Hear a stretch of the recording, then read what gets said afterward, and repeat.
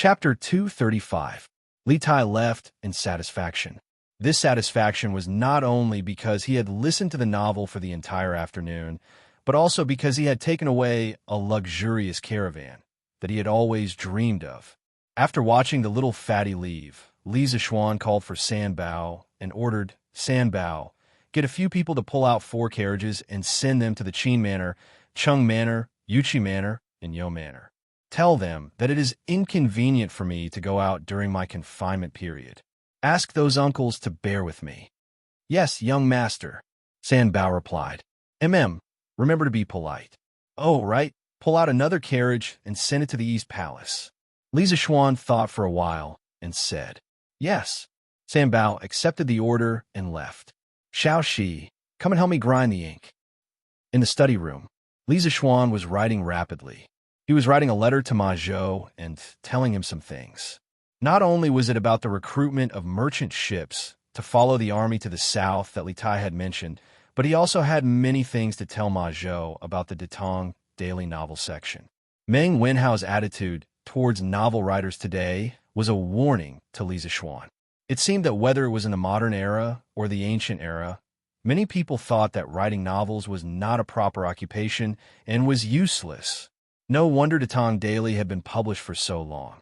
Other than a few great scholars who wrote articles and argued with each other in the literary interaction section, there was basically no one who wrote novels for Datong Daily. This would not do. If everyone thought of writing novels this way, then who would write novels in the future?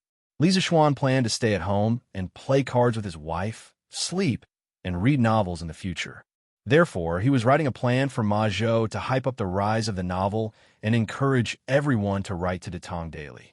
At this moment, he felt that being grounded by Ma Zhou was not such a wonderful thing. Otherwise, he would have gone to the workshop personally and told Ma Zhou in person. There was no need to go through so much trouble. All right, Xiaoxi, go and find someone. Since the workshop is not closed yet, ask him to ride a fast horse and quickly deliver this letter and these manuscripts to the workshop. Give them to Ma Zhou. After nearly an hour, Li Zishuan finished writing and put the letter into an envelope. Then he put the rest of the manuscripts into a big paper bag and handed it to Xiaoxi. Fortunately, their house was not too far away from the workshop. Otherwise, the servant might not be able to make it back in time after delivering the letter at this hour. Yes, young master. Strange Pavilion Workshop.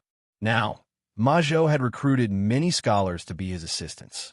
These scholars were mostly people from the Imperial College who had failed to pass the Imperial examinations. The editorial department of Strange Cultures Development. At this moment, they were deciding the layout of tomorrow's newspapers. Steward Ma, do you think this layout is okay? A middle-aged scholar in his 30s walked towards Ma Zhou with a few pieces of paper filled with words. Ma Zhou took it and looked at it seriously. After a while, he nodded and said, Yes, the layout this time is very good. Let's follow this layout and pass it to the printing department. Let them start printing. After that, our editorial department will be off work today. Okay. When the others saw Ma Zhou nod his head, they all heaved a huge sigh of relief. God knows how many times they were sent back by Ma Zhou every day because of typesetting problems.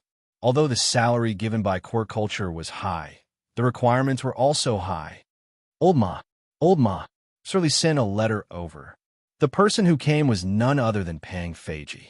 This unlucky guy failed to ask for benefits from Sun Huayuan last time and was almost exposed. Later, Yuqi Jingda arranged for him to be the head of security at Strange Culture. In fact, he was just a high-class concierge. When Li Zishuan heard Yuqi Jingda's warning that day, he felt that not only Strange Culture, but also the workshop's safety needed to be taken seriously. Therefore, he let Pang Feiji lead this security team into 2 groups. One group was responsible for Strange Culture's safety, and the other group was responsible for the workshop's safety. Anyway, Yuqi Jingda said that this group of people would be under Li Zishuan's command in the future. There was nothing wrong with his arrangement.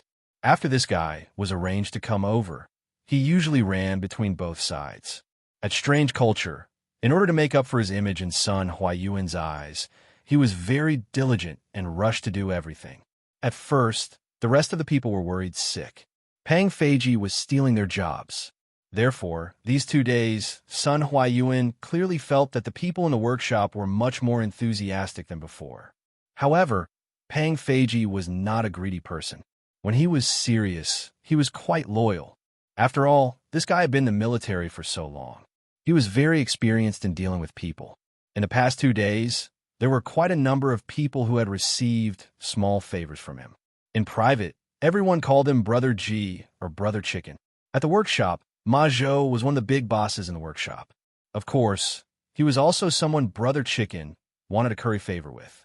This way, even if Sun Huayuan told Li Zixuan about his black material, there would be someone to speak up for him. He wouldn't die too miserably, right? Today, Brother Chicken came to the workshop to work.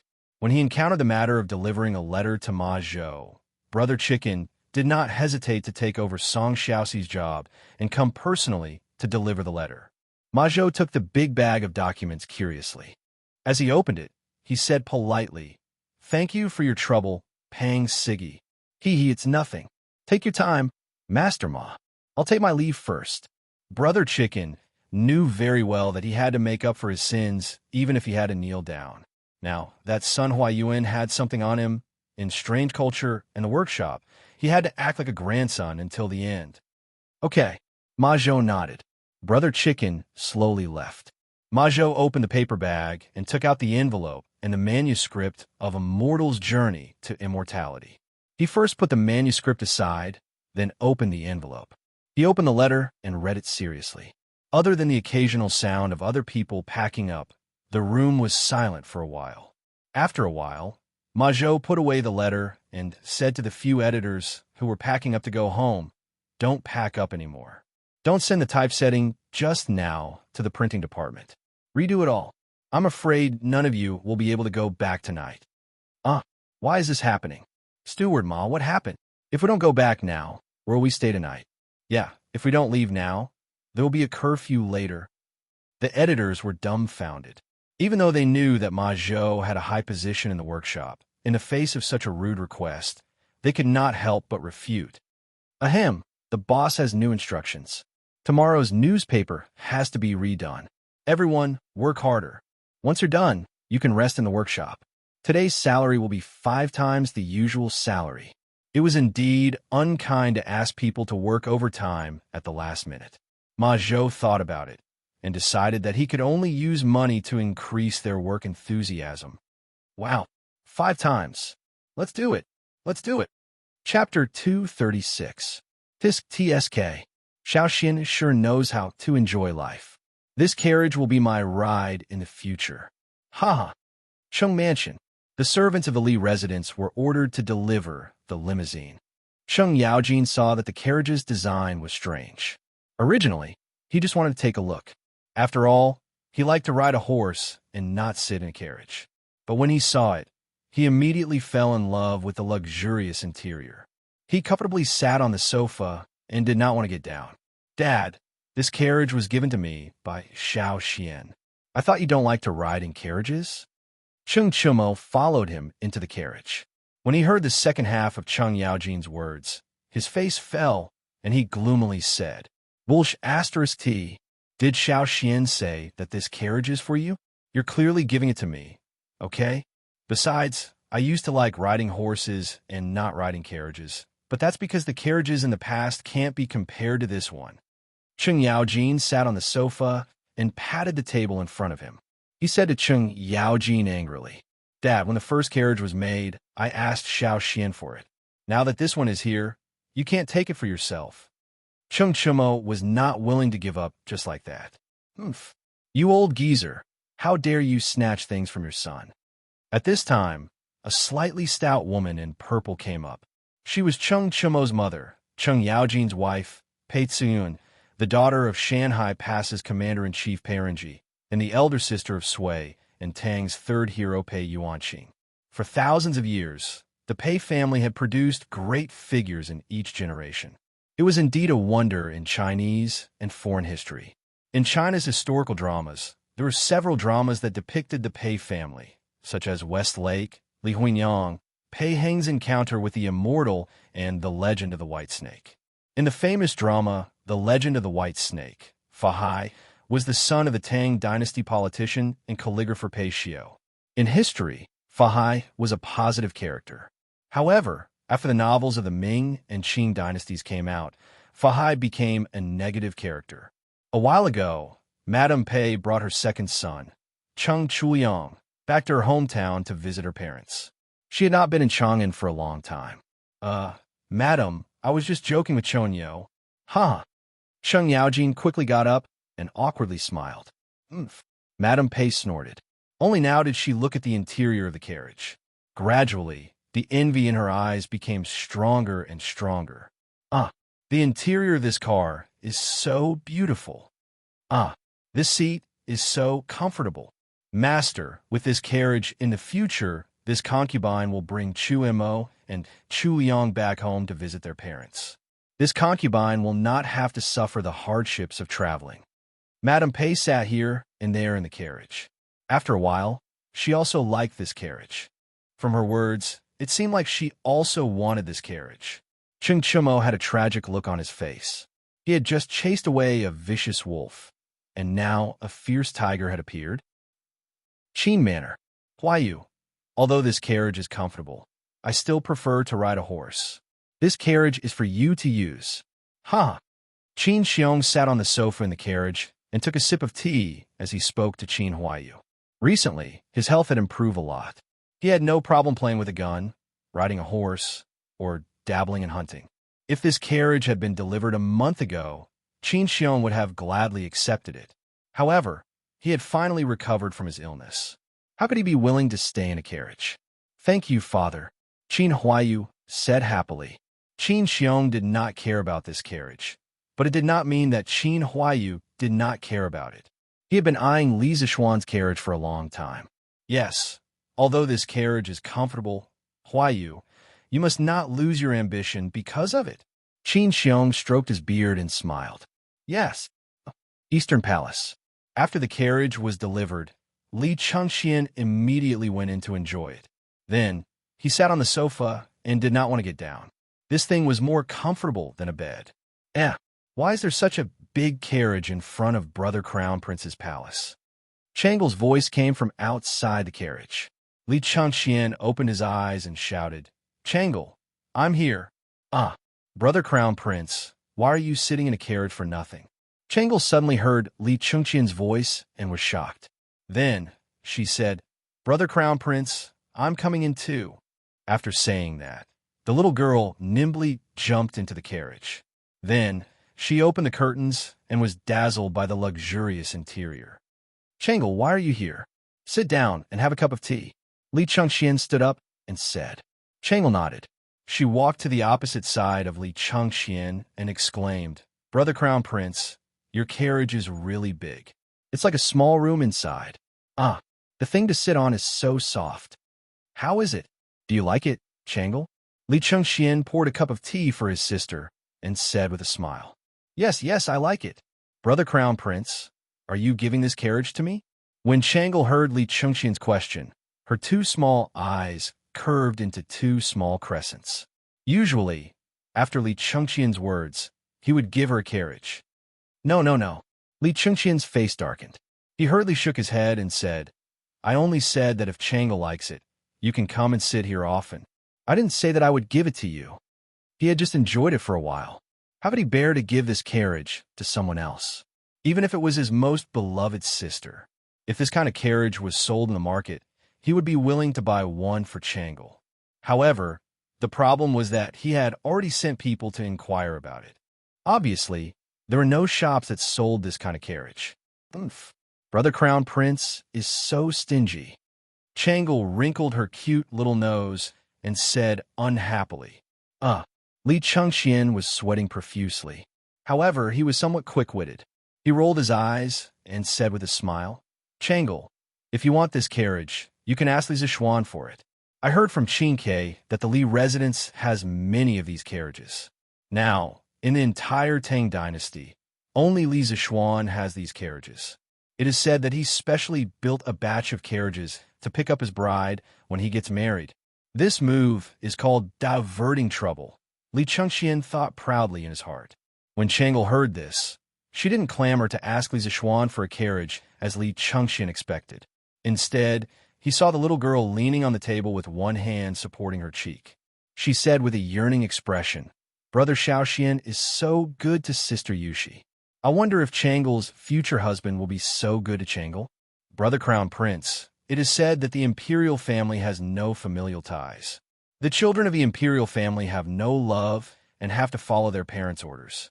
However, Chang'e doesn't want to be forced by father to marry someone she doesn't like. Brother Crown Prince, will you help Chang'e in the future? Li Chengxian looked at his sister's innocent face and longing eyes. He patted his sister's hand and comforted her. "Don't worry, Chang'e. Brother Crown Prince won't watch you be forced to marry." Chang'e smiled and said, "Yes, yes. Brother Crown Prince is so nice. This soft couch is so comfortable. When Chang'e goes back later, can I bring it back to Chang'e Palace?"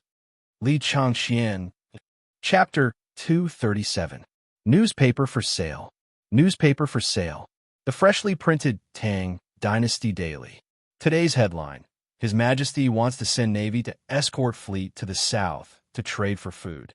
Civilian merchant ships can also sign up. Early morning. The cheerful voice of the newspaper boy woke up the people who had just woken up and were still in a daze. Today's headline was exceptionally attractive. First of all, this was the first time the people had learned about the latest decree from the imperial court through this method.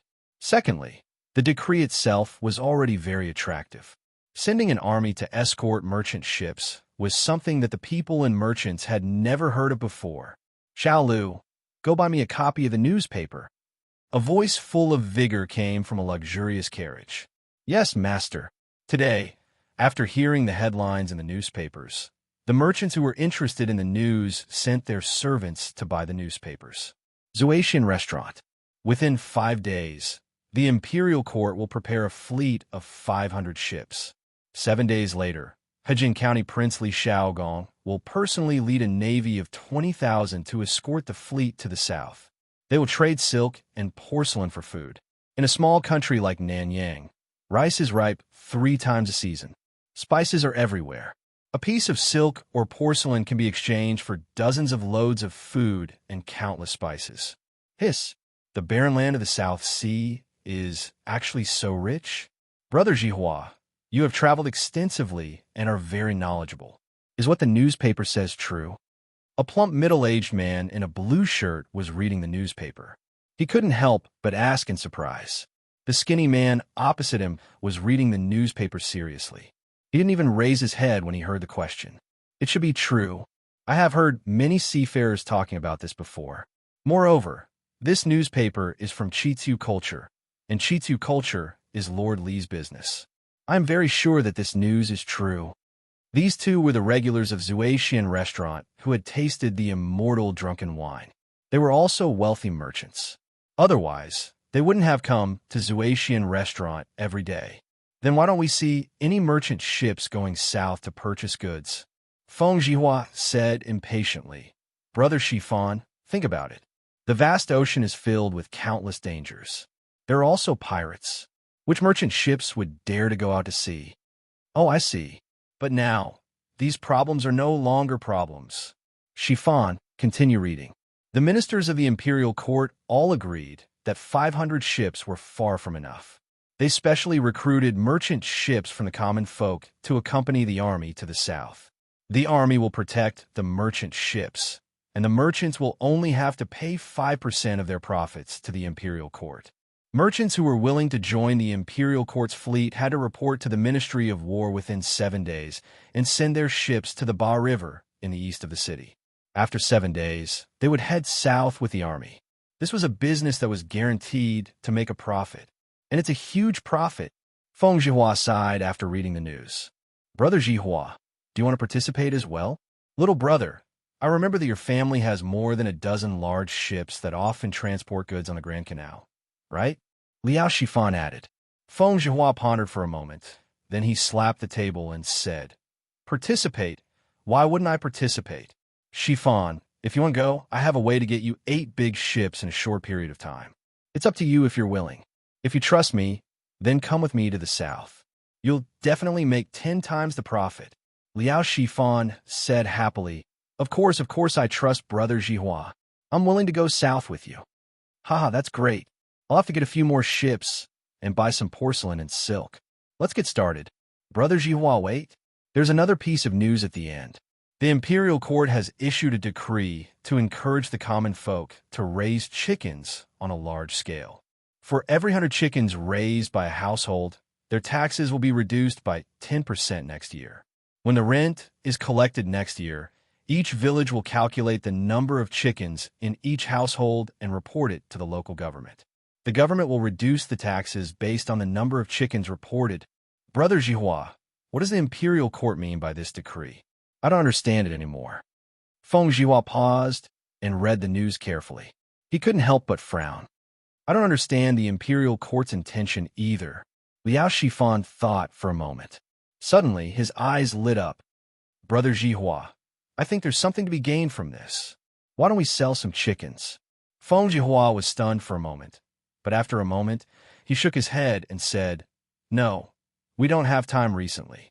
Compared to the small amount of money we can earn from selling the chicken seedlings, we can earn more by preparing the merchant ships to go south. That's dozens of times more profit. Shifan, you should seriously prepare to go south. Liao Sifan thought about it and agreed. He nodded and said, Brother Jihua is right. We can't lose the big picture for the small. Ergua, I bought a newspaper when I went into the city today. Read it to me. What's in the newspaper? Lu Village.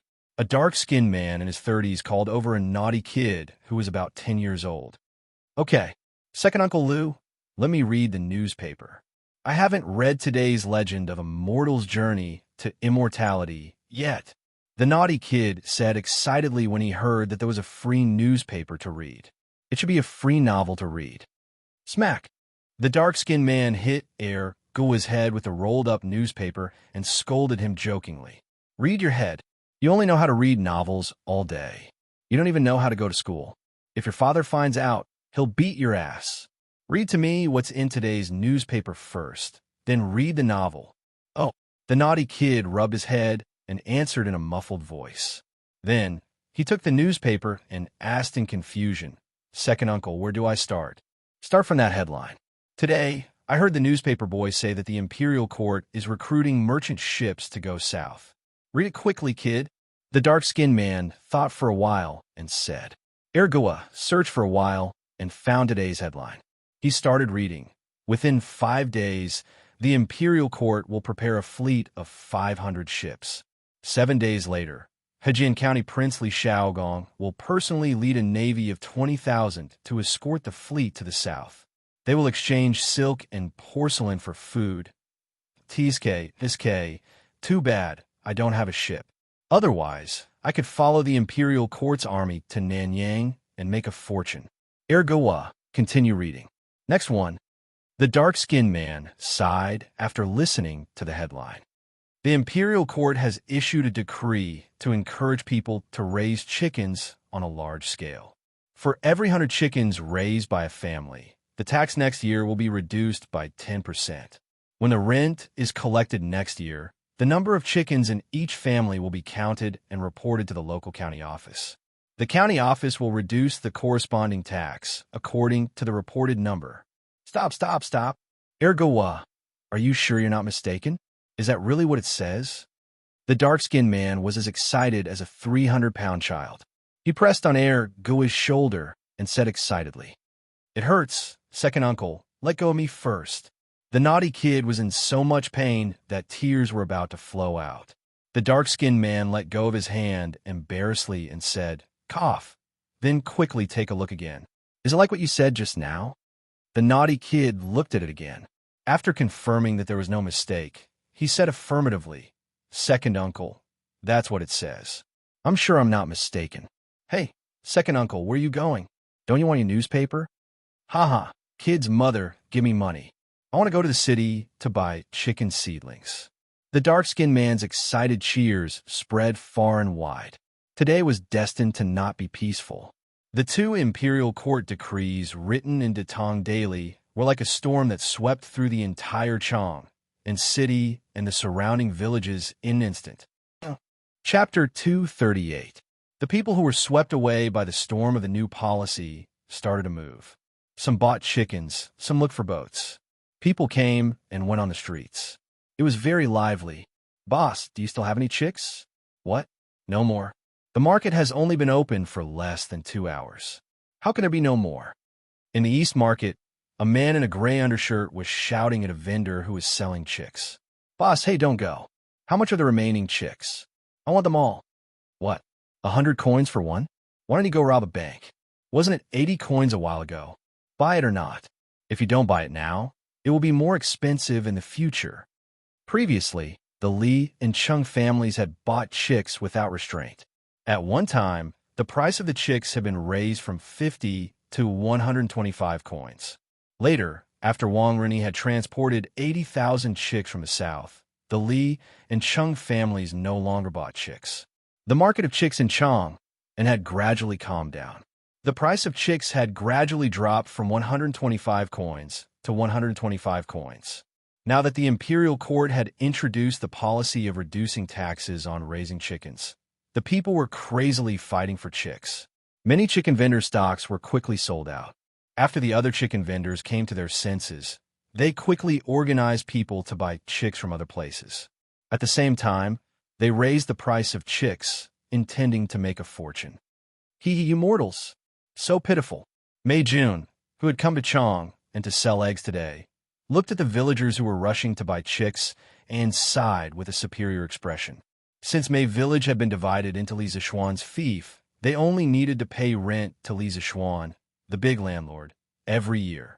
Moreover, Li Zishuan had already introduced the policy of reducing the rent on raising chickens. Therefore, the policy of the imperial court had no effect on them. Naturally, they did not need to rush to buy chicks with others. "Big Mouth Mei, why are you showing off here? Why don't you go and grab a place to sell eggs? Be careful that your wife won't forgive you when you go back." It was a skinny hand that suddenly patted Mei Jun's shoulder. Then came the slightly teasing voice of Second Master Lu. Compared to a few months ago, Second Master Lu looked more hale and hearty. Perhaps the old people would be more energetic once they had something to do. "Second Master Lu, why are you making fun of me again?" Mei Jun turned around and grinned. "Ha, you brat, why are there so many people buying chicken seedlings today? I just heard someone say that the imperial court issued a decree today to encourage the people to raise chickens. 100 chickens can reduce the tax by 10%. Ha, there's such a good thing. However, our Plum Village has long enjoyed such treatment. Moreover, it's free chicken seedlings, ha. Second Master Lu said with a complacent smile, but his words provoked too much hatred. A man next to him immediately glared at him and said, "What did you say? Your village has been receiving such treatment for a long time, and the chicken seedlings are free? Ha! How could I lie to you? It's all thanks to Lord Li. Wang Foreign, why is your family's boat still idling at the dock? Why aren't you reporting to the Ministry of War? Why do we need to report it? Didn't you read today's newspaper? The imperial court wants to send troops to escort the fleet to the south to trade for food. The food in the south is cheap, and so are the spices. We can take the silk and porcelain and follow the imperial court's army to Nanyang to purchase goods. When we come back and sell them, we will definitely make a huge profit." "Really? But what if the newspaper is a scam?" "Silly, don't you know who publishes this newspaper? Why would Lord Li, who is rich, lie to you? How much are you worth?" "Then wait for me, brother. My family has 10 big boats. Let's follow the imperial court's army to Nanyang to get some soup." This kind of conversation was definitely not the only one in Chang'an today. Businessmen often had the keenest sense of smell. The capital market had always been turbulent. Now, with the imperial court's decree, how could there not be a huge wave? Gi Lane, at Meng Wenhao's house. "Father, why are you back so early today?" Meng Wenhao was on leave today and teaching his little sister to write at home. Suddenly, the courtyard door was pushed open and a thin and dark middle-aged man came in. He was not tall and his body was not strong, but his slightly bent spine seemed to be full of infinite strength, as if he could hold up the sky. His gray clothes were full of sand and sand. It was impossible to tell whether he was wearing clothes or sand. Meng Wenhao heard the sound and looked up. Seeing that it was his father, he patted his little sister's head and hurried to greet him and said happily, "Well, there is not much work on Murky Street today. I finished my work and came back early." "How? Are you still teaching Yaya to write?" The middle-aged man took off his shirt full of sand, revealing his dark, thin, but very strong chest. He smiled and said to the son in front of him, who he was most proud of, "Well, father, Yaya has learned a lot of words recently. I also taught Yaya the pinyin invented by our teacher. In the future, Yaya may know more words than some rich kids." Meng Wenhao showed a rare, innocent expression of a child and asked for credit from his father. Of course, Meng Wenhao's father didn't know what pinyin was, but he knew that his son was very good at reading and what he said must be reasonable. He said, "Well," to Meng Wenhao and went to wash his hands next to the well with a smile. At this time, the little girl in the house ran out and said with a giggle, "Father, father, you are back?" The middle-aged man wiped his face, and out of nowhere, a sugar figurine wrapped in paper appeared.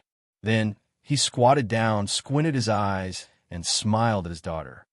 "Come, Yaya, this is what I bought for you. Eat it quickly, and don't tell your mother." Yaya's slightly yellowed and malnourished face was like a blooming flower. It was so brilliant that even the sun paled in comparison. It was as if she was the most beautiful angel in the world. The little girl opened her small red mouth and revealed a pair of small rabbit teeth. She giggled, her voice as clear and melodious as a silver bell. "Ah, it's a candy man. Father is so good." Yaya happily took the candy man from Meng Wenhao's hand and opened the oil paper. Looking at the lifelike and cute little figure, the little girl hesitated for a moment and handed it back. She said in a crisp voice, "Father works hard to support the family. Father works the hardest. Father, eat first." Meng Wenhao's father looked at his daughter's innocent but persistent face and couldn't help but feel a lump in his throat. He sent the candy man to his daughter's mouth and forced a smile. "Father has long been sick of it. Yaya, eat it quickly." "Umph. Father, you are lying. You used to say that, but you have never eaten it. Father doesn't eat it, and Yaya doesn't eat it either." The little girl seemed to have become smarter recently and didn't fall for it all. Okay. Father will eat a little." Meng Wenhao's father had no choice but to gently eat a corner of the candy man. The faint sweetness in his mouth couldn't wash away the bitterness in his heart. Suddenly, he thought of something and looked at his daughter with mixed feelings. "Brother, you have to go to school every day. Brother also needs to eat first." When Yaya saw that her father really ate it, she immediately sent the candy man to Meng Wenhao's side happily. With the lesson learned, Meng Wenhao didn't refuse. He gently bit off a corner of the candy man and patted his little sister's braids. He smiled and said, "Okay, brother has eaten too. Yaya, go play elsewhere." Okay. Father, did something happen?" Meng Wenhao saw that Yaya had walked far away and then looked at his worried father and asked. Meng Wenhao's father's expression froze as he hurriedly said, "No, nothing. Father, something must have happened. Can you hide it from me? Tell me if you have something, and we will think of a solution together." Meng Wenhao's father thought for a moment and said hesitantly, "However, I might have to go on a long trip in a few days. I might be gone for 2 to 3 months. Father, where are you going?" Meng Wenhao asked anxiously. "Going overseas." Meng Wenhao's father stuttered and finally revealed the truth. However, this sentence was like a bolt from the blue, leaving Meng Wenhao stunned on the spot. Chapter 239. Father, why did you suddenly think of going overseas? Meng Wenhao was stunned for a while before asking with difficulty. Although he had never been to the sea, he knew that there were hidden dangers everywhere. Today, Boss Feng suddenly told me that he has a fleet going to Southeast Asia to purchase goods in 7 days. He needs to recruit a large number of crew members, and the remuneration is very generous. I thought about it and agreed. Father Meng slowly told the truth. Father, how can you agree? You don't know how to operate a ship? Besides, the sea is so dangerous. You little brat, are you looking down on your father? Who said that I don't know how to operate a ship? Howard, don't worry. I'm good at swimming. I'll definitely be fine. When I come back 3 months later, our family will be able to live a good life. The remuneration that Boss Feng gave me this time is equivalent to 3 years of carrying goods at the dock. Father Meng patted his son's shoulder and said with a look of longing, "That won't do. Father, we can slowly earn money. I will be able to pass the imperial examinations next year. When that time comes, I will also have a salary. Why do you have to take such a big risk to go to the sea? Even if my mother knows, she won't let you go." Meng Wenhao grabbed his father's arm, afraid that he would never see him again if he let go. He said anxiously. Father Meng broke free from his son's hand and said firmly, "As for your mother, I will naturally tell her. This matter is settled. I have already spoken to Boss Feng.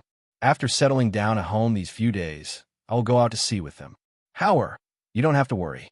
This time, the civilian caravan will follow the Imperial Court's 20,000 navy to the south. There will definitely be no worries."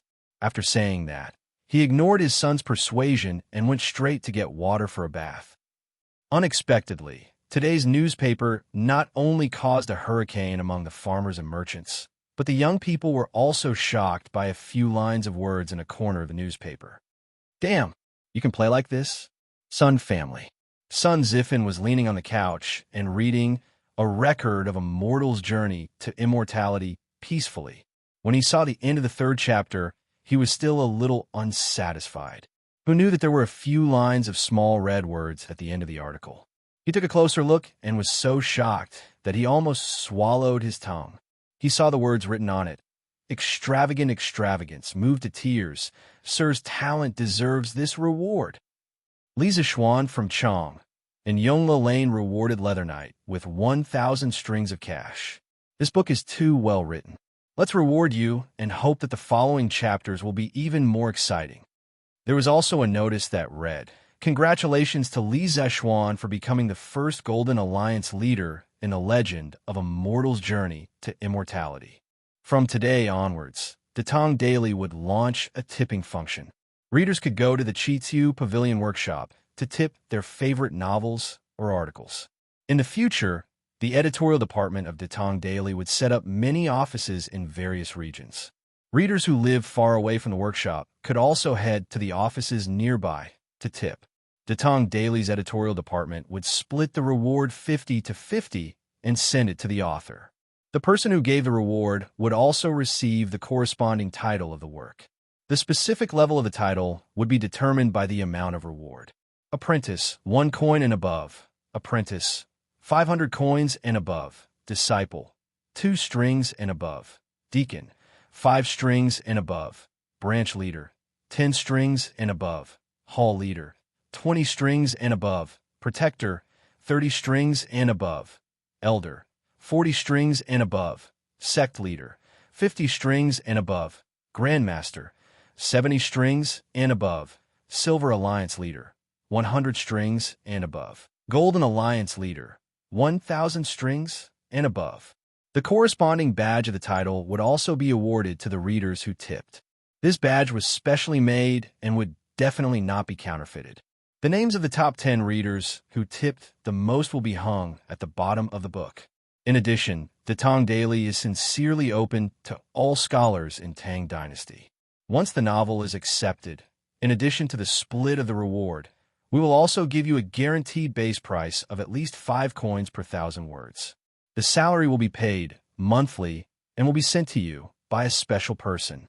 You are welcome to submit your work. Tisk TSK. Mr. Lee is really rich.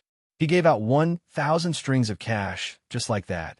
Even if we split it 50-50, Leather Knight would get 500 strings of cash. Sun Zi fan sighed with a face full of envy. 500 strings of cash was a huge sum of money. In the entire Chong'an city, except for a few people, no one would look down on 500 strings of cash and casually give away. It was the same for the Sun family. F*CK. If writing novels is so profitable, then why do I still need to go to school? I might as well write novels. Sun Ziffin slapped his head and was about to go to the study to write novels. This guy really had no idea. If writing novels was so easy, then in the modern age of the internet, wouldn't everyone be able to become a god? Novels were easy to read, but when you actually started writing, you would realize that it was very difficult. It was definitely not something that could be written just by slapping one's head. Prince Wei's residence. Li Tai was also reading the latest issue of the newspaper. Yesterday, he had told Li Zixuan about Li Er's intentions. Today, he purposely checked to see if the government decree was published in the newspaper. After discovering that it was published, Li Tai comfortably laid on the sofa and began reading novels. Although he had heard the plot of the novel in today's newspaper, the feeling of reading a novel and listening to a novel was completely different. What? You asked where the sofa Li Tai was lying on came from? Wasn't this simple? After this little fatty came back yesterday, he had someone move the sofa from the carriage that Li Zixuan gave him into the palace. In his mind, when the carriage needed it in the future, he could just get someone to move it up. As Li Tai read, he naturally saw the red words at the end of the newspaper. This guy's face was instantly filled with black lines. F***. Someone said that this king is thick-skinned. I think Li Zixuan is the thick-skinned one. Selling and praising himself. This is what you call selling and praising yourself. How shameless. Li Tai excitedly slammed the table and stood up. He pointed at the newspaper and scolded Li Zixuan. Others might not know who the Leather Knight was, but how could Li Tai not know? It was precisely because he knew that Li Zixuan had shamelessly tipped him that he was so excited. It was as if he had met a soulmate. Everyone was so shameless that they could be friends. Li Tai rubbed his chin as he thought. Moments later, he gritted his teeth and called a guard over. He instructed, "Take this king's warrant and go to the treasury to retrieve 1,000 strings of cash. Send it to the Strange Interest Pavilion workshop. Tell them that this king is rewarding the legend of a mortal's journey to immortality." The black-clothed guard was dumbfounded. He was definitely thinking, has the king of Wei gone crazy? Go. What are you standing there for? Have you gone crazy? The guard's face twitched slightly. He quickly cupped his hands and said, yes. Then, he quickly left. Li Tai nodded. He was not stupid. After the initial shock, he quickly understood Li Zixuan's intention. This was to attract scholars to join the mighty novel industry. Thinking about the various interesting novels to read in the future, Li Tai's heart trembled with excitement. Moreover, he himself liked The Legend of a Mortal's Journey to Immortality very much. After seeing Li Zixuan snatch the first Golden Alliance Master title, he was a little unhappy. How could he be willing to give up the second Golden Alliance Master title? Golden Alliance Master, this title sounded domineering. Although Li Tai felt the pinch of giving away 1,000 strings of cash, it was still a man's pride and a Buddha's desire to burn incense. Moreover, he still had 20% of the shares in Strange Interest Culture. It was considered an investment. When the time came, more people would be attracted to write novels and read newspapers. Li Tai would also get more money. What was there to be afraid of? Li Tai thought cunningly. Chapter 240. South of Chang and City, Jinyu Academy. On the stone bench under the pine forest, Hua Hongyi and the other two poor scholars gathered together to read the newspaper. Reading the newspaper had become their daily routine. If they didn't read it for a day, they would feel uncomfortable. Wow, look at the last part of the newspaper. Lord Li is really rich. He gave out 1,000 strings of cash, just like that. The newspaper has an additional reward function. Who said it wasn't? Lord Li has come up with a new trick again. TSK. Lord Li really knows how to play. But this way, that Leather Knight will be rich. Even if it's split 50-50, it's still 500 strings of cash. It's enough for a family of 3 to use for a few decades. Hua Hongyi waved the worn-out fan in his hand and thought for a while. He looked at his two classmates and said, Tianhua, Feichen, haven't you thought about Lord Li's intention? Although the story of a legend of a mortal's journey to immortality is novel, it's not enough to give out 1,000 strings of cash as a reward, right? Brother Hong, did you discover something? Yes, I think Lord Li wants to attract scholars to write novels and then submit them to his Detong Daily.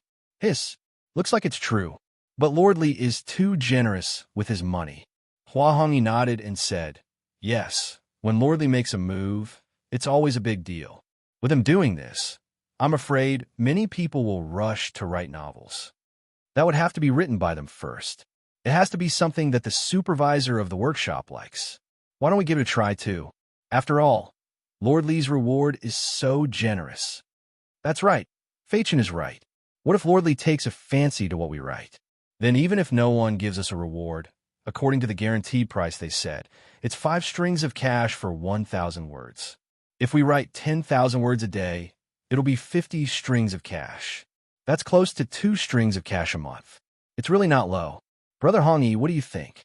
According to the current prices, 50 copper coins a day could be exchanged for about 200 caddies of rice. This salary was really not low, and all they had to pay was just a few words. Hua Hongyi frowned and hesitated.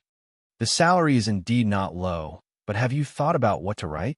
Why don't we imitate the plot of A Legend of a Mortal's Journey to Immortality and make up another story? Yes, I think it's a good idea. The setting of A Legend of a Mortal's Journey to Immortality is so novel and interesting. I think this model can give rise to many other stories. Hua Hongyi shook his head and said, I don't want to do that. Imitation is always inferior. If I were to write it, I would definitely create a whole new story background and plot. You can try to imitate it first and see how it works. Who knows if it might succeed? Then let's start writing now. Cheng Manor. TSK. Little Xian is really rich. Cheng Chumo also saw the last few paragraphs of the newspaper. Although he was a loyal fan of A Legend of a Mortal's Journey to Immortality, he didn't know that A Legend of a Mortal's Journey to Immortality was written by Li Zixuan. Therefore, when he saw the last few paragraphs, his first reaction was not to scold Li Zixuan for being shameless, but to sigh at how rich Li Zixuan was. He could throw out 1,000 strings of cash just like that. Golden Alliance Leader. TSK. This title is so impressive. Cheng Chumo rubbed his chin and sighed with envy. He didn't agree with Li Tai. After all, he was a prince and had a certain amount of financial autonomy. He could squeeze out 1,000 strings of cash just by gritting his teeth. However, Cheng Chumo was a pauper through and through. Although the Cheng family and the Li family had cooperated on the Drunken Immortal and the Land of Warmth and Tenderness, and he had received a lot of pocket money recently, it definitely didn't add up to 1,000 strings of cash. He didn't have the guts to ask old Madame Cheng for it. Therefore, when he saw Li Zixuan become the first Golden Alliance leader in A Legend of a Mortal's Journey to Immortality, he could only be envious. Although he really wanted it, he couldn't afford it. Cheng Chumo was conflicted for a while. After a while, he gritted his teeth and returned to his bed. He took out all his pocket money and counted it. Then he smiled and said, Hee, I can't afford a Golden Alliance leader, but I can still give you a Silver Alliance leader. Cheng Chumo called his page boy. Yes, his page boy. Since this guy started going to school, Cheng Chumo had also followed the trend and recruited a page boy for his son. Jiang Wuyun, send this 100 strings of cash to the workshop of Chi-Tu Pavilion. Tell them it's a reward from me for A Legend of a Mortal's Journey to Immortality. Young master, why did you don't talk nonsense? Go quickly. Remember to bring back the Silver Alliance leader badge they gave out. Oh, after the little page boy walked out of the gate of the Cheng mansion, he was still confused. He couldn't figure out what was wrong with Cheng Chumo today. How could he give out 100 strings of cash just like that? And Elaine, editorial department of Chi-Tu Culture. How was the response of today's newspaper? Ma Zhou sat alone at the head of the table and asked the backbone of the editorial department below. According to Li Zixuan's suggestion, special people should be sent out to investigate the response of the public before each issue of the newspaper was released. If there were any problems found, they could be corrected in time. A young man who looked to be only 17 or 18 years old stood up and replied, The response of the people to the newspaper today was particularly great. Whether it was the 2 new policies issued by the Imperial Court or a newly launched reward function, they all caused a great response. At present, our revised version of the newspaper is very successful. Although this young man had 2 panda eyes, after all, he had worked overtime last night and couldn't sleep well in the workshop, his face was full of excitement when he said this. Ma Zhou nodded approvingly and said, "Good. Chong Siwen, have you finished the badges for each title and level?" A gentle middle-aged man stood up and replied, "I handed the design drawings to Manager Fu yesterday. At present, they have only finished dozens of badges for the Gold Alliance Leader, Silver Alliance Leader, Guru, and Sect Leader of a Legend of a Mortal's Journey to Immortality.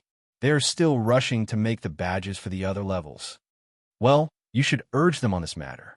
I expect many readers will come to reward them soon. Yes, Godfather Ma, Godfather Ma, His Imperial Highness, Prince of Wei, has sent someone to reward us."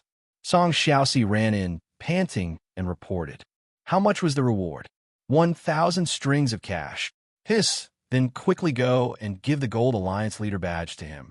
Yes, Godfather Ma, Fan Xiaohui. In the future, you will be responsible for the registration of all rewards. You will also be responsible for the distribution of badges. Remember, there must be no mistakes." Ma Zhou said sternly. "Yes, Manager Ma." A middle-aged scholar in gray clothes and a gray hat stood up and cupped his hands. "Godfather Ma, Godfather Ma, the eldest young master of the Chung estate has sent someone to reward a Legend of a Mortal's Journey to Immortality with 100 strings of cash. Godfather Ma, Godfather Ma, Princess Changle has sent someone to reward a Legend of a Mortal's Journey to Immortality with 100 strings of cash. His Imperial Highness, the Crown Prince, has sent someone to reward a Legend of a Mortal's Journey to Immortality with 100 strings of cash. Xinghua Square's eldest young master, Hu Yuanbao, has sent someone to reward a Legend of a Mortal's Journey to Immortality with 1,000 strings of cash. Azure Dragon Square's Wang Rinbiao has sent someone to reward a Legend of a Mortal's Journey to Immortality with 1,000 strings of cash. Jinsheng Square's Murong Yinhai has sent someone to reward a Legend of a Mortal's Journey to Immortality with 200 strings of cash. Crazy, crazy. That was the only word in everyone's mind. They knew that a Legend of a Mortal's Journey to Immortality was very popular and that many people would come to reward it in the future. However, they did not expect it to come so quickly and in such a large amount. Could it be that these people did not treat money as money? That's all for today. Everyone, quickly get back to your positions and continue with your work. Fan Xiaohui, quickly go to the front to receive the reward money and register it. Chong Siwen, quickly go to the workshop and urge them to make the badges quickly. Yes. Chapter 241. Gi Lane. Meng Wenhao tried to persuade his father, but to no avail. He could only pray that his mother would come back in the afternoon and persuade his father. After letting his imagination run wild for a while, he became more and more frustrated. After bidding farewell to his father, Meng Wenhao went out. Looking at the busy pedestrians on the street, Meng Wenhao was a little confused. As the saying goes, the world is full of people who come for profit. Most of the people in front of him were rushing to earn money. What was he doing? Isn't this Meng Wenhao? Where are you going? Suddenly, a voice came to his ear. Meng Wenhao found it familiar. He turned around and saw Wang Meng walking towards him. Wang Meng, where are you going? To the workshop of the Strange Interest Pavilion. Wenhao, didn't you read today's newspaper? The Tong Daily can reward now. Mr. Li alone rewarded The Legend of a Mortal's Journey to Immortality with 1,000 strings of cash and became the first Gold Alliance leader. How impressive! I, Wang Meng, may not be rich, but I can still squeeze out 10 strings of cash and become a leader. What reward? What alliance leader? What is Wang Meng talking about? Meng Wenhao was confused. He had no idea what Wang Meng was talking about. Here, take a look for yourself. Wang Meng took out today's newspaper and handed it to Meng Wenhao. He pointed at the last few paragraphs of the newspaper. Meng Wenhao only understood after reading it. His first reaction was to break down. He didn't expect Li Zixuan to write a novel in private. He even had the cheek to reward himself. How shameless must he be to do such a thing? What's wrong? You must be shocked by Mr. Li's generosity, right? Wang Meng looked at Meng Wenhao's twitching face and thought that he was too shocked. Meng Wenhao almost vomited blood. He quickly nodded and pretended to be shocked. Yes, yes, yes. I was indeed shocked. Hee hee. Then take your time to be shocked. I'll take my leave first. Wang Ming gave Meng Wenhao a look that said, I've been there before, so I understand. He patted Meng Wenhao's shoulder, turned around, and ran away. Hey, Wang Meng, your newspaper? Forget it, it's fine. Wenhao, take it first. Meng Wenhao shook his head helplessly. The gloominess in his heart had been diluted by the news he had just received. He had not expected his teacher to be so capricious and unconventional. Since he had nothing to do, he sat down on the pier of the bridge not far away and flipped through the newspaper. Naturally, he also saw the headlines today.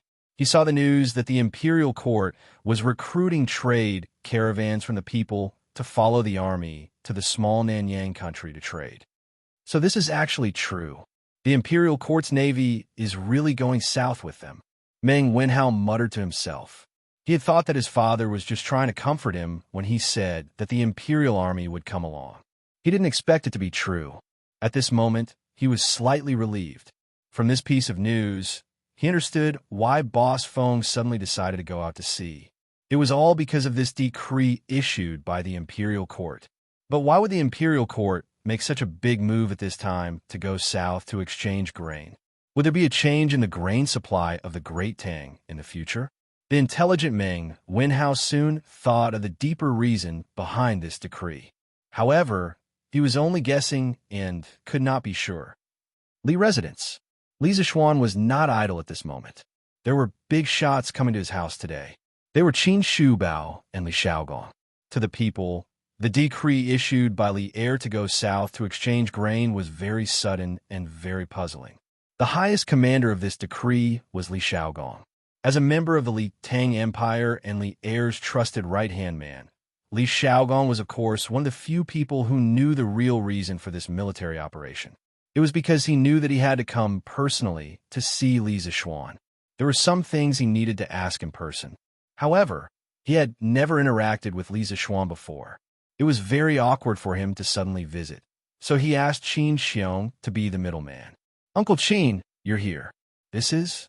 Li Zixuan, who had just practiced swordsmanship in the West Courtyard, was told by San Bao that Qin Xiong was here. He quickly wiped his sweat and tidied his clothes. When he came to the front hall, he saw that there was someone else. Hee, Xiaoxian, this is Prince Jin. He is the highest commander of the 20,000 Navy going to Nanyang. Come and greet him. Qin Xiong stood up and smiled. Li Zixuan was shocked. Previously, Li Tai had told him that the Navy this time was led by Li Xiaogong. However, he did not expect to see him in person so soon. This Li Xiaogong was amazing. He would be one of the 24 meritorious officials of the Lingyan Pavilion in the future. Moreover, he would be ranked second only to Zhangsun Wuji. Li Xiaogong's grandfather, Li Wei, was Li Hu's seventh son. Li Er's grandfather, Li Wei, was Li Hu's third son. He was also Li Er's cousin. Looking at the Li Tang Empire, Li Xiaogong was considered a rather accomplished person. He was humble and did not claim credit, nor did he take power. He had a noble character and did not even want a big house. He was just a little lecherous. It was said that there were more than 100 singers and dancers in his back room. However, they did not steal or rob, so it was not a big problem. Greetings, Prince. Li Zixuan cupped his hands and bowed to the vigorous and ruddy man in front of him. Rise. Kid, you just finished practicing swordsmanship, right? This prince can still feel sword intent from your body. Li Zixuan was sizing up Li Zixuan, but Li Xiaogong was also sizing up Li Zixuan. He narrowed his eyes and felt the sword intent that Li Zixuan had just finished practicing swordsmanship. Li Xiaogong's pupils shrank, and he laughed boldly and asked, Prince's eyes are as sharp as torches. This kid admires you. Li Zixuan was slightly surprised. He did not expect to meet an expert. He could not see through Li Xiaogong's realm for a while, because Li Xiaogong's blood qi was dozens of times more vigorous than Qin Xiong's. He had probably entered the Grandmaster realm many years ago. What monster! This Li Xiaogong looked to be in his 30s. Not bad, not bad. Kid, your sword intent is pure and sharp. It is rare for someone your age. However, you still need to practice diligently. Your sword intent is too sharp. You must know that when it reaches its peak, it will decline. You must learn to control your sword intent and restrain it. Recently, this old man has heard that you have been fiddling with a lot of strange things. You are really not doing your job. How can the heart of martial arts not be calm? Kid, you have such a good foundation. How can you neglect your martial arts? Li Xiaogong put down his teacup, stood up, and patted Li Zixuan's shoulder as he said, earnestly. Li Zixuan was speechless. Li Xiaogong was complaining that he had been causing too much trouble recently and was not doing his job. But now he had forgotten what his real job was, teaching or practicing martial arts. However, Li Xiaogong's theory made Li Zixuan feel enlightened. When he came to this world, his master was already gone. These few months of practicing martial arts were completely based on the memories of his predecessor. He lacked the guidance of a master.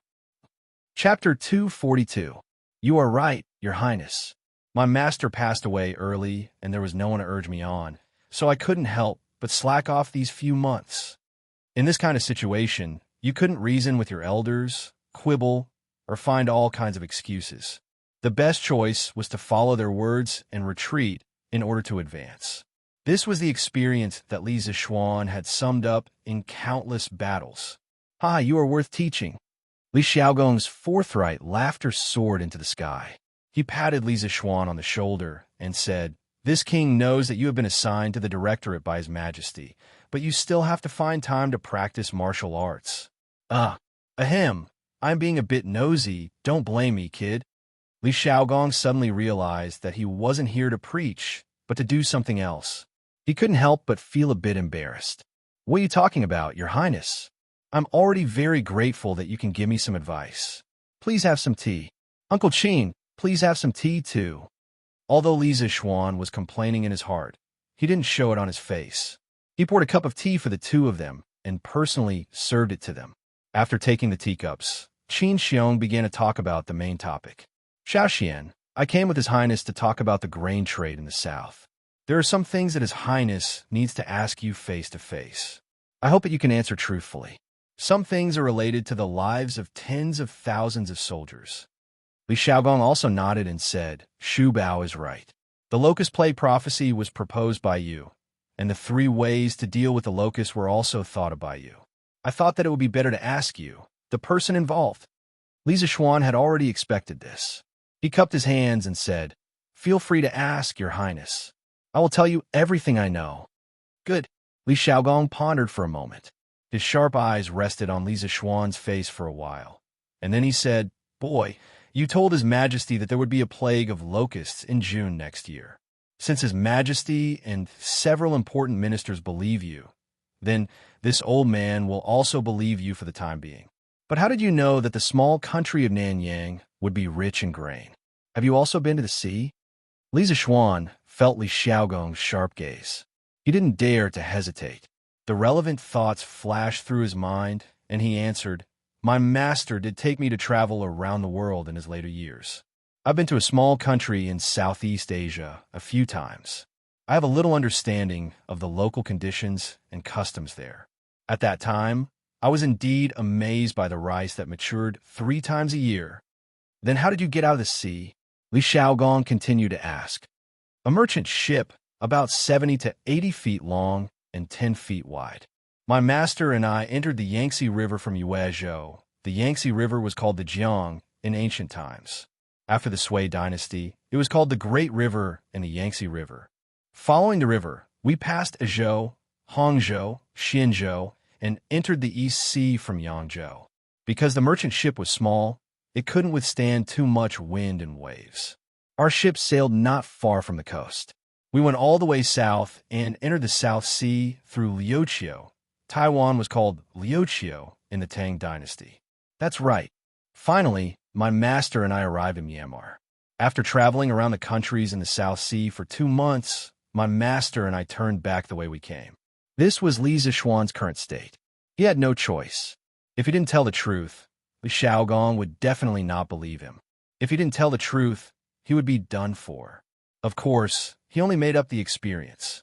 He didn't say the route blindly. It was a route that he came up with after careful consideration. Li Xiaogong stroked his 3-inch beard and fell in a deep thought. He had never been to the sea before. Naturally, he didn't know whether Li Zishuan was telling the truth or not. Then, kid, can you draw a map of the sea for me? To be honest, although I have commanded the Navy many times, I have never been to the sea. I have only heard of the dangers of the sea, but I have never experienced them. With a precise map of the sea, the dangers of the south will be much smaller. Li Xiaogong thought for a long time, but he couldn't find any loopholes in Li Zishuan's words. Thus, he revealed the most important purpose of his trip. Li Zishuan thought about it seriously. In his previous life, he was very good at geography. When he was in high school, he once complained about why science students didn't study geography, but biology. It was really a trap. Now, with his abnormal mental strength, it shouldn't be a problem for him to recall a rough map of the sea. At most, he could ask others what some places were called in the Tang dynasty. Moreover, this matter concerned the lives of tens of thousands of people. This map must be drawn. This kid is willing to help. Your Highness can go back and wait for a few days. After this kid finishes drawing, I will send someone to deliver the map to your residence. In these 2 days, this kid will do his best to recall and ensure that the map is as detailed and accurate as possible. Li Xiaogong smiled and politely said, "Then I will have to trouble Xiaoxian." Li Zishuan repeatedly said that he didn't dare. He hesitated for a moment and slowly said, "Your Highness, actually this kid thinks that there are a few aspects of sailing that Your Highness must pay attention to. Otherwise, when the time comes, there will be a lot of losses for the crew and soldiers." "Oh, then, Xiaoxian, quickly tell me. If it is reasonable, I will definitely do it." Li Xiaogong's hand that was holding the teacup suddenly paused as he hurriedly said. Li Zishuan secretly nodded. Li Xiaogong's performance showed that he indeed loved his soldiers as if they were his children. Otherwise, with his status as a prince, he wouldn't be so polite to him. Firstly, the fleet should have enough fresh water and food. I don't need to say this. As a general, Your Highness should be able to think of it. Secondly, the fleet must not go far along the coast. This way, on the one hand, the fleet can go to the shore to take shelter from the wind when there are big storms and waves. On the other hand, when the fleet is short of supplies, they can also go to the shore to replenish at any time. Thirdly, all the crew members must eat fruits every day. My master once said that if the crew members of an ocean voyage don't eat fresh fruits for a long time, they will suffer from septicemia. In serious cases, they will even lose their lives. This, Qin Xiong and Li Xiaogong gasped. There's actually such a thing? Li Xiaogong's face was full of disbelief. Li Zishuan nodded with certainty and said, "There is indeed such a thing. My master was also a medical sage when he was alive. Uncle Qin and Your Highness should believe what he said, right?" Yes, of course this old man believes. Qin Xiong nodded. Even Li Zishuan's half-baked medical skills could cure his illness. How could Qin Xiong not believe that Li Zishuan's master's medical skills were brilliant? This prince also believes. When the time comes, we will do as you say. Yes. Fourthly, ocean voyaging is a very lonely thing. Being alone for a long time can easily cause mental problems. Many crew members did not die from the waves or septicemia, but in the end, they died of mental disorders, which is to say, losing their minds. So I hope that Your Highness, on the one hand, can organize more crew members to communicate with each other. On the other hand, when we reach the shore to replenish, let the crew rest on shore. This prince has heard of such things. I didn't expect you to be so knowledgeable. Li Xiaogong stroked his chin and praised. Your Highness, you flatter me. Fifthly, Chapter 243. Fourthly, do you know about Sinan, Your Highness? In the front hall of the Li Mansion, Li Zishuan looked at Li Xiaogong and asked, Of course, there's several of them in the Imperial Astronomer. Why? Li Xiaogong replied curiously. According to the ancient mine records, Sinan first appeared in the Hebei Magnetic Mountain area during the Warring States period. At first, it was used for geomancy, but there were no archaeological objects. It took a long time for Sinan to become a compass. At least, there was no compass in the early Tang dynasty. Qiu Yanhan, a geomancy expert in Xianxia during the Kaiyuan period of the Tang dynasty, was praised by later generations as the founder of the three needles of geomancy: straight needle, sewing needle, and medium needle. He might be the first inventor of the magnetic needle. In the early Northern Song dynasty, another guide tool was created in our country, the guide fish. It was made of a thin piece of steel and was shaped like a fish. It was 2 inches long and 5 inches wide. The belly of the fish was a little concave. Like a boat, it could float on the water. The fish made of steel was not magnetic, so it could not be used as a guide. If it was used as a guide, it must be turned into a magnet by artificial magnetic transmission. The General Essentials of Martial Arts, compiled by Zheng Gongliang in the Northern Song dynasty, introduced the preparation method of the guide fish in detail. As for the method of making a floating magnetic needle, it was first seen in Shun Kuo's Dream Creek Talk in the Northern Song dynasty. The earliest application of the compass in navigation was in the Ming dynasty when Zheng He went to the Western Ocean. In this era, even if the compass was invented, no one would think of using it for navigation. Yes, the gift that Li Zishuan wanted to give to the team of tens of thousands of people was a compass. This thing was a powerful tool for navigation. In the Song dynasty and Yuan dynasty, the compass invented by our country was spread to many countries in Europe and Asia, making it possible for modern Europe to explore the ocean. Of course, the European countries established colonies by sailing the ocean and rose completely, but Your Highness, the handle of the Sinan will point to the south no matter how it is rotated. With it, we will be able to distinguish the direction in the vast sea. In this way, we won't get lost. Li Xiaogong's eyes lit up. Although he had never been to the sea, he had fought many water battles. He said excitedly, You have a lot of ideas. Only you can think of using the Sinan for navigation. But, speaking of this, he frowned and said, But Sinan is too big. I'm afraid it will be inconvenient to put on the ship. Li Zishuan laughed and said, Wang Yi need not worry about this problem. Xiao Bei knows of an object that can also point us in the right direction. Moreover, it is incomparably light and easy to carry. If Your Highness needs it, I can have a workshop make a few today and send them to Your Highness. Your Highness will know when you see them. Is there really such a divine object? Then you have to make it as soon as possible. There are only a few days left before the army departs. At this moment, Li Xiaogong was really glad that he had come today. The harvest was too great. Li Zishuan was about to nod when he suddenly remembered something and said, This one is very willing to help Your Highness. However, this one is still under house arrest. I can't go out, nor can I go to the workshop personally. As a result, I'm afraid the progress will be much slower.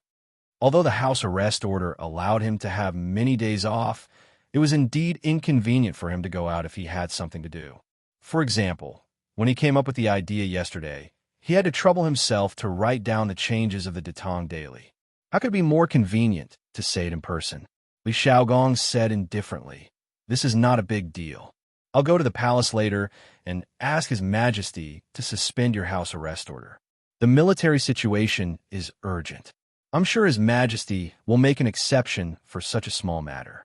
Li Zishuan said happily, Thank you, Your Highness. It's okay. Xiaoxian, do you have anything else to say about what needs to be paid attention to when going to sea? There's one more thing. Li Zishuan said in a low voice. Your Highness, I suggest that Your Highness choose as many elite soldiers as possible for the 20,000 naval troops this time. They can win both the naval battle and the land battle. They should also be well prepared with weapons. Li Xiaogong's eyes flashed, and he said in a cold voice, Xiaoxian, you mean we will not only encounter naval battles, but also have to fight with others on land? Li Zishuan nodded and said, Yes, it's very likely. We may encounter pirates on the water. As for the land, Your Highness, the goods your fleet is carrying this time are all very valuable. Those gorgeous silks and exquisite porcelain are more precious than gold to the people of Nanyang. It's hard to guarantee that they won't have evil intentions. If you are not careful, the 20,000 troops led by Your Highness will be attacked by those small countries. The entire fleet will be attacked from all sides, and the whole fleet will be besieged from all sides. The original intention of this fleet is indeed for trade, but we must be vigilant. if others try to break the rules by force first. I think your highness won't have to be merciful, right? Li Xiaogong frowned and said coldly, if those small foreign countries dare to offend the tiger of the Celestial Empire, I will definitely draw my sword and drink their blood to show the might of the Tang Empire. Li Zishuan exclaimed in admiration, your highness is truly bold. He looked at the time and said, it's already late. It's getting late. Why don't your highness and Uncle Qin have a meal at my house? Li Xiaogong chuckled and said, I heard that you are quite accomplished in eating and drinking. It just so happens that I will stay at your house today and try your delicious food and wine. Ha ha. Qin Xiong also nodded and laughed. Ha ha. That's how it should be. Counting the days, Xiaoxian, you and Yushi are about to get married. As Yushi's adoptive father, I haven't eaten at your house yet. Li Zishuan said, cough, cough. It's my fault for not thinking it through. Ha ha. On the other side, Meng Wenhao sat on the bridge pier and read the newspaper for a while. Naturally, he read the last few paragraphs of the newspaper several times. He was really tempted by the generous rewards of writing novels. He also had the idea of writing novels in his spare time. However, he immediately rejected the idea after thinking about it for a while. First of all, the studies in mathematics school were very intense and the competition was very fierce. He still wanted to get first place in the monthly exam and get the opportunity to bring his family to the Zuaxian restaurant for a free meal. Under normal circumstances, if his family ate and drank freely at the Zuaxian restaurant, they could eat at least 50 to 60 strings of coins. If they ordered wine, it would be even more expensive. This was more cost-effective than writing novels. On the other hand, writing novels would definitely delay his studies. His parents would definitely not allow it, and he would not allow it either. Shaking his head, he dispelled this unrealistic idea. Meng Wenhao looked at the sun above his head and then got up to go home for lunch. At this time, he realized that he was actually near Yongda Square. In the morning, he wandered around aimlessly and unknowingly came to a place so far away from home. Meng Wenhao sighed and walked home. Don't move. It's a robbery. When he walked to Xianxia Lane, Meng Wenhao suddenly heard a low man's voice coming from the alley between Xianxia Lane and Feng and Lane. He was shocked and quickly turned to the corner, carefully peeking at the situation in the alley. He saw a big man in gray clothes with a piece of black cloth over his face. He held a cold kitchen knife in his hand and was holding it against the neck of an 11 or 12-year-old girl. It was a scene of robbery in broad daylight. Chapter 244. Is there something wrong with your eyes? Why do you think I'm rich? On the side of the lane between Xianxia Lane and Feng and Lane, Meng Wenhao's heart was in his throat. When he was hesitating whether to stop the masked man or not, he saw the girl with one hand on her waist and snorted recklessly. Meng Wenhao really wanted to go up and cover the girl's mouth. Oh my God, why are you still talking nonsense? Don't you think things are chaotic enough? The masked man was obviously stunned. It was probably the first time he met such a heartless person who was not afraid of death. In other words, it was the first time this guy came out to rob. He had no experience and could not scare people. Cut the crap. I only want 500 copper coins. Hand it over and I'll let you go. Otherwise, I'm afraid there will be an extra red line on your neck. The masked man reacted. He pushed the kitchen knife in his hand forward a few more inches and said fiercely. Meng Wenhao saw it clearly from the corner of the wall. He was very anxious and wanted to stop him. However, he was afraid that the kitchen knife in the masked man's hand would hurt the girl. After all, the kitchen knife was already close to the girl's throat. If the masked man's hand trembled slightly, the girl was likely to die. Meng Wenhao looked around and found that there was no one around. He guessed that they had all gone back to have lunch. Meng Wenhao forced himself to calm down and seriously thought about it. Then, he picked up a brick next to him. Don't be surprised. This was the so-called Qin bricks and Han tiles. In fact, as early as the Zhou dynasty, there were records of bricks. Meng Wenhao took a deep breath, gathered his courage, and quietly approached the masked man. The masked man and the girl stood facing each other. Meng Wenhao's direction was just behind the masked man, so his movements fell into the girl's eyes. The girl saw that there was someone else here, and her eyes widened in surprise. However, when she saw the brick in Meng Wenhao's hand, she quickly blinked, as if to tell him not to come over. Meng Wenhao's brain was a little confused. He did not understand what the girl was trying to say. "Little girl, is there something wrong with your eyes? Why do you keep blinking? Is there someone behind you?" The masked man felt that he had gotten off to a bad start today. He couldn't even deal with a little girl. She wasn't afraid of him at all. He was a failure as a bandit. When Meng Wenhao saw that the robber had the intention to turn around, he was greatly alarmed. He was only a scholar without the strength to truss up a chicken. How could he be a match for this burly man? Before the burly man could turn around, he quickly retreated to the corner. At this moment, he could even hear the sound of his heart thumping. Yes, yes, yes. There's someone there. Look behind you." The girl giggled. The masked man was about to turn around to see if there was anyone behind him when he heard the girl's words. He paused for a moment. Then, he sneered and said, "Tisk, little girl, are you trying to trick me into turning around so that you can take the opportunity to escape? I'm so smart. Why would I fall for your trick?" At this moment, the robber felt as if he was possessed by Zhuge Liang. He had the demeanor of a wise man who could see through all the conspiracies in the world. In short, he felt that he was too damn smart. Humph, humph, how could someone as smart as me be deceived by a little girl like you? TSK, if you don't believe me, then forget it. The little girl playfully rolled her eyes and curled her lips.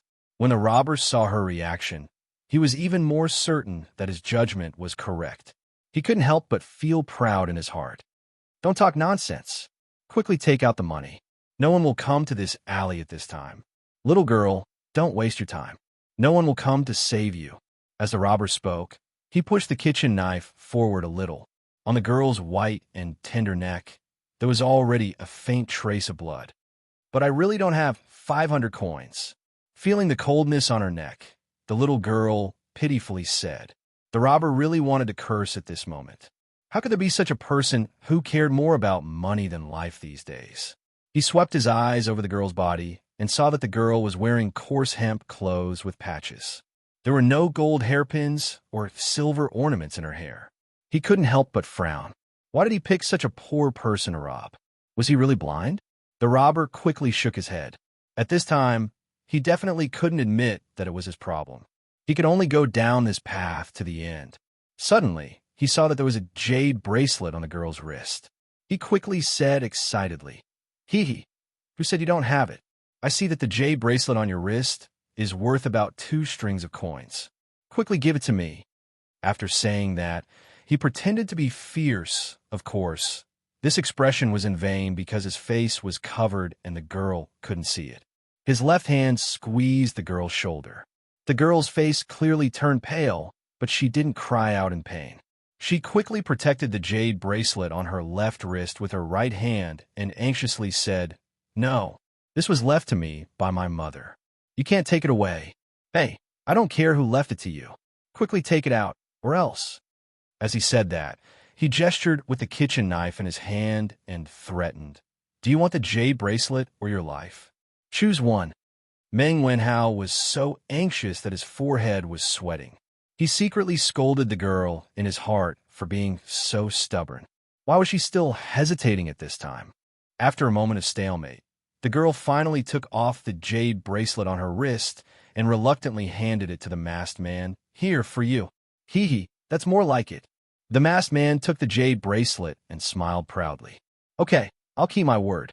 You can go now." The robber removed the kitchen knife from the girl's neck and said, "Big brother, didn't you just say that you only want 500 strings of coins? But this jade bracelet is worth at least 2 strings of coins. If you keep your word, give me 1,100 strings of coins." The usual money of the Tang dynasty was only equivalent to 800 strings of coins. "To tell you the truth, I just arrived in Chang'an today and have used up all my traveling expenses. If you take the jade bracelet away, I really have nothing left and can only jump into the crooked river pool." The girl looked pitiful and looked like she was about to cry. She looked at the masked man and said, Meng Wenhao, who was lying on the side and peeking, was speechless. Who would ask a robber for money? This girl really didn't have any awareness of being robbed. However, The masked man didn't think so. He scratched his head and felt that what the girl said made sense. So, he waved his hand and said, "Okay, okay. Don't cry. I'll keep my word. I said that I only want 500 strings of coins, so I'll take 500 strings of coins from you. You wait, I'll give you the money." After saying that, he actually took out the pouch at his waist and began to count the money. After a while, he said embarrassedly, "Ahem, I only brought 1 string of coins when I went out today. You can take it first. I'll return the rest to you when we meet again." Chapter 245. Clang. The little girl's hand suddenly had an extra coin. Meng Wenhao's eyes widened. If he had also transmigrated, at this moment he would definitely say, "Mother of Asterisker, is this even possible? Hee hee. Thank you, big brother. You are really a good person." The girl looked at the coin in her hand and suddenly said with a smile. The masked man scratched his head embarrassedly. This was probably the first time someone praised him as a good person. It's good, it's good. Little girl, if you want to be robbed again next time, just look for me, Lei Batian. Hey, I spilled the beans. All right, see you later. I'll take my leave first. Meng Wenhao's face was full of black lines. What do you mean you want to be robbed again? Hey, wait. The girl quickly stretched out her hand to block the way. What's wrong? Little girl, what you want? I don't want to lower myself to your level. Don't fail to appreciate my kindness. The masked man only felt that this girl was very annoying. When did being a robber become so difficult? Hey, big brother, wait a minute. I just found out that I have change here. Here, take it. It's exactly 500 coins. Return the jade bracelet to me. You said before that you always keep your word. The girl didn't know when, but she took out 500 coins from the string of money and handed it to the robber and said. The robber was dumbfounded. Yes, at this moment, he felt that the girl in front of him was very reasonable, but he kept feeling that something was wrong. What's wrong? Big brother, don't tell me you want to go back on your word. It's said that even robbers have morals. I'm afraid you don't follow the rules of the underworld, right? When this spreads out, you will be ridiculed by the heroes of the underworld. The girl didn't give the masked man a chance to think. It was unknown where she had learned the slang of the underworld from, but the robber was so scared that he was stunned. The masked man wiped the sweat on his forehead and said, unconvinced, Who said I want to go back on my word? Here, I'll return the jade bracelet to you, and give me the 500 coins. With that, he snatched the 500 coins from the girl's hand, and then stuffed the jade bracelet back into the girl's hand. Big brother's such a good person. You are the true hero of the Greenwood gang. After the girl took back the jade bracelet, she was exceptionally happy. Words of praise were as if they were free.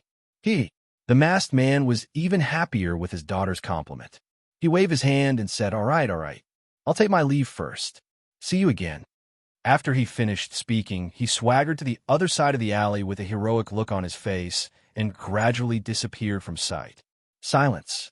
The alley fell into an abnormal silence. Meng Wenhao, who was squatting in the corner, had a look of Sparta on his face. He felt that his worldview was about to be turned upside down. After living for more than 10 years, this was the first time he had seen such an adorably stupid robber. Of course, he definitely did not know the term adorably stupid. This big idiot is really blind. This lady is as beautiful as a flower, but she only cared about the money and forgot about the beauty. She is really stupid. This time, this lady was careless and fell into your trap. The next time I see you, I will beat you up every time I see you. The girl stomped her feet and said hatefully in the direction where the robber disappeared. Meng Wenhao stood up and was about to step forward to greet the girl when he heard her strange words. Meng Wenhao immediately staggered. He staggered 2 steps before stabilizing himself. He looked at the girl with a speechless expression and said, What are you talking about? Lady, can you stop talking? You have already cheated him of 300 coins. That robber is really pitiful. What do you mean by I cheated him of 300 coins? This is clearly the money that this lady earned with her own intelligence. Which side are you on, scholar? The girl's voice suddenly rose by 800 degrees, as if someone had stepped on her little tail. Meng Wenhao felt that today was the day that he had been speechless the most. Facing such a lively and willful girl who was a little shameless, he felt that even if he was well-read and had a belly full of talent, he probably would not be able to win against this girl. All right, all right, all right. You earned it yourself. It's not considered cheating others. Meng Wenhao hurriedly waved his hand and admitted defeat. He then continued, since this lady is fine, then quickly go home. Don't let your family worry. The alleys here are crisscrossed and very remote. You'd better not come here alone in the future. It's quite dangerous for a girl like you. Umph. You're young, but you're so long-winded. You're just like an old woman. The girl wrinkled her nose and said sarcastically to Meng Wenhao. You. Meng Wenhao almost fainted from anger. He pointed at the girl in front of him and wanted to say something. At this time, he heard the girl's tone change and said sadly, I don't have a family anymore. Uncle is sick. Aunt is too sad and went with him. I don't have a family anymore. I don't have a home. Boo-hoo. As the girl spoke, she squatted down, hugged her knees, and cried bitterly. Meng Wenhao was caught off guard by this sudden turn of events. But when he saw the girl speaking sadly and crying sadly, his heart could not help but ache. He squatted down, patted the girl's back, and said softly, Lady, don't cry. Your uncle and aunt are gone, but your parents are still here. It would have been better if he did not say that. Once he said that, the girl cried even harder. Boo-hoo. I'm a child who doesn't have parents who love me. At this moment, Meng Wenhao really wanted to slap himself twice. He really had a bad mouth. Lady, it's possible that your parents had no choice back then, so you'd better not be sad. Boo-hoo. Even if they had no choice, they couldn't abandon me. They just didn't have me in their hearts. The girl continued to speak pitifully. How can there be parents who don't love their children in this world? Unless they had no choice, I believe that your parents would definitely not abandon you. To be honest, in order to support my studies, my father will risk his life to go to sea in a few days. Therefore, I think that your parents must have had their own difficulties back then. As Meng Wenhao spoke, he could not help but think of his father. For a moment, he could not help but feel sad. Okay. The girl's crying gradually stopped. Slowly, the alley regained its silence. After a moment of silence, the girl stood up and patted Meng Wenhao's shoulder. All right, I'm not sad anymore. Seeing that you helped me today.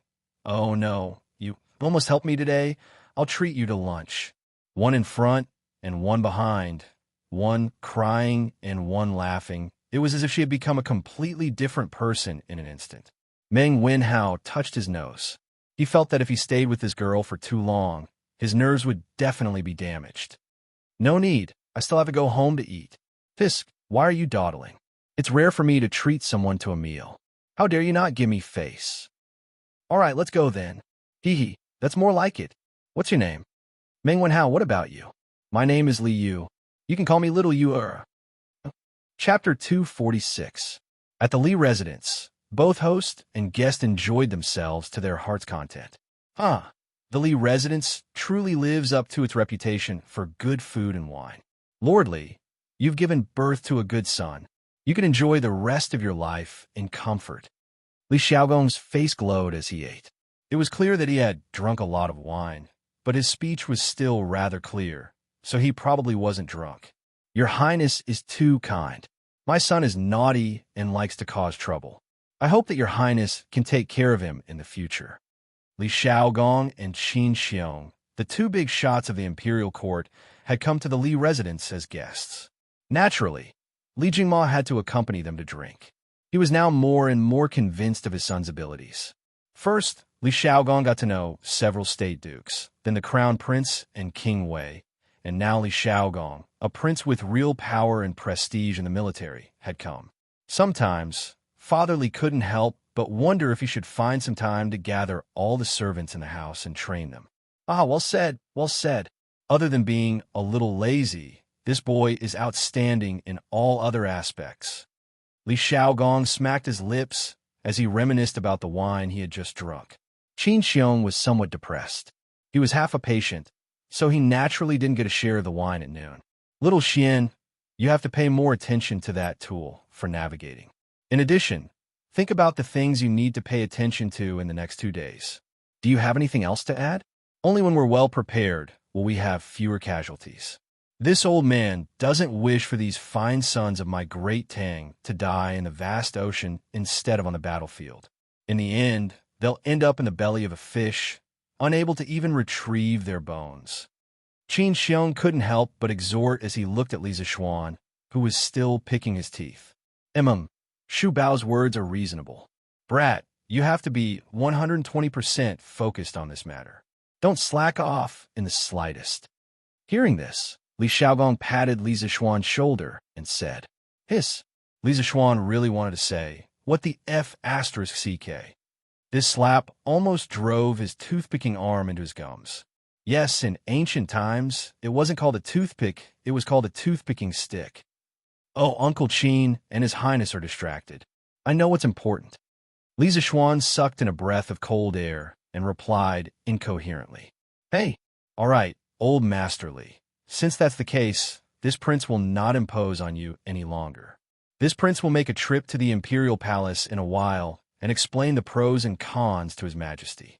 There should be an imperial edict in the afternoon to lift your son's confinement order. After Li Xiaogong finished speaking, he shook his head and stood up to take his leave. Thank you for your concern, Your Highness. Many thanks, Your Highness.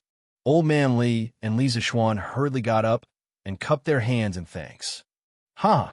Li Xiaogong laughed heartily and waved his hand.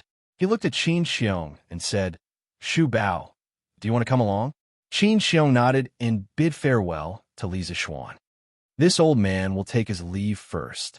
Little Xian, if you need any help, feel free to look for this old man. And take care, Your Highness and Uncle Qin.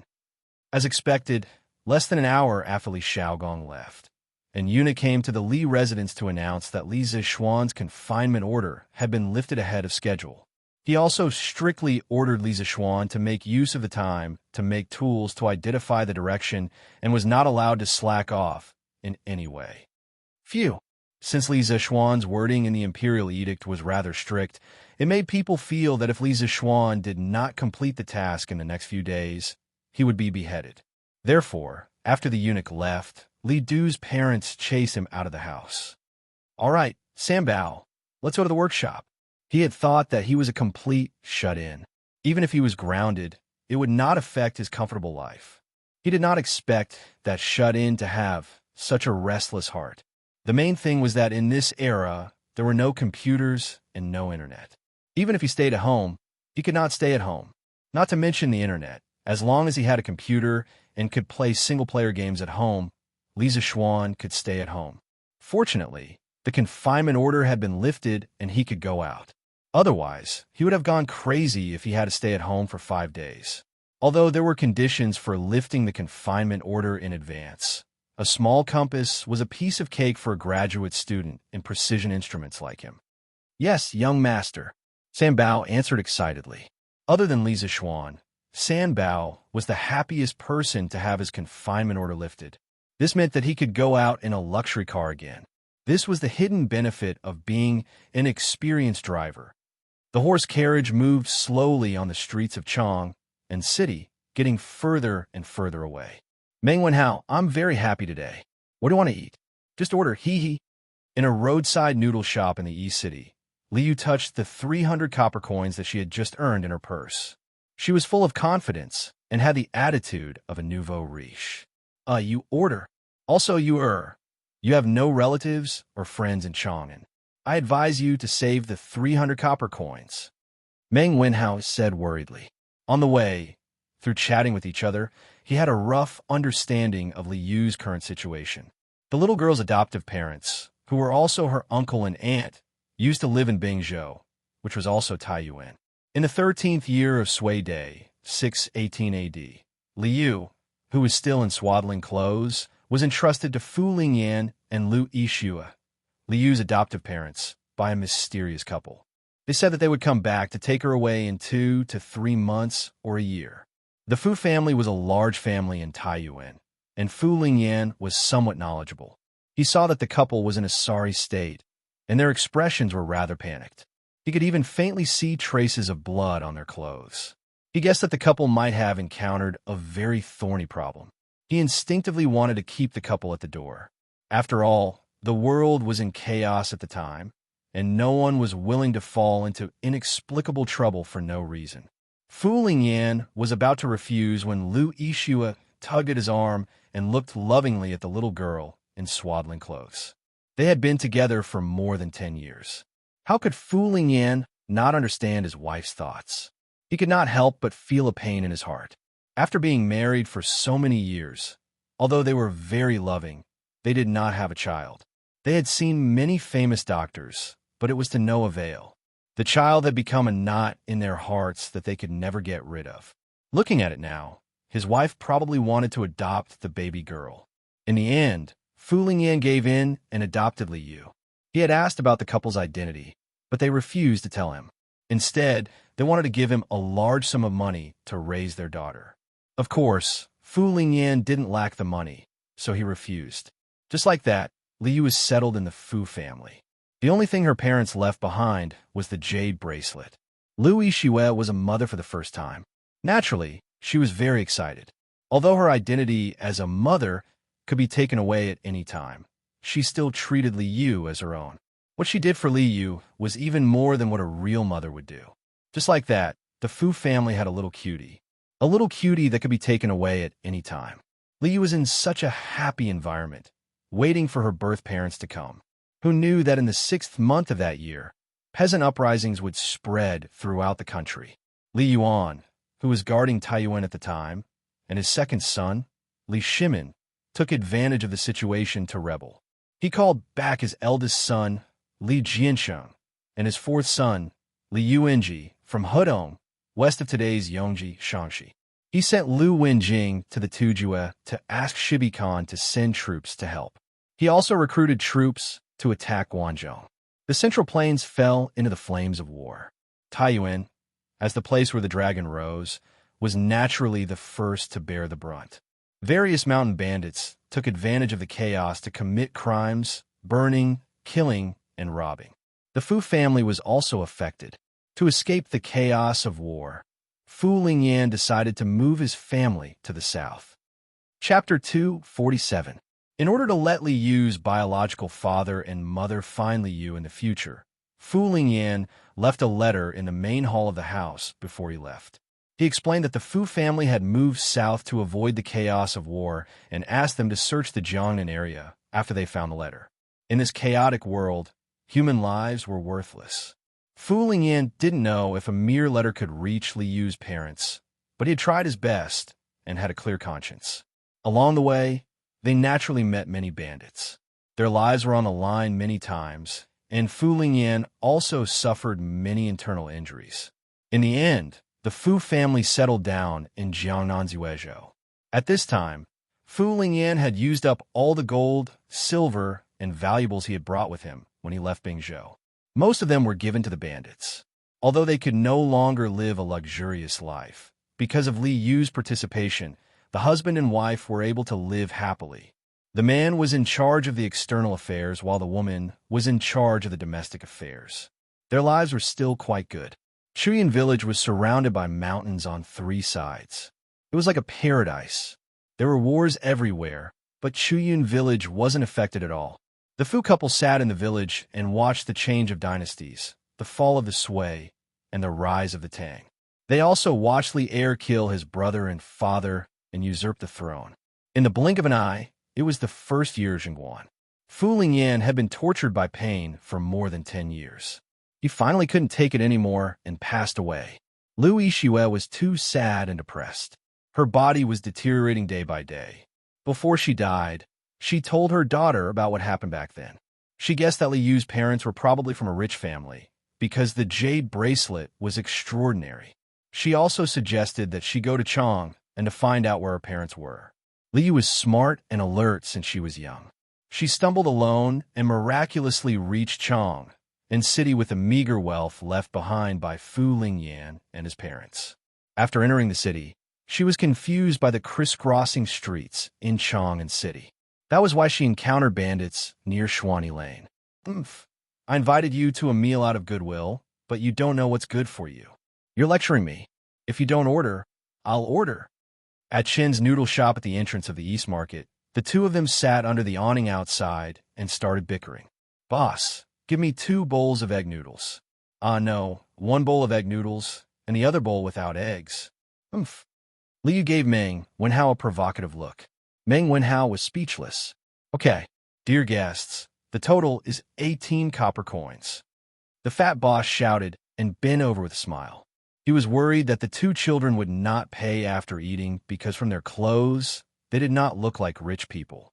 Liu only furrowed her brows and didn't get angry. She had probably encountered many similar situations along the way. Here you go. Go and do it. Liu counted 18 copper coins and slammed them on the table as if she was demonstrating her power. The fat boss didn't mind. He smiled and reached out to grab the copper coin.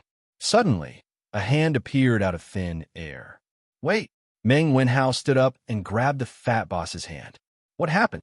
The fat boss looked at Meng Wenhao blankly and asked, Boss Chun, it's not nice of you to do this. Your egg noodles have always been 10 copper coins a bowl. Why did you only give us 2 copper coins when we asked for 1 less egg? As a local of Chong, and Meng Wenhao was quite familiar with the prices. Boss Chun straightened his neck and said, We have clearly marked the price. How is that not nice? If you think it's not worth it, you can eat the egg noodles. Isn't just 2 copper coins? If Li Zixuan was here, he would definitely scold the boss for being an unscrupulous businessman. He actually started a bundling sale and forced people to buy and sell. However, Meng Wenhao didn't know the marketing techniques used by these businessmen. Meng Wenhao pointed at the boss angrily. He then stood up and pulled Li Yu and said, Little Yu, let's go. We're not eating here. Wait. Meng Wenhao, come closer. Li Yu waved her hand and pulled Meng Wenhao to the side, whispering, Little Yu, what's the matter? Meng Wenhao, let me ask you, how much is an egg in Chong'an? Li Yu asked mysteriously. She had just arrived in Chong'an today. Of course, she didn't know how much an egg cost here. However, she was smart. After seeing Meng Wenhao's reaction, she roughly guessed that the price of an egg in Chong'an was definitely more than 2 copper coins. An egg in Chong'an is 5 copper coins. Moreover, the imperial court recently issued a decree to reduce taxes for raising chickens. In the future, the price of an egg will definitely rise. So, Little Yu, let's not eat here. This boss is deliberately cheating us. Li Yu opened her mouth wide in shock. She couldn't believe it and said, Why are eggs in Chong'an so expensive? Our eggs in Yang are only 2 copper coins. If I had known earlier, I would have brought more eggs to sell. Wouldn't I have made a fortune? Meng Wenhao was speechless. His companion's brain structure was probably really different from his. She always thought of strange things.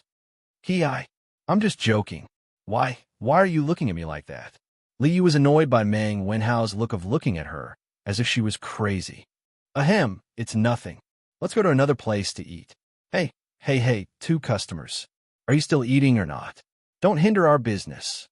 Boss Chan, who was at the side, couldn't help but say impatiently when he saw the 2 children chattering nonstop.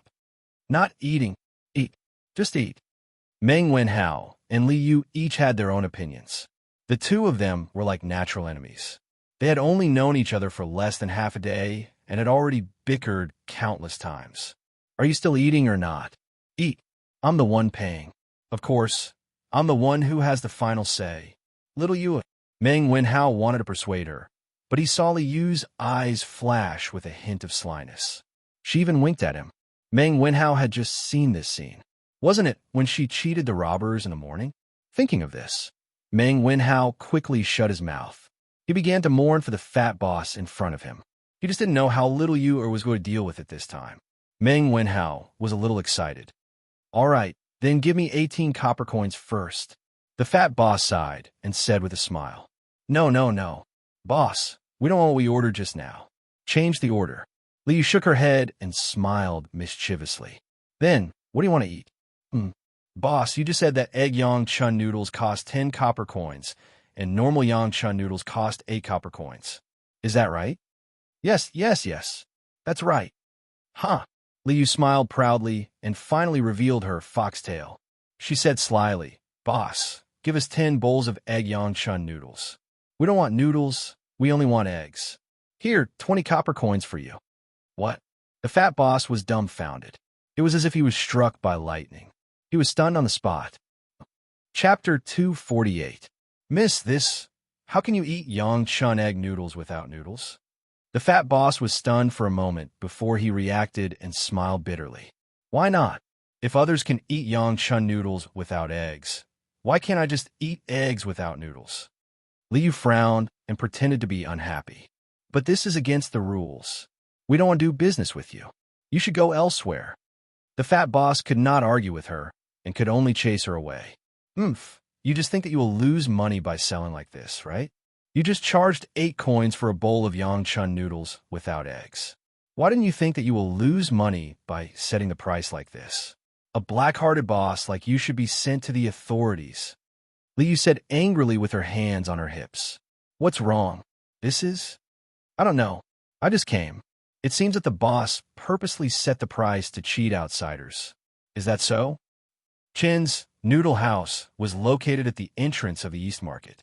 It was an outdoor noodle house where the diners ate under the awning outside. It was hard not to notice such an open noodle house located in such a crowded area. After a while, 4 or 5 onlookers came to watch the show and pointed at the fat boss. All businessmen paid attention to their reputation, and the fat boss was no exception. When he saw the onlookers pointing at him, his expression changed. He pulled Liu over and whispered with a slightly stern look, "Brother Liu, don't be so rude. Little girl, don't look for trouble. I can see that you're from another city, so don't go overboard. Be careful of what you say. How about this? We'll do what you just ordered. I'll only charge you 15 copper coins.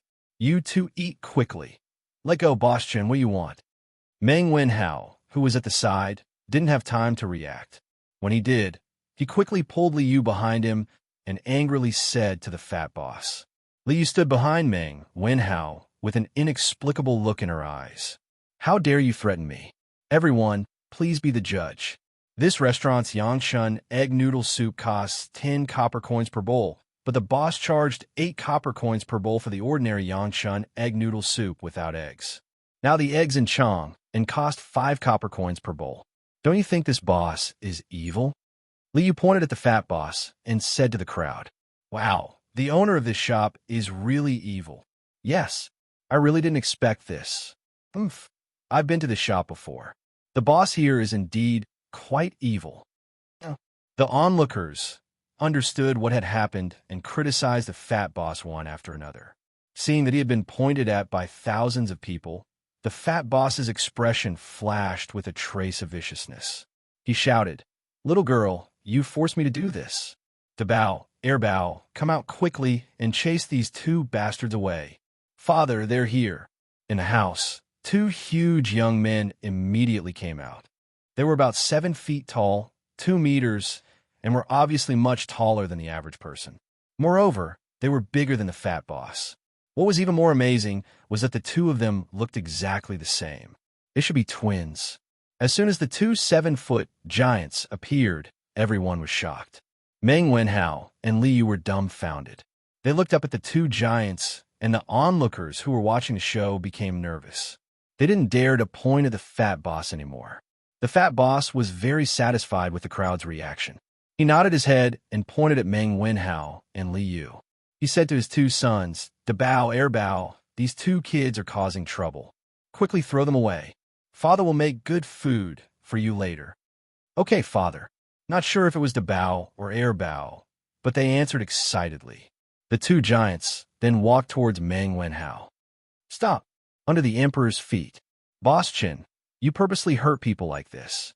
Aren't you afraid that the people from Wuhou government will arrest you?" Meng Wenhao stood in front of Liu to protect her and said with a strong front, Which eye of yours saw me hurting people? I'm just chasing away evil customers. Which law did I break?" The fat boss sneered. "You? Then you don't have to chase us away. We'll leave on our own."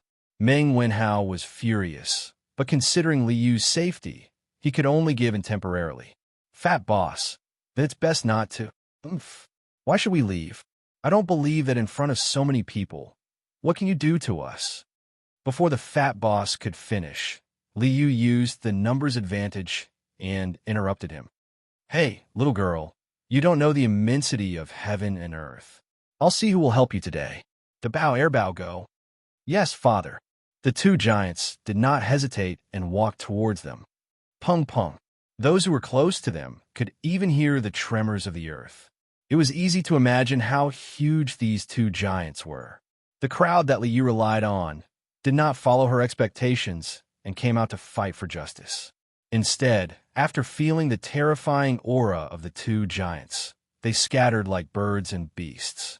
They did not dare to stay and watch the show. Hey, why did you all leave? You're not loyal? Liu was also a little flustered at this moment. She was a little annoyed as she shouted at the fleeing crowd. Little Yu, don't shout. Run. Meng Wenhao angrily pulled Liu and turned to run. You want to run? You ruined my business. How can I let you go so easily? The bow, chase after them and teach them a lesson. The fat boss sneered from behind. Yes, father. The two giants had long legs. They caught up with Meng Wenhao and Liu in a few steps.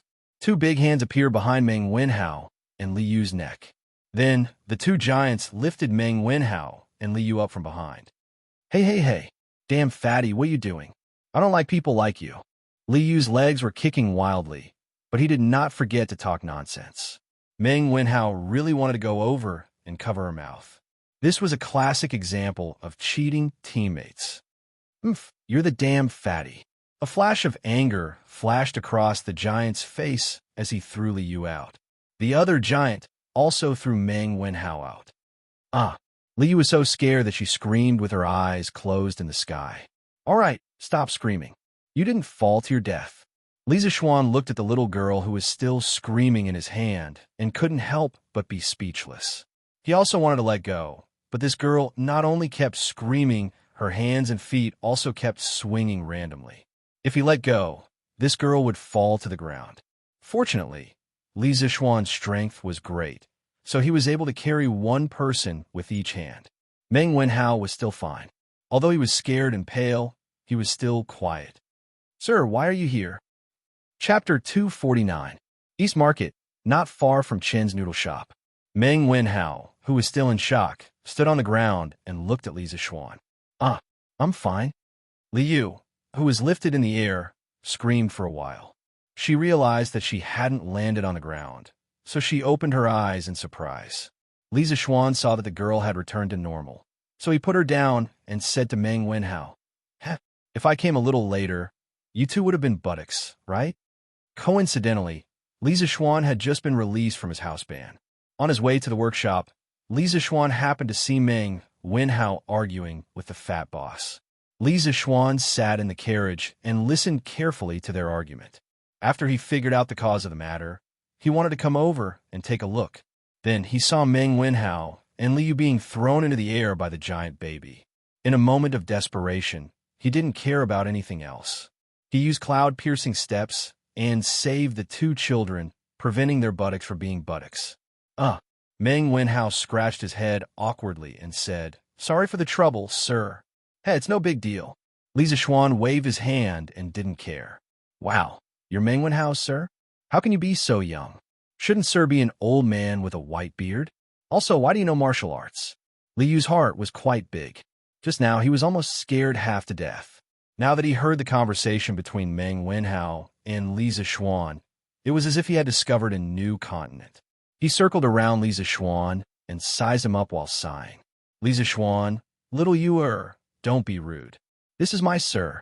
He saved us just now.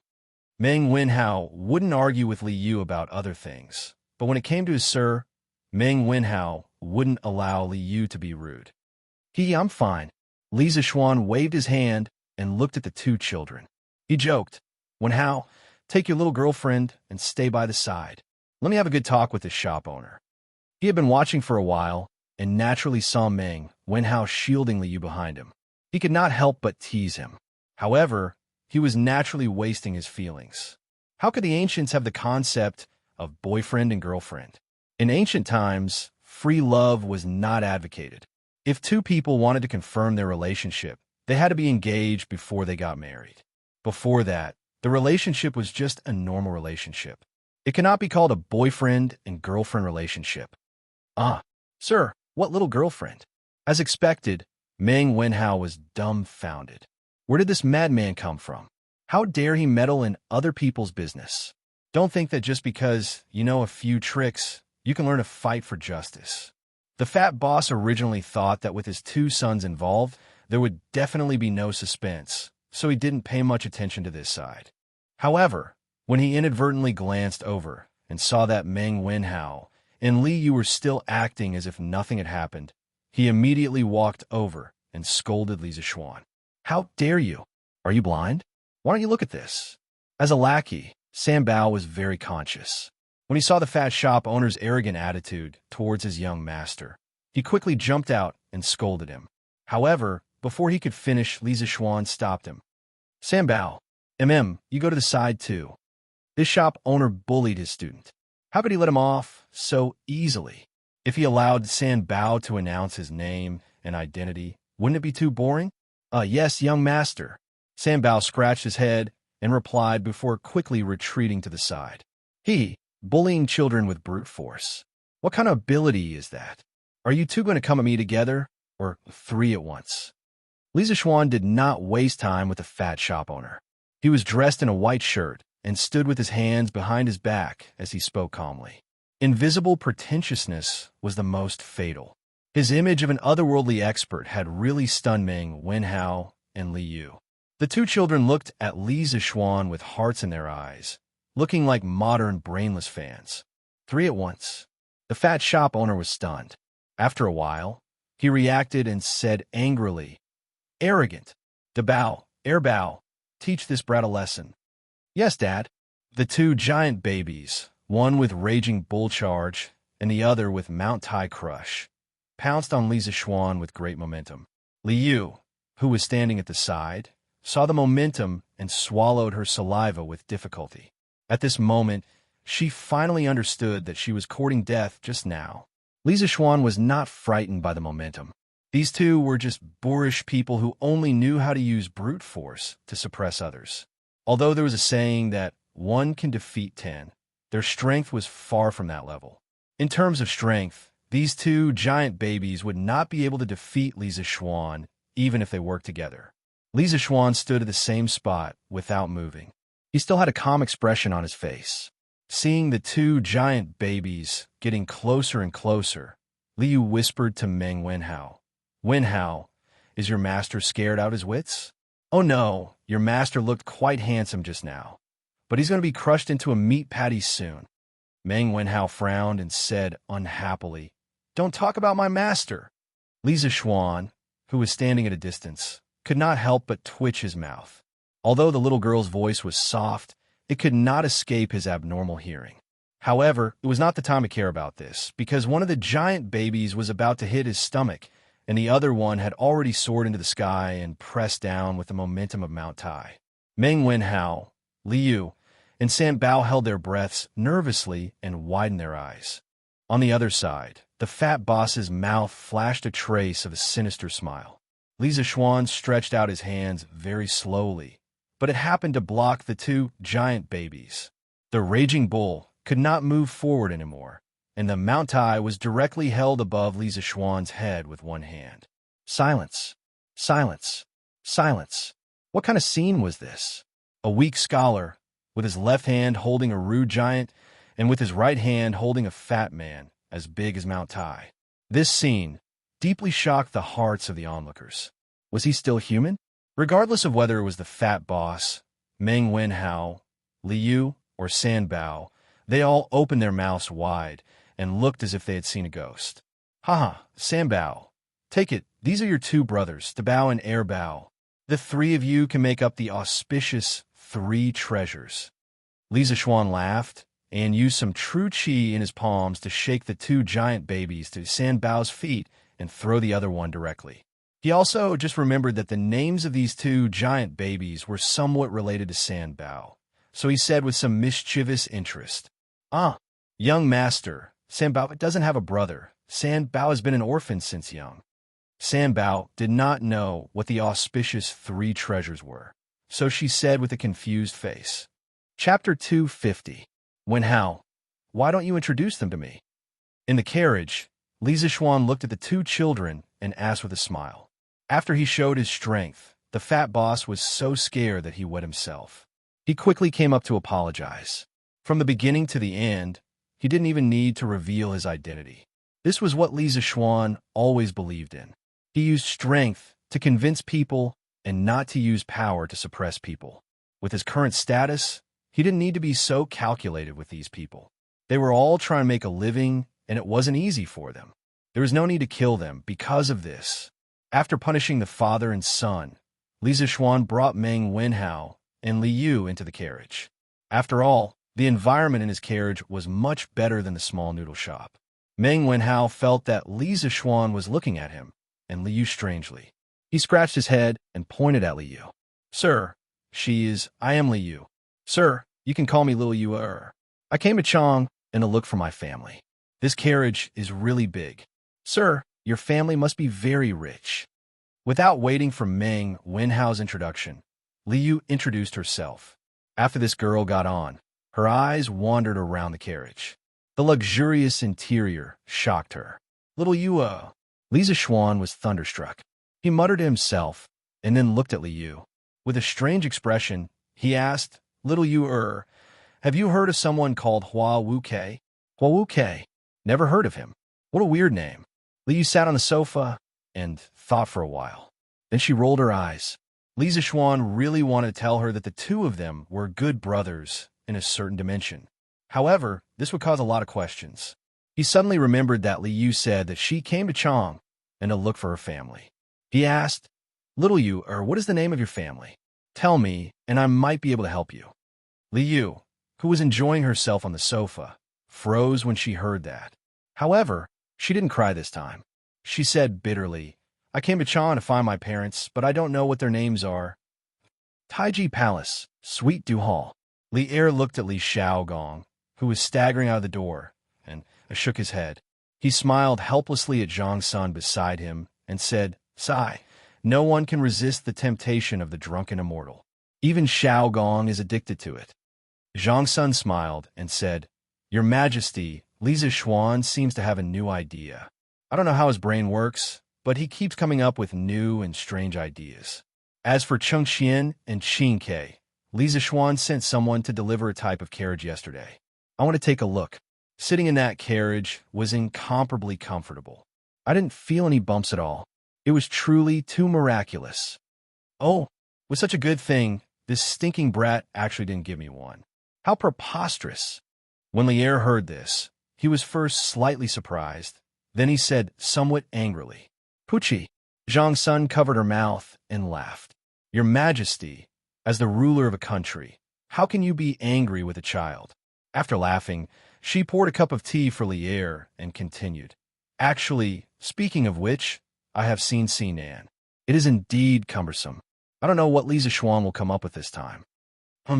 If he can really solve the problem of identifying the direction of the navy, there was no concept of a navy in the Tang dynasty. As long as it was an army on the water, it was called the navy. This time, I might as well raise his title by one. Let's see if this brat can seize this opportunity. Li Er took a sip of tea and said with narrowed eyes, Your Majesty, you actually value this thing so much? After all, they had been in each other's shoes for so many years. Zhang Sun quickly understood the meaning behind Li Er's words. Li Er nodded. He took Zhang Sun in his arms, looked to the south, and said meaningfully, This time the 20,000 Navy is going south to explore the way.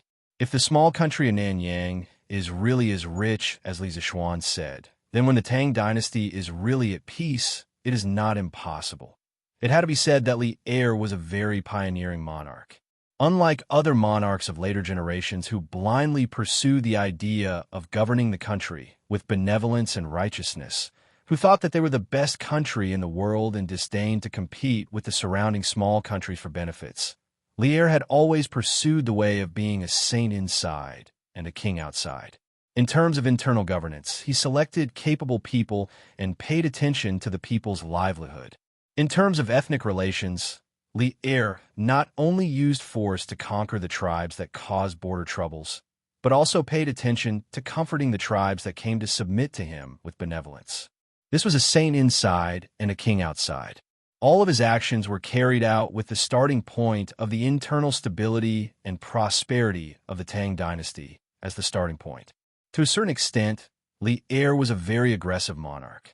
To have such a valiant emperor in the Central Plains, it was a misfortune for the Turks, Tibetans, Tuhun, Goryeo, and other neighboring countries. Although Li Er did not directly say what he wanted to do, Xianxia knew what her husband was thinking. She could not help but open her mouth in shock. She wanted to say something, but nothing came out. "Oh, I see. Little you don't be sad. I will help you ask around and find out which family lost a child named Li Yu 11 years ago." East Market entrance, inside the carriage. After Li Zishuan heard about Li Yu's background, he felt sympathy for her and quickly comforted her. "Thank you, Mr. Li." Every time she told someone about her background, Li Yu's heart would ache. However, after hearing Li Zishuan's words, she felt a little better. It's okay. I just heard from Wenhao that you met a bandit in Chang'an City. I didn't expect you to learn so well."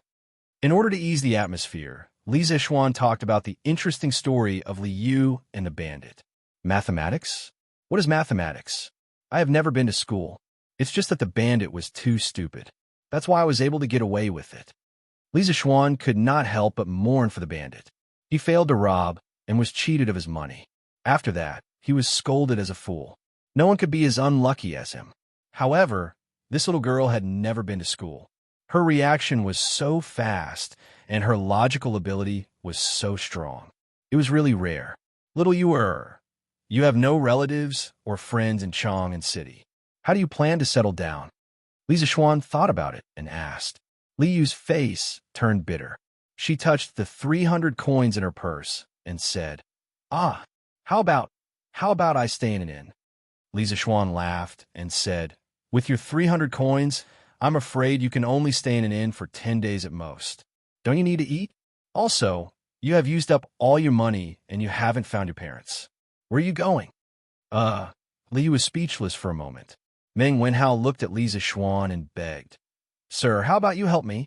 Li Yu's eyes lit up. She giggled and said, That's right. Sir, your family is so rich. I can work for your family. You can pay me. However, it's just working, not being a maid. I'm so pretty, I don't want to be a maid." Li Zishuan looked at Li Yu's dirty face and messy hair. He really did not know how this girl had the nerve to say such words. Chapter 251. "Oh, little you can you read?" Li Zishuan thought for a while and asked. Although he didn't have much of a relationship with Li Yu, on one hand, Li Zishuan was moved by Li Yu's experience and her intelligence. On the other hand, looking at the situation, his most proud student seemed to be interested in the little girl. Should he help them? Or should he? Yes.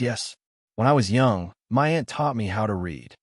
Although Lu Yixue did not know mathematics, she knew a little about poetry.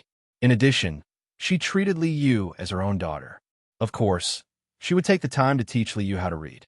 Well, since little Yu is not willing to be a servant, how about this? Our workshop is lacking reporters. You can earn money by writing news.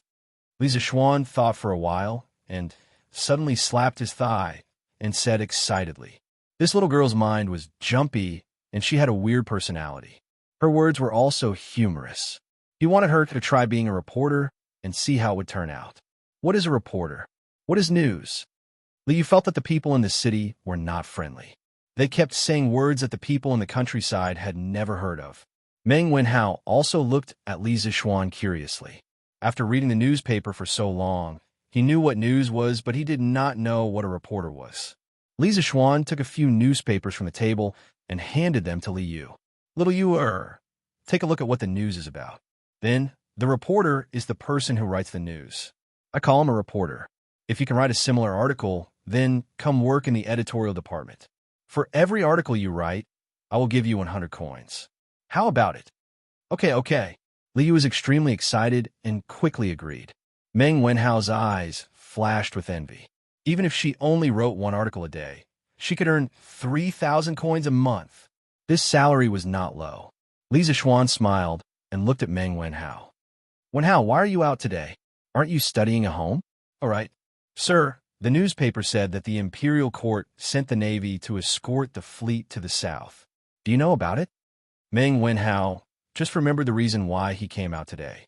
He looked at Li Zixuan with a glimmer of hope in his eyes and asked, "Yes, I know. What's wrong?" "Sir, because of the imperial court's decree, countless merchants flocked to buy ships. Correspondingly, the merchants also crazily recruited sailors. My father joined them because of the rich reward from a shipowner. I heard people say that there are countless dangers in the sea, so I tried to persuade my father not to go out to sea. However, he was not persuaded. I was very depressed, so I came out to relax. I beseech you to help me persuade my father. This student is willing to pay any price to repay your kindness." Meng Wenhao cupped his hands and bowed. Li Zixuan was speechless. When he was in the Imperial College, he had some understanding of Meng Wenhao's family situation. He did not expect that helping Li Zixuan publish 2 decrees would cause Meng Wenhao's father to risk his life to go out to sea to earn money. This made Li Zixuan think of his father in his previous life. In his previous life, his family was not well off. His father was from the countryside. In order to support his education, his father went home to farm during the busy season and worked at the construction site during the free time. He remembered one time when his father was working on the 9th floor of a building. The wooden plank under his feet suddenly broke, and he fell from the 9th floor. If his father hadn't relied on his strong survival instinct to step on a suspended steel pipe during the fall, changing the direction of his fall, and finally landing in a pile of sand, he would have died from this fall. Even so, after that accident, his father's vitality was greatly damaged. After that, his body was not as good as before. No matter what era it was, every father did not have it easy. There were always many fathers who risked their lives to earn money for their children so that their children could have a good future. This was also one of the reasons why he valued Meng Wenhao, because he saw a lot of shadows of his previous life in Meng Wenhao. "Wenhao, I can't help you with this matter. Your father risked his life to go out to sea. This was a choice he made for you. This is a father's persistence. No one could change it. Although I can give your father a sum of money to not go out to sea, I don't think that a father who is willing to sacrifice his life for his child will accept this charity. A father's love is like a mountain. I admire your father's actions, but I don't want to give him charity because this is an insult to an iron father. If you really care about your father, then study hard and strive to pass the imperial examination in the future to bring honor to your family." Li Zixuan stared at Meng Wenhao's eyes and said very seriously. Meng Wenhao's eyes reddened. After listening to Li Zixuan, he cupped his hands and said, "Thank you for your advice." Wenhao was too impulsive. Li Zixuan waved his hand and said, "Haha, it's okay. But your father will be much safer this time. I will go back and tell Prince Ajian that he will be the Navy commander this time. I will ask him to take care of your father's fleet. It shouldn't be a big problem. Besides, I'm going to make a small tool for their fleet to identify the direction. With it, the fleet's safety will be another layer of protection. Wenhao, if you have nothing to do in the afternoon, why don't you come with me to the workshop and see this magical tool?" Yes, I can't ask for more." When Meng Wenhao heard that the small tool for identifying the direction could give the fleet an extra layer of protection, he wanted to go and see it himself. It would be best if he could help. After all, it was related to his father's safety. Now that he heard Li Zixuan's invitation, he had no reason to refuse. I'll go too. Mr. Li, your newspaper is so interesting. I also want to go to the workshop to see it." Li Yu, who had been reading the newspaper for a long time, said excitedly. He had to say that this girl was really lucky. When she first arrived in Chang, and although she encountered robbers, she was scared but not in danger. She even got her first sum of money and met Meng Wenhao. Then, she met Li Zixuan, the big tycoon, and was directly assigned a job. Her luck was really out of this world. "Okay, I'll take you to see the editorial department of Detong Daily. San Bao, continue to the workshop." Li Zixuan also had the same idea. He nodded and shouted outside, "Yes, young master." San Bao answered, and the carriage continued to move slowly. Wow, this carriage runs so smoothly. Ah, there's a toilet and a place to wash your hands in the carriage. Mr. Li, your carriage is so useful. How long have I been a reporter for to be able to buy such a carriage? Once the carriage started moving, Li was like a curious baby. Her exclamations could be heard everywhere. It was Meng Wenhao's first time in such a carriage. Although his eyes flashed with surprise, he did not make a fuss like Li Yu. Li Zixuan looked at Li Yu and thought about it seriously before replying, "If you write a news article a day, you'll be able to buy a car like this after working for about 22 years. Little Yu, work hard. I have high hopes for you." Li Yu was speechless. "High hopes my ass." Chapter 252. Faubert, arrange a quiet room for me and get someone to show this lady around the editorial department. She will be a reporter for Datong Daily in the future. Let her familiarize herself with Ma Zhou with her future job. Li Zixuan instructed Faubert when they arrived at the workshop. "Yes, young master. Song Xiaoxi, bring this lady to the back hall to look for Steward Ma." Uncle Fu nodded and called Song Xiaoxi over, instructing him. "Yes, lady, this way, please." He, then Mr. Wenhao, "I'll take my leave first." Li Yu wasn't afraid of strangers at all, but she knew that if Li Zixuan wanted to harm her, he wouldn't need to go through so much trouble. Since that was the case, now that she was in Li Zixuan's territory, what was there to be afraid of? Where couldn't she go? You go first." Li Zixuan nodded, and Li Yu followed Song Xiaoxi. Faubert smiled and said, "Young master, please come with me." "Young master, please come with me. There's an office specially prepared for you here." Faubert wasn't talking nonsense, but it was true. The original layout of the workshop originally had a courtyard reserved for the owner. Yin Lide used to come here often, but when it was Li Zixuan's turn to take over the workshop, he didn't stay for long. Every time, he left after assigning tasks to everyone. Li Zixuan replied with an "oh" and led Meng Wenhao, San Bao, and the others to follow behind Uncle Fu. After making many turns, they arrived at a small courtyard. Li Zixuan looked at this unfamiliar courtyard and raised his eyebrows in surprise. At the same time, he was a little embarrassed. He was not qualified to be a big boss. He was not even familiar with his own territory. "Young master, this is the place." When Minister Yin came over, he handled his business at Drunken Wind Pavilion. "This courtyard has always been cleaned. Young master, you can go in directly." Fubo stopped and pointed at the independent courtyard with the words, "Drunken Wind Pavilion," hanging in front of him. "Yes, thank you, Faubert. I'm here today to make a small tool. I'll get Sam Bao to get some materials from you later.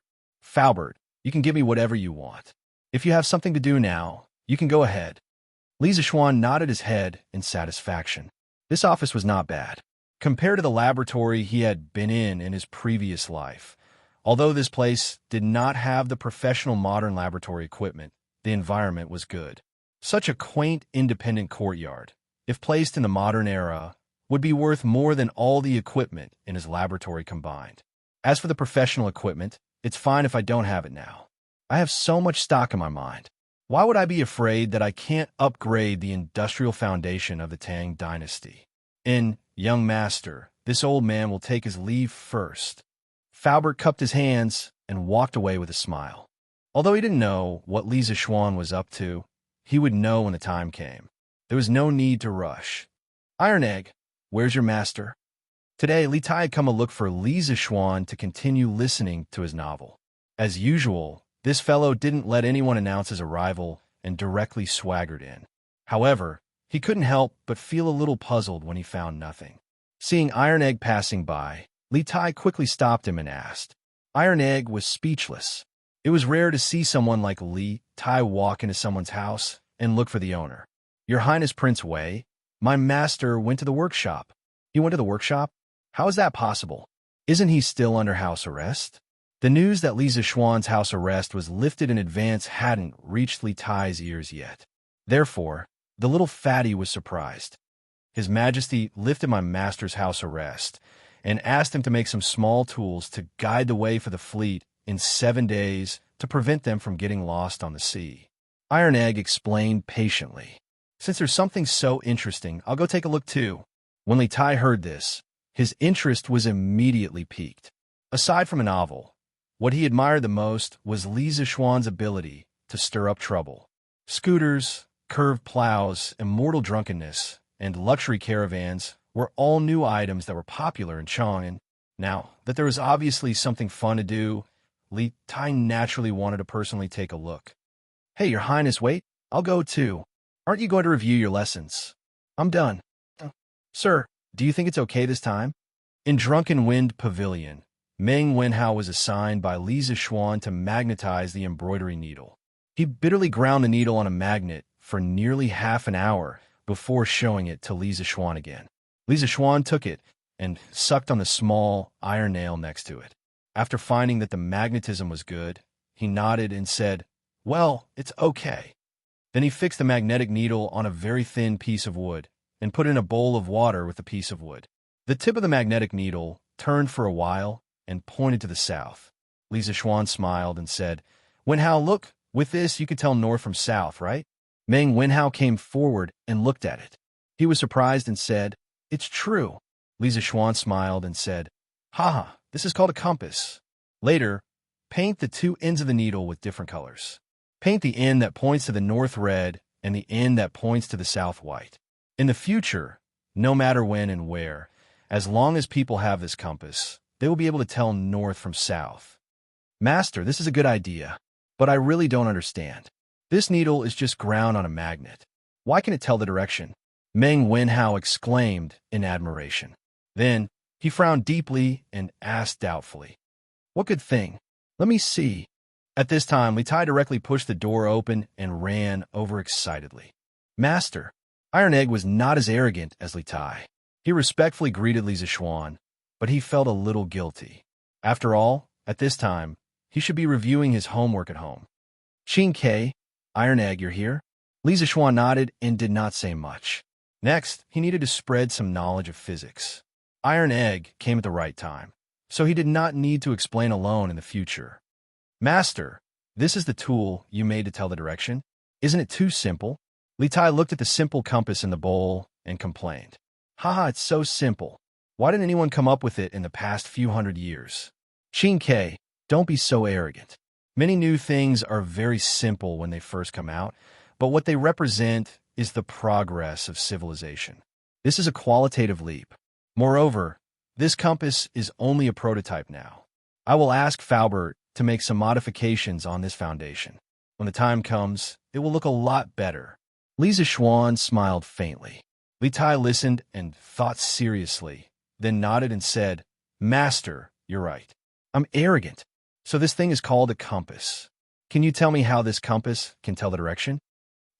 Chapter 253. Inside the room. Meng Wenhao, Li Tai, and Iron Egg all looked at Li Zixuan with curiosity. Li Zixuan carefully sorted out the relevant knowledge in his mind, and then slowly said, Wenhao, Xianxia, Iron Egg, if I want to explain to you why this compass can point to the direction, then I have to start from the ground we were standing on. I don't know if you have heard of the square sky and round earth in Xianxia. In terms of knowledge, Li Tai was the most knowledgeable. It couldn't be helped who asked the Li family to have so many books. Tai has seen this before. Sir, are you trying to say that the earth is square? Li Tai frowned and asked. No, Li Zixuan shook his head and said, in fact, the people of later generations thought that the square sky and round earth meant that the sky was round and the earth was square. That was a big mistake. The origin of the square sky and round earth came from the evolution of the Xiantian 8 trigrams. It was the diagram of the square sky and round earth. The hexagrams surrounding it represented the laws of the sky, and the square hexagrams in the middle represented the laws of the earth. The sky was the master, the earth was the second. The sky was yang, and the earth was yin. The two of them resonated with each other, giving birth to all things in the world. Man happened to be made of the essence of the world, so he was regarded as the spirit of all things in the world. He could sense all things in the world, and was the most spiritual. Taoism believed that the square sky meant that one's mind must be harmonious in order to be clear. The square sky meant that one must be strict and orderly in life. The square sky and round earth was misunderstood by many people from the beginning. In fact, the concept of a square sky and a square earth was essentially an interpretation of the creation and operation of heaven and earth in the yin and yang system of the Book of Changes. The Book of Changes was the head of all scriptures and the origin of Chinese learning. Its ideological system believed that everything evolved according to yin, yang, and the five elements. Therefore, there was an ideological system of yin, yang, and the five elements in every ancient subject. For example, Lu Ban Jing for architecture, Inner Canon of the Yellow Emperor for life, spring and autumn flourishing dew for governing the country, the art of war for military deployment, Green Capsule Sutra for geomancy, Heavenly Marrow Drop for personal fate, the great unity of human relations for observing people's faces, and so on. Almost every aspect that could be thought of had the thought system of yin and yang in the Book of Changes. This was also the reason why the Book of Changes was regarded as the best of all scriptures. In fact, Li Zixuan had seen these things on a certain forum when he was bored in his previous life. As the last disciple of spiritual master Ling Su, he had transmigrated for so long and finally had the opportunity to preach Taoist culture and talk nonsense while he was at it. It was really not easy. After listening to Li Zixuan's philosophical words, the other three people in the room couldn't help but fall into deep thought. Then, sir, what is the shape of the land we are on? At this moment, a crisp voice came from the door. It was Little Fishy. Ah, Little Fishy, have you finished looking at the editorial department? How is it? How did it feel? Li Zixuan asked with a smile. Oh, the atmosphere there is very good, but they're all knowledgeable people. Sir, Little Fishy feels that I am not qualified for this job. When Liu went to the editing department, she was stunned by the scene inside. However, compared to those knowledgeable editors, Little Yu, who had never gone to school and could barely read, was instantly hit by a blow. Hee, I didn't expect that our extraordinarily astute and eloquent Little Fishy would have a timid moment. Li Zixuan smiled and said, But Little Fishy, it is wrong for you to think this way. Although you are not knowledgeable, you have your advantages. The news on our Datong Daily doesn't need to be very literary. You just need to write a novel and interesting story. I think you're qualified for this position. Really? Really? Liu asked excitedly. Yes, of course. Later, try to write an article and show it to me. Maybe I can give you some pointers. Of course, before you write the news, you have to go to the people and find some interesting things. As a reporter, you can't make something out of nothing. Yes. I will go out tomorrow to find the news. This girl had a big heart. Her bad mood came and went quickly. At this moment, she was no longer as dispirited as before. Instead, she was full of enthusiasm. Then she said, Sir, can you continue to talk about the shape of the earth? Li Tai and Iron Egg nodded quickly. At this time, they didn't have extra time to care about who Li Yu was and where she came from. Their minds were hooked by Li Zixuan's theory just now. In fact, the earth we are standing on is a sphere. The reason why we can't feel that it is a sphere is because its size is too big. I call this piece of land the earth. Every person in every corner of the earth has the sky above their head. The direction they are standing in is pointing to the center of the earth. Li Zixuan said as he held an iron ball and gestured. Then why don't the people below the earth fall? Li Tai asked with a frown. Li Zixuan glanced at him and said, In fact, for the earth, there is no such thing as above and below. The earth itself rotates by itself. Look, this is the sun and this is the earth. When the earth rotates here, this area is daytime. On the other hand, the opposite side is night. When the other side rotates, the area on that side becomes daytime. This is the sunrise and sunset that we see every day. As for Xianxia's question about why people won't fall, I'll leave it to you guys to figure it out for yourselves. But there's one thing I can tell you for sure. The earth is definitely round, and people definitely won't fall. Sir's theory is really novel, but it also makes some sense. Li Tai nodded thoughtfully. He couldn't completely accept it in a short time. After all, the shock it brought to him was too great. Xianxia still doesn't seem to believe me. Then I'll give you two more examples. When a ship comes from afar, we always see the mast first and then the hull. If you haven't seen the sea, it's the same in a big river. On the other hand, no matter where we are or how high we stand, the range of our vision is always limited. These all prove that the earth is spherical. That's true. I've seen many ships like this on the river before. Hearing this, Liu hurriedly shouted happily. Well, After explaining that the Earth is spherical, I'll tell you why the compass can point the way. This will be a new subject. This subject will bring you into a new world. Chapter 254. Take a look at this bar magnet. I tied a string to its center and suspended it in the air. When it is still, I call the end that points to the south pole of the magnet. The end that points to the north is called the north pole of the magnet. Then, I'll label it with the north pole and south pole labels. Xianxia, follow my steps and label the other magnet with the north pole and south pole labels. In the Drunken Wind Pavilion, Xianxia was holding a bar magnet and conducting the most basic physics experiment for the four of them. Good. Tai, come and try. Li Tai had read a lot of the 4 books and 5 classics, but he had never done a real experiment before. He had been watching Xianxia play happily from the side and had long been itching for a fight. When he heard this, he immediately rushed over. Xianxia smiled and let the little fatty play by himself. He went to get 2 small pieces of paper and was about to stick the N and S poles on the magnet in his hand when he suddenly froze. This was the Tang Dynasty. How could the ancients know about north and south? If you put N and S on it, who would know what it meant? Helplessly, he shook his head and wrote N and B on the north and south poles. Hill, just use the pinyin initials of the north and south poles. Sigh, how vexing. Many scientific terms and terms in the future had various English abbreviations. What should he do in the future? Xianxia couldn't help but feel a headache coming on. It seemed that there was still a long way to go to raise the level of science and technology in the Great Tang. Sir, Tai has also found the north and south poles. Sir, what do you mean by these words? Li Tai's hands-on skills were not bad. It didn't take long for him to find the north and south poles of the other magnet.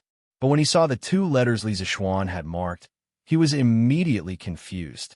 Xianxia, do you still remember the pinyin? N and B are the pinyin initials of the north and south poles. For the sake of convenience, we'll use these 2 letters to replace the north and south poles in the future. Xianxia couldn't help but rejoice at his quick-wittedness. Otherwise, how would he explain the N-ans? Oh, I see. Now that you mention it, Tai also feels that it's quite convenient. Li Tai suddenly understood. Then he followed suit and marked the north and south poles of the magnet in his hand. At this time, Xianxia held 2 magnets in his hand, looked at the 4 of them, and said, Next, I'm going to tell you a very important theorem, which is that magnetic poles of the same sex repel each other and magnetic poles of the opposite sex attract each other. If you don't believe me, you could try it yourself and see if it's true. Is there such a thing? Let me try.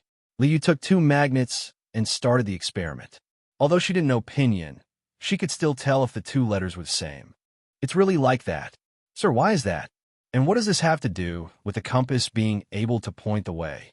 After Liu played with the magnets for a while, she tested the result that Xianxia predicted. Then she asked, why does the same sex repel each other and the opposite sex attract each other? You can think about this question later. Of course, you can also understand it as the relationship between people. Usually, it's a man and a woman who get married. You've never seen a man marry another man or a woman marry another woman, right? Xianxia couldn't explain this question clearly.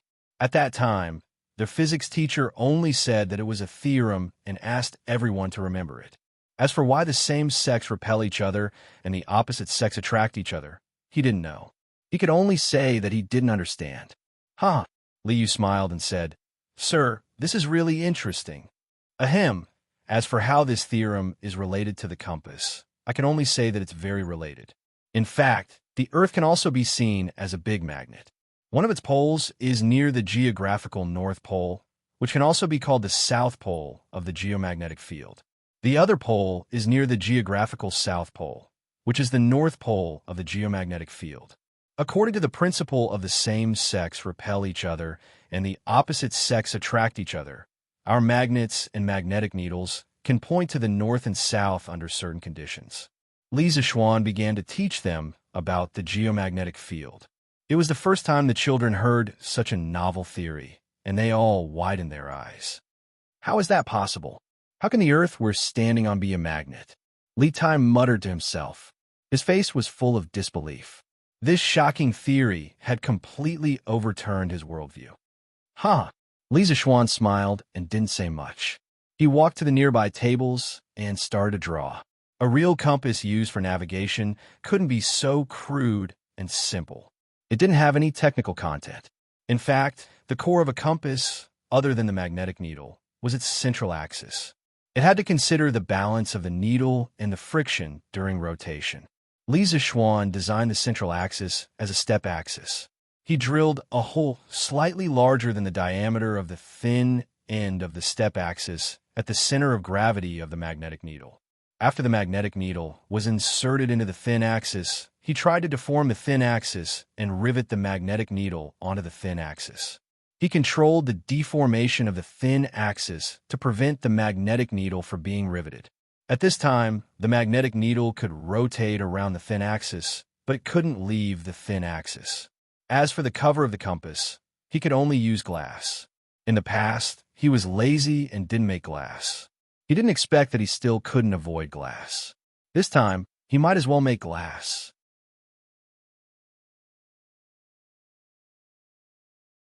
Chapter 255. After Faubert finished speaking, he took the blueprint and turned around to prepare for the manufacturing of the compass. After all, the situation was urgent. Hey, Faubert, wait. Li Zixuan hurriedly stopped Faubert and said, Faubert, the upper part of the compass needs a layer of glass. It's colored glaze. Cover it with a layer of colored glaze. Otherwise, the magnetic needle will fall off easily and be damaged easily. Faubert paused and nodded. Yes, that's true. But this way, the cost of a compass will be too high. Li Zixuan had read countless time travel novels in his previous life. Naturally, he knew that glass was a luxury item in ancient times and was very expensive. He pondered for a moment and said, Faubert, buy some colored glaze from the barbarian merchants and make a compass first. I need it urgently today. Yes, young master. It shouldn't be a problem to make one first. Li Zixuan nodded. He looked out of the door and sighed faintly. Then, he took out the glass formula and baking method that he had just written on the table and said, After that, we don't need to buy any colored glaze from the barbarian merchants. You don't need to buy colored glass from the barbarian merchants for the rest of the compass. I have a method to produce colored glass here. The formula and the detailed steps are all written here. You can try to figure it out later. In a day or two, our workshop should be able to produce colored glass ourselves. Furthermore, it's even purer than the colored glass sold by the barbarian merchants. Those barbarian merchants have made so much money from our Tang Empire by relying on the crude manufacturing process of colored glaze. Now it's time for them to be eliminated. What? Uncle Fu couldn't help but cry out in surprise. What Li Zixuan said was simply too shocking. Ever since the colored glaze was spread to the Central Plains, it wasn't that people hadn't thought of imitating it, but none of them had ended in failure. This was because just by looking at the surface, it was impossible to tell the composition of the colored glaze, let alone imitating it. Young master, you really have a way to bake colored glaze? Faubert, you should be able to make it after trying a few more times according to the manufacturing method that I wrote for you. However, you have to keep it secret. The formula of Li should be top secret in the workshop. The fewer people who know about it, the better. As long as he knew the formula and firing steps of the glass, the manufacturing process would not be too complicated. Since he was the same as countless people who had transmigrated and created glass, how could he not take the opportunity to make a fortune? How could he be worthy of others? In fact, the glass manufacturing process in China began in the Western Zhou dynasty. However, the glass made at that time was very muddy and far from meeting the requirements of modern glass technology. There is a small story about the people who first discovered glass. It was said that more than 1000 BC, a European Phoenician merchant ship full of the crystal mineral natural soda sailed on the Belus River on the Mediterranean coast. The merchant ship ran aground due to the ebb of the sea, so the crew went ashore one after another. Some of the crew members even brought over a large pot and firewood. They used a few pieces of natural soda as a support for the pot and started cooking on the beach. After the crew finished their meal, the tide began to rise. Just as they were about to pack up and board the ship to continue sailing, someone suddenly shouted, "Everyone, come and look! There are some sparkling and bright things on the sand under the pot." The crew brought these sparkling things to the ship and studied them carefully. They found that there was some quartz sand and melted natural soda stuck to these sparkling things. It turned out that these sparkling things were the natural soda that they used to make the support for the pot when cooking. Under the action of the flame, it chemically reacted with the quartz sand on the beach to produce crystals. This was the earliest glass. Later, the Phoenicians mixed the quartz sand and natural soda together and then melted it in a special furnace to make glass balls. This made the Phoenicians a fortune. Around the 4th century, the Romans began to apply glass to doors and windows. By 1291, the glass manufacturing technology in Italy was very developed. Our glass manufacturing technology must not be leaked out. Gather all the glass craftsmen together to produce glass. Just like that, the glass craftsmen in Italy were sent to an isolated island to produce glass. They were not allowed to leave this isolated island for the rest of their lives. In 1688, a man named Naff invented the process of making large pieces of glass. From then on, glass became an ordinary item. In the Drunken Wind Pavilion, when Faubert saw his young master's solemn expression, he knew that the matter of the glass formula was true. He took the formula and cupped his hands with a solemn expression. "Young master, don't worry. This old man still knows the importance of this matter. This old man will personally follow up on the manufacturing of glass. There will definitely not be more than 5 people who know the specific formula. Moreover, these people are all absolutely loyal to the workshop. As for the first compass, it should be able to be made today." Li Zishuan nodded with satisfaction and said, "Well, Faubert, go ahead and do your work. I'll be in the workshop in the afternoon. If you have any questions, you can come and ask me at any time." Faubert heard this, and the solemn expression on his face became more intense. Li Zishuan had never stayed in the workshop for such a long time, but today he actually took the initiative to stay. From this aspect, it could be seen how much importance Li Zishuan attached to the compass. Then this old man will go and arrange for the craftsmen to make the compass. Faubert cupped his hands and said goodbye. In the room, Li Tai looked at Li Zishuan curiously and asked, "Sir, you really know how to make glass? Can you tell Tai about it?" Li Zishuan rolled his eyes and said in a bad mood, "This is a trade secret. Why should I tell you?" Li Tai choked for a moment. He was speechless and said, "I won't steal your business. Aren't you too stingy? Besides, as a teacher, preaching, teaching, and answering questions is what you should do." Li Zishuan had no choice but to give him a simple introduction to the principles of glassmaking. Li Zishuan had no choice but to give them a simple introduction to the principles of glassmaking. In fact, the manufacture of glass involves another subject. I call it chemistry. The so-called chemistry can be understood as the study of changes. Several things can react with each other and change into other substances. This is the core of the subject of chemistry. If I have time in the future, I can systematically explain this subject to you. Next, I'll briefly talk about the firing principle of glass.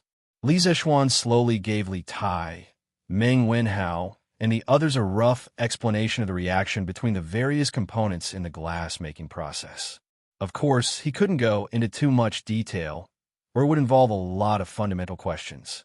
During the explanation, it was inevitable that some words that they had never heard before would pop up, but no one interrupted. They all listened attentively because they knew that the knowledge that Li Zishuan was talking about was very likely to be unique in the Tang Empire and even in the whole world. This knowledge was very likely to change the entire Tang Empire. Chapter 256, Drunken Wind Pavilion. Li Zishuan was speaking with fervor and assurance. Meng Wenhao, Li Tai, Iron Egg, and Li Yu were listening attentively. The first chemistry class of this era was quietly unfolding in such a room. Time passed slowly. After about an hour, Li Zishuan finally explained most of the chemical reactions in the glass manufacturing process. Of course, it was estimated that they could only understand less than 40% of it. After all, they had no foundation in chemistry at all. Well, that's all for now. As long as you understand the general principles, that's enough. I know that there are many things that you don't understand. If there is a chance in the future, I will set up a chemistry class, but definitely not now. Li Zixuan spoke for a long time. His mouth was dry. He quickly drank a few mouthfuls of water and then said, "Ah, you're not going to teach anymore? Sir, you're too irresponsible." Only Li Tai dared to criticize Li Zixuan in front of his face. The little fatty pouted and muttered unhappily. He was completely immersed in the world of chemistry just now. Li Zixuan's face was full of black lines. "You're not AF * king girl, and I didn't do anything to you. How is that irresponsible?" He waved his hand and said, "I said I'm not going to teach anymore. Xianxia, go get a pen and paper. Before Faubert and the others make a compass, prepare to write a few more chapters of the legend of a mortal's journey to immortality! When Li Tai heard this, he immediately became spirited. The dissatisfaction on his face instantly disappeared without a trace. "Hee, that's good. I'll go get a pen and paper." Wow, so the legend of a mortal's journey to immortality was written by Sir. Liu exclaimed. She just read the newspaper that Li Zixuan gave her in the carriage. Other than the news, the part that attracted her the most was the novel. Although she only read a few chapters in the middle of the legend of a mortal's journey to immortality, she was deeply attracted by the bizarre world of immortal cultivation inside. Fortunately, Li Zixuan had only given her some old newspapers.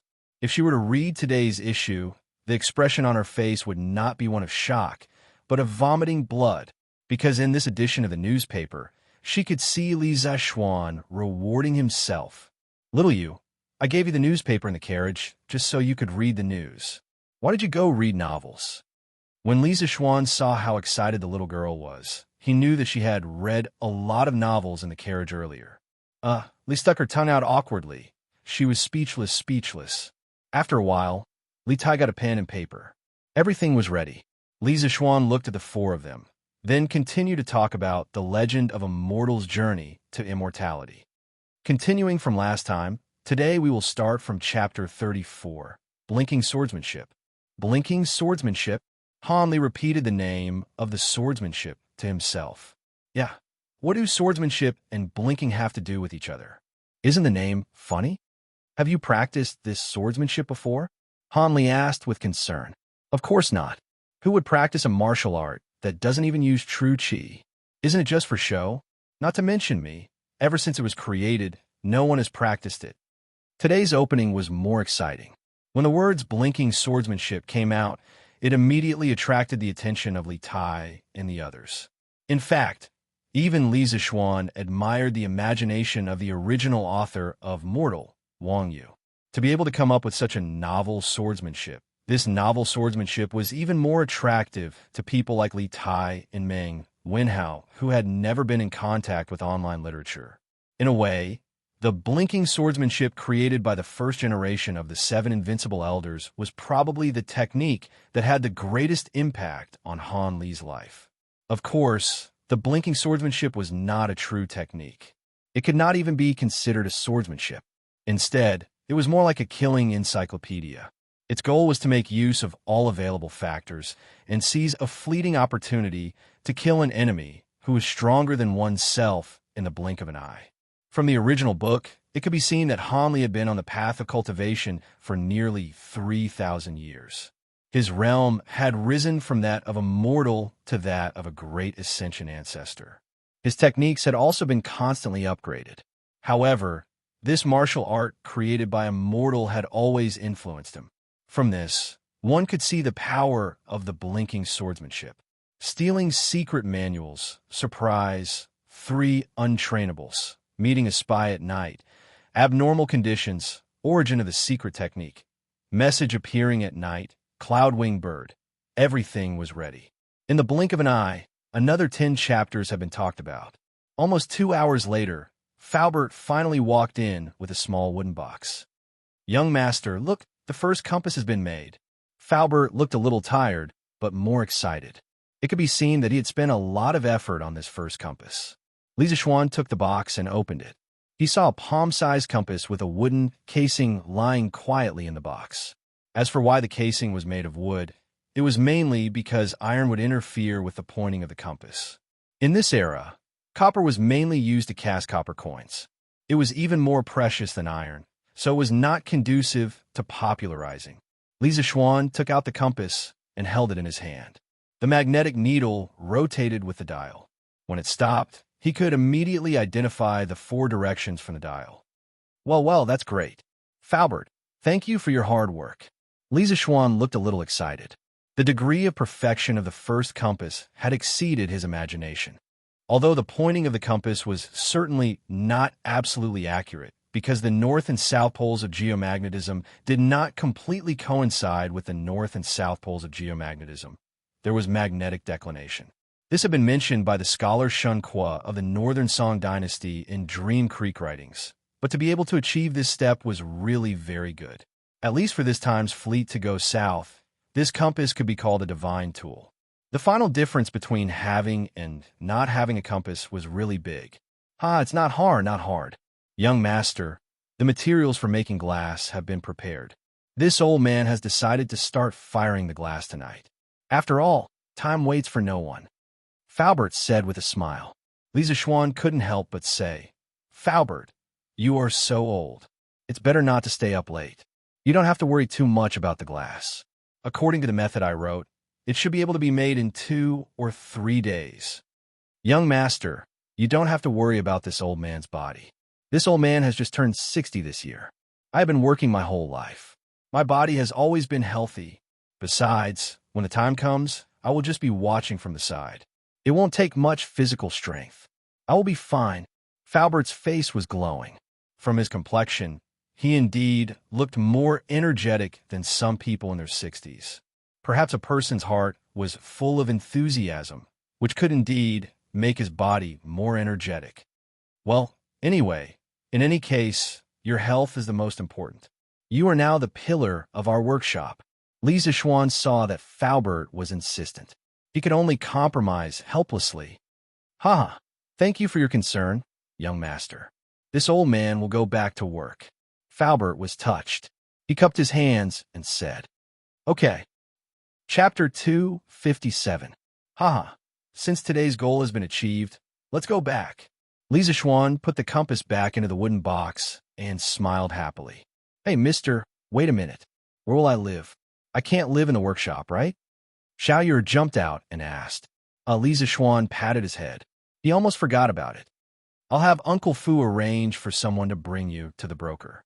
When the time comes, you can choose which square you want to live in. You can rent a courtyard in that square and live there for now. I'll give you 5 strings of coins in advance and deduct it from your salary in the future. In the Tang Dynasty, renting a house was very common and not shameful. It was said that Bai Juyi had once rented a house for 18 years. As for how to rent a house, just look for the people in the broker house. This era was not like the modern era where the city was small. Everyone would know if there was a vacant house, and they would tell each other. The people in the broker house specialized in this, so they would definitely know more about it. Besides, wasn't Ma Zhou's house rented next to the workshop? Thank you, mister. But mister, aren't you afraid that I'll sneak away by giving me so much money in advance? Liu cracked a smile and said mischievously, If you want to run away, then run away. It's only 5 strings of coins, not 5,000 strings of coins. Li Zishuan waved his hand and said indifferently. He really didn't care about this small amount of money now. Li was stunned. According to the script, shouldn't Li Zishuan say that he trusted her and wasn't worried that she would run away? How did it turn out like this? Li Zishuan took the compass and went to the Commandery Prince Hejin Manor by carriage. After he asked the servant to go in and report, a beautiful woman who was less than 30 years old came out. Looking at her noble aura, she should be the Commandery Prince's consort. You must be Li Zishuan? I'm really sorry. My lord fell asleep after coming back from the Imperial Palace at noon. I've already asked someone to wake him up. Nephew, come in quickly. Logically speaking, when someone came to visit as the mistress of the house, Wang Fei usually wouldn't appear. However, today's situation was truly special. Firstly, Li Xiaogong had drunk quite a bit at noon and was indeed still not fully awake. Secondly, Li Zixuan was just a junior and didn't really need to worry about these things. So it's the princess consort. This one greets the princess consort. Li Zixuan was also shocked and hurriedly raised his hands in greeting. No need for formality. Come in quickly. Before His Highness went to sleep, he specifically instructed me to wake him up when you came. The princess consort said with laughter. Li Zixuan followed Zheng A and Ji Fei through the Grand Wang Fu and came to a spacious hall.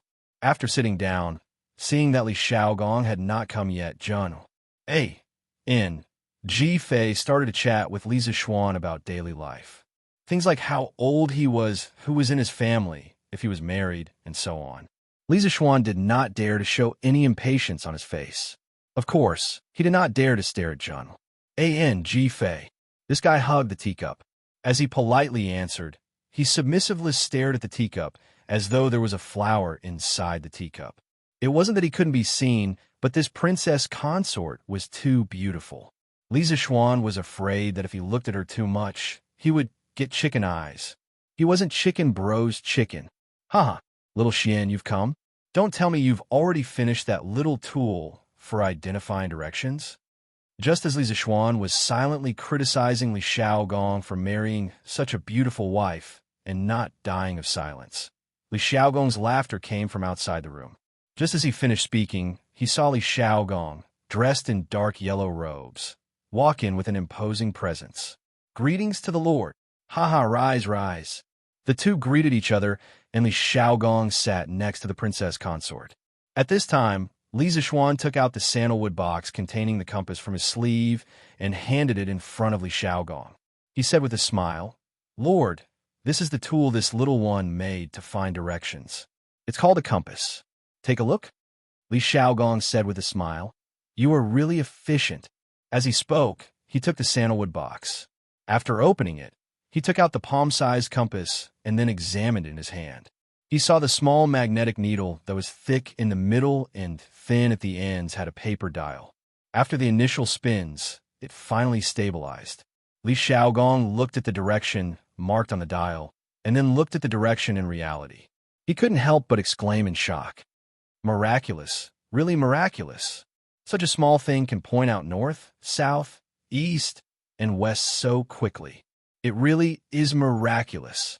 This is much better than the compass of the imperial astronomer. The princess consort saw her husband lose his composure and couldn't help but come over to see what kind of miraculous object it was. With a look, she was also attracted by the exquisite and wondrous compass. Lord, this thing is much smaller than the compass, but I didn't expect it to be so useful.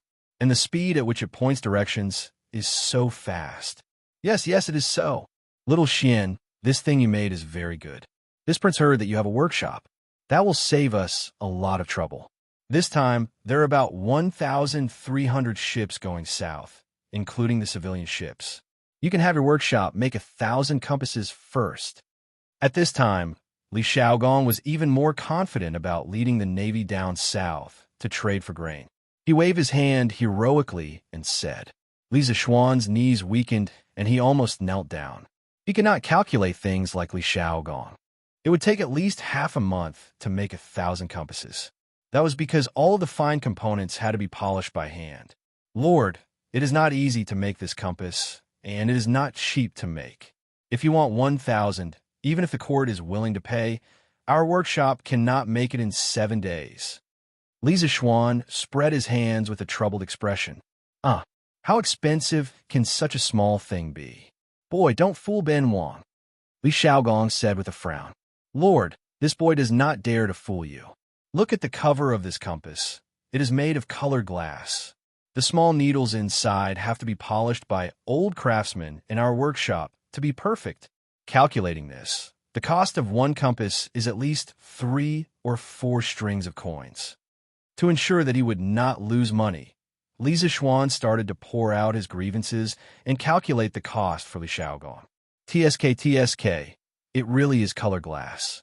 Boy, don't you know how to get some cheap materials? Li Xiaogong looked carefully and then could not help but frown as he scolded. This can protect the internal structure and allow people to see the direction inside clearly from the outside. other than color glass. This boy really cannot think of any other material that can be used as a substitute. Li Zixuan was dissing Li Xiaogong for being uncultured in his mind, but explained without a change in expression. Lord, this concubine feels that you should think this way. At this time, Junwang Fei smiled and interrupted. Compared to Sinan, this compass is small and fine, but the price is more than 10 times cheaper than Sinan.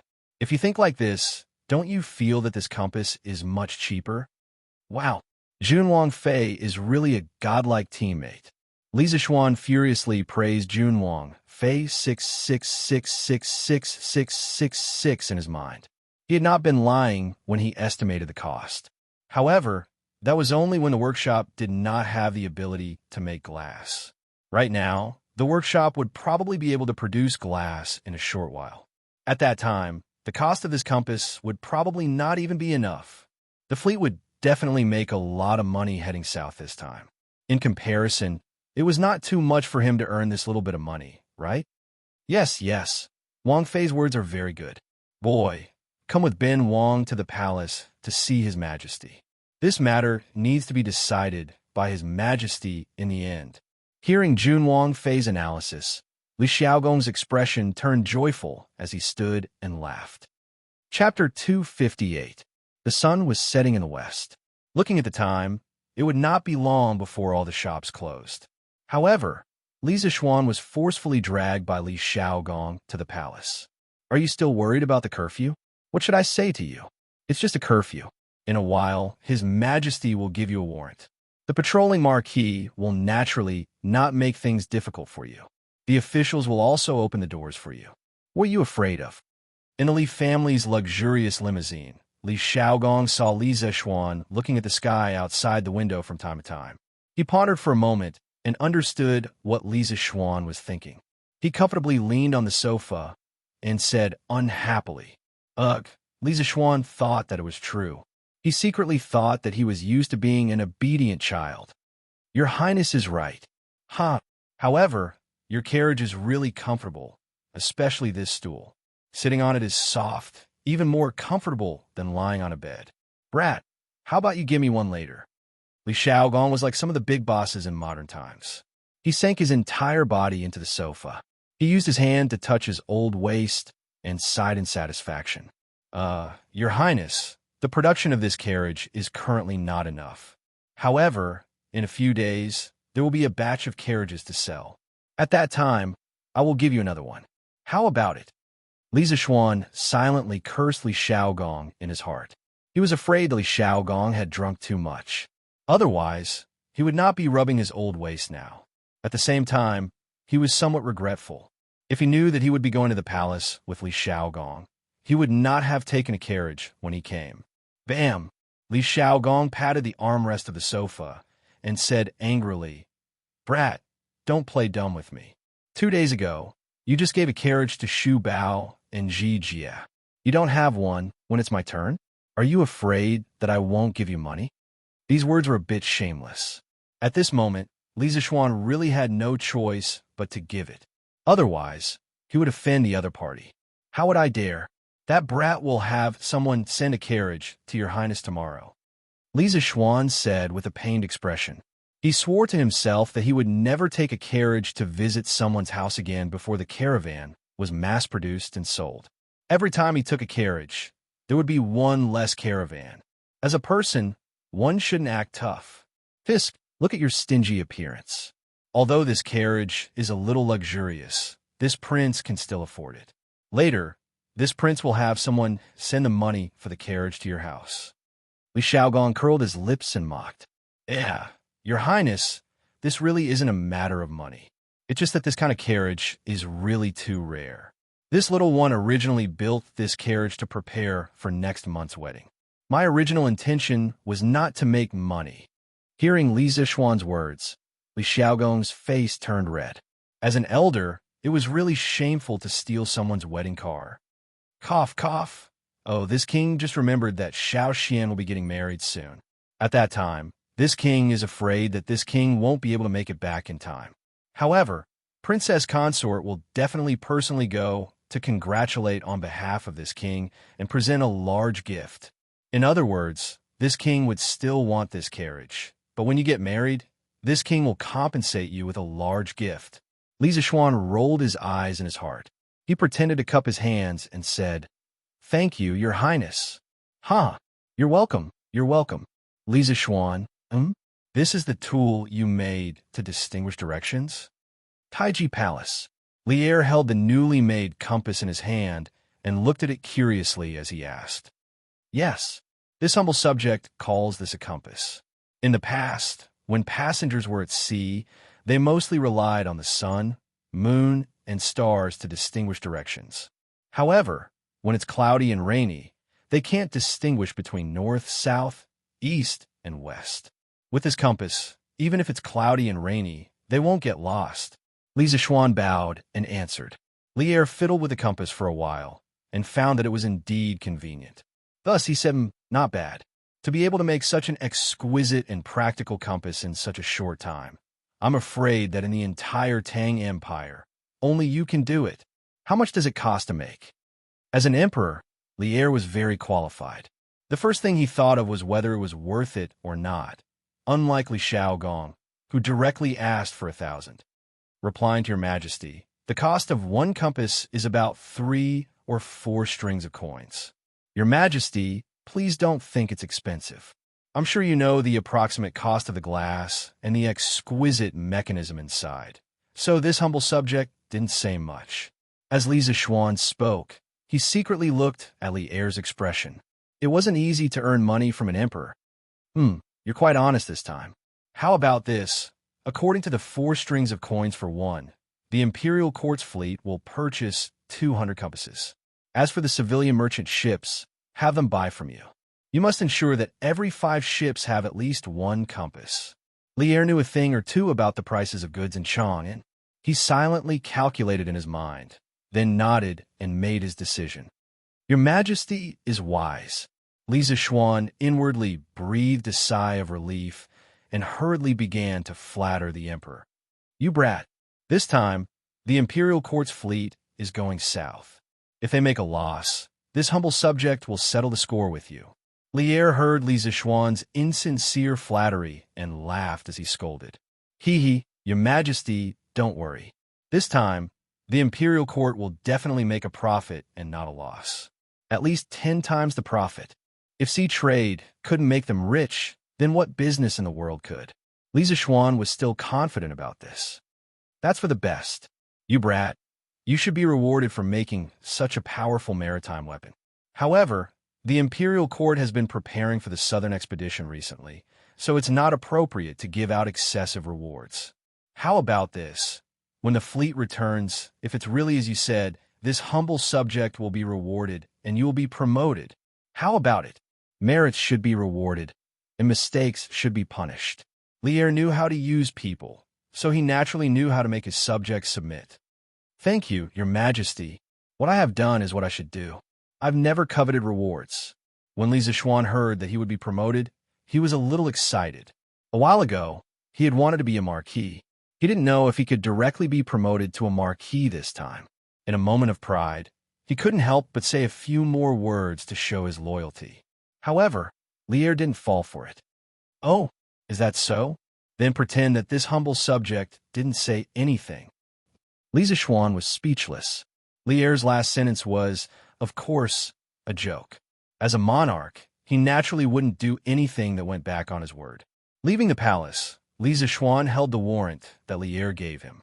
For the first time, he enjoyed special treatment in Chong and City Under the Night Sky.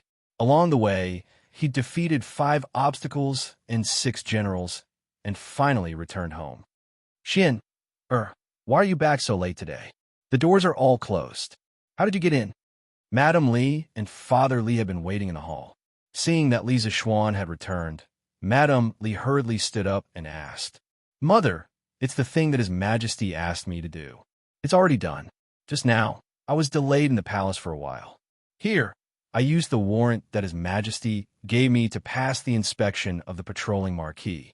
Then, I used this to let the officials open the door. Li Zixuan took out a piece of paper from his sleeve and casually threw it on the table as he answered. Hey, you child, how can you just throw away His Majesty's warrant? Madame Li carefully put away the piece of paper as she reprimanded him. Mother, isn't it just a piece of paper? Let's eat quickly.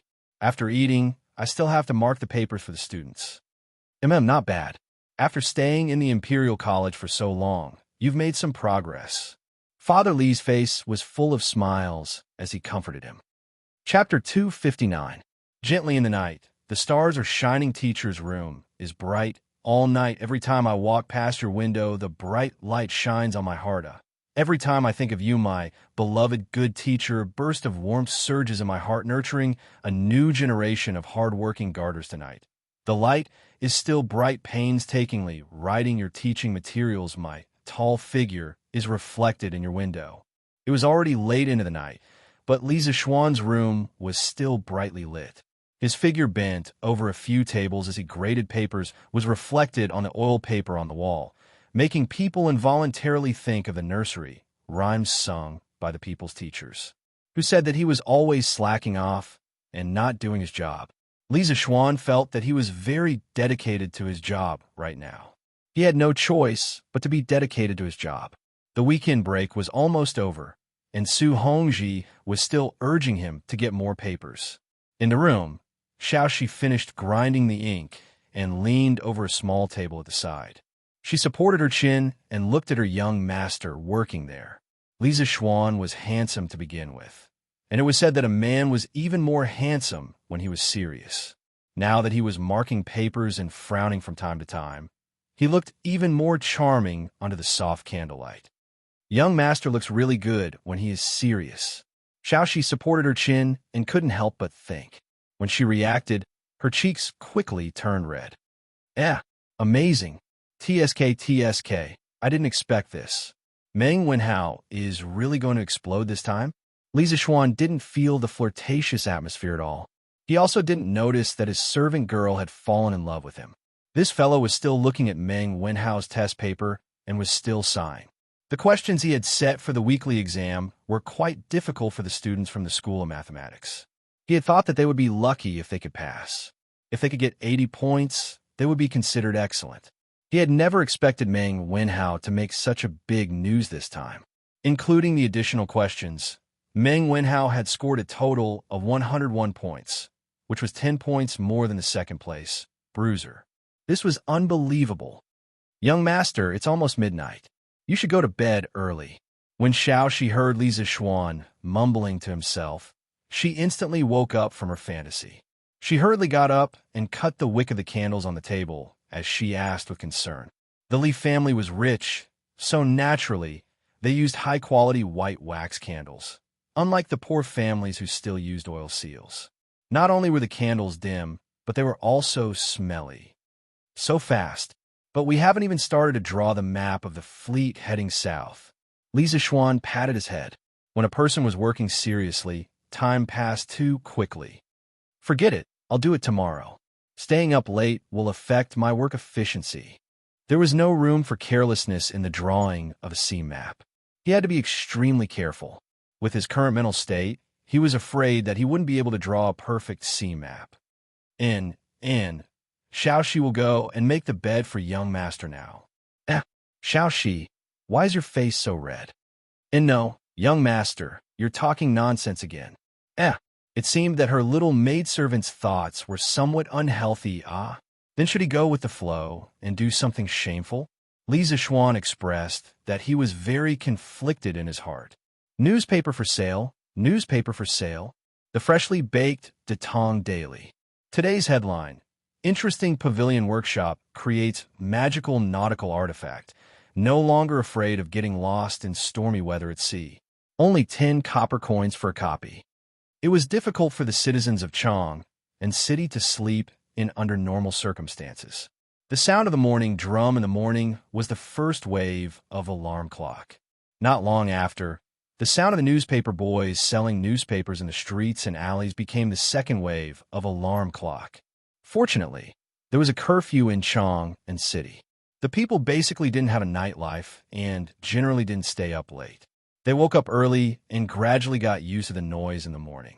Didn't it sell for 5 copper coins in the past? Why is it selling for 10 copper coins today?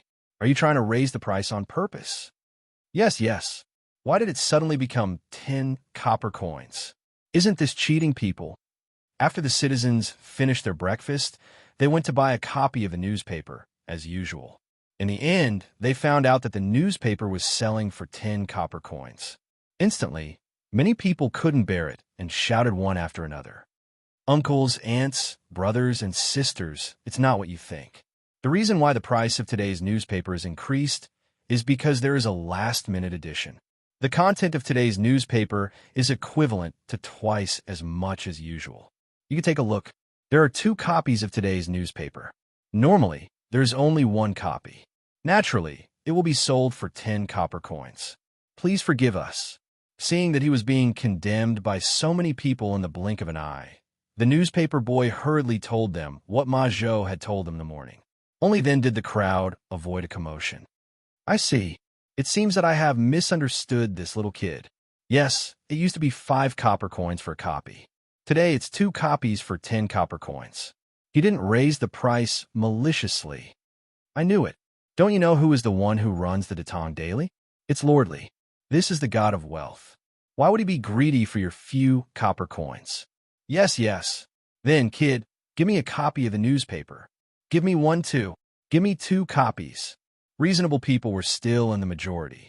After they recovered from their shock, they began to consciously line up to buy the newspaper. 2 masters. This is the newspaper you wanted.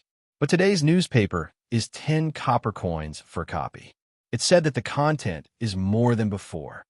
In a breakfast restaurant not far away, Feng Zhihua and Liao Shifan were drinking porridge.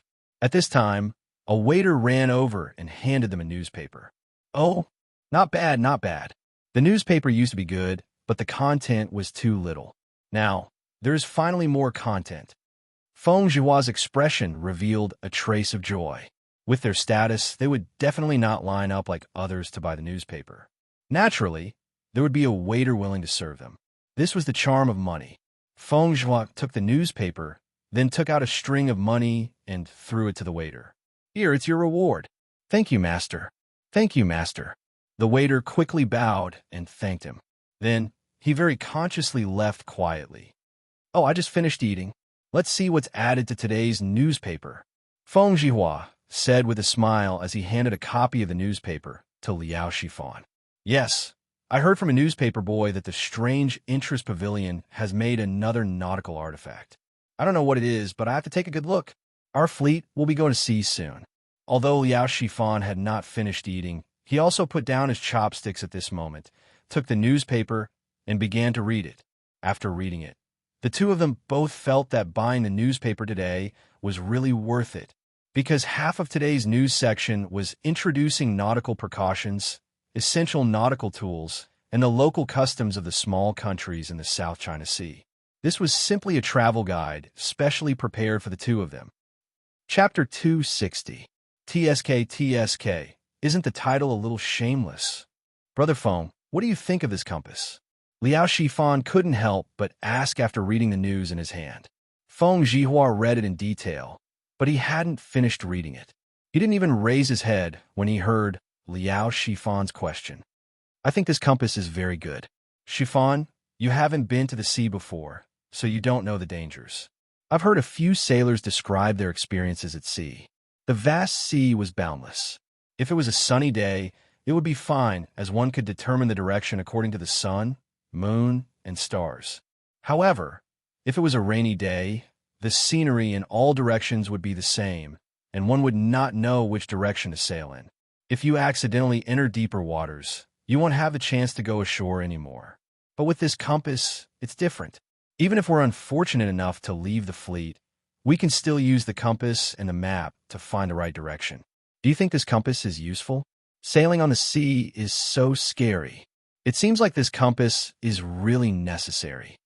Liao Shifan's face flashed with fear as he mumbled. So you see, didn't the imperial court set a rule that every 5 merchant ships participating in this trip must have at least 1 compass? I plan to send someone to buy a batch of compasses from Chitu Pavilion when the East Market opens.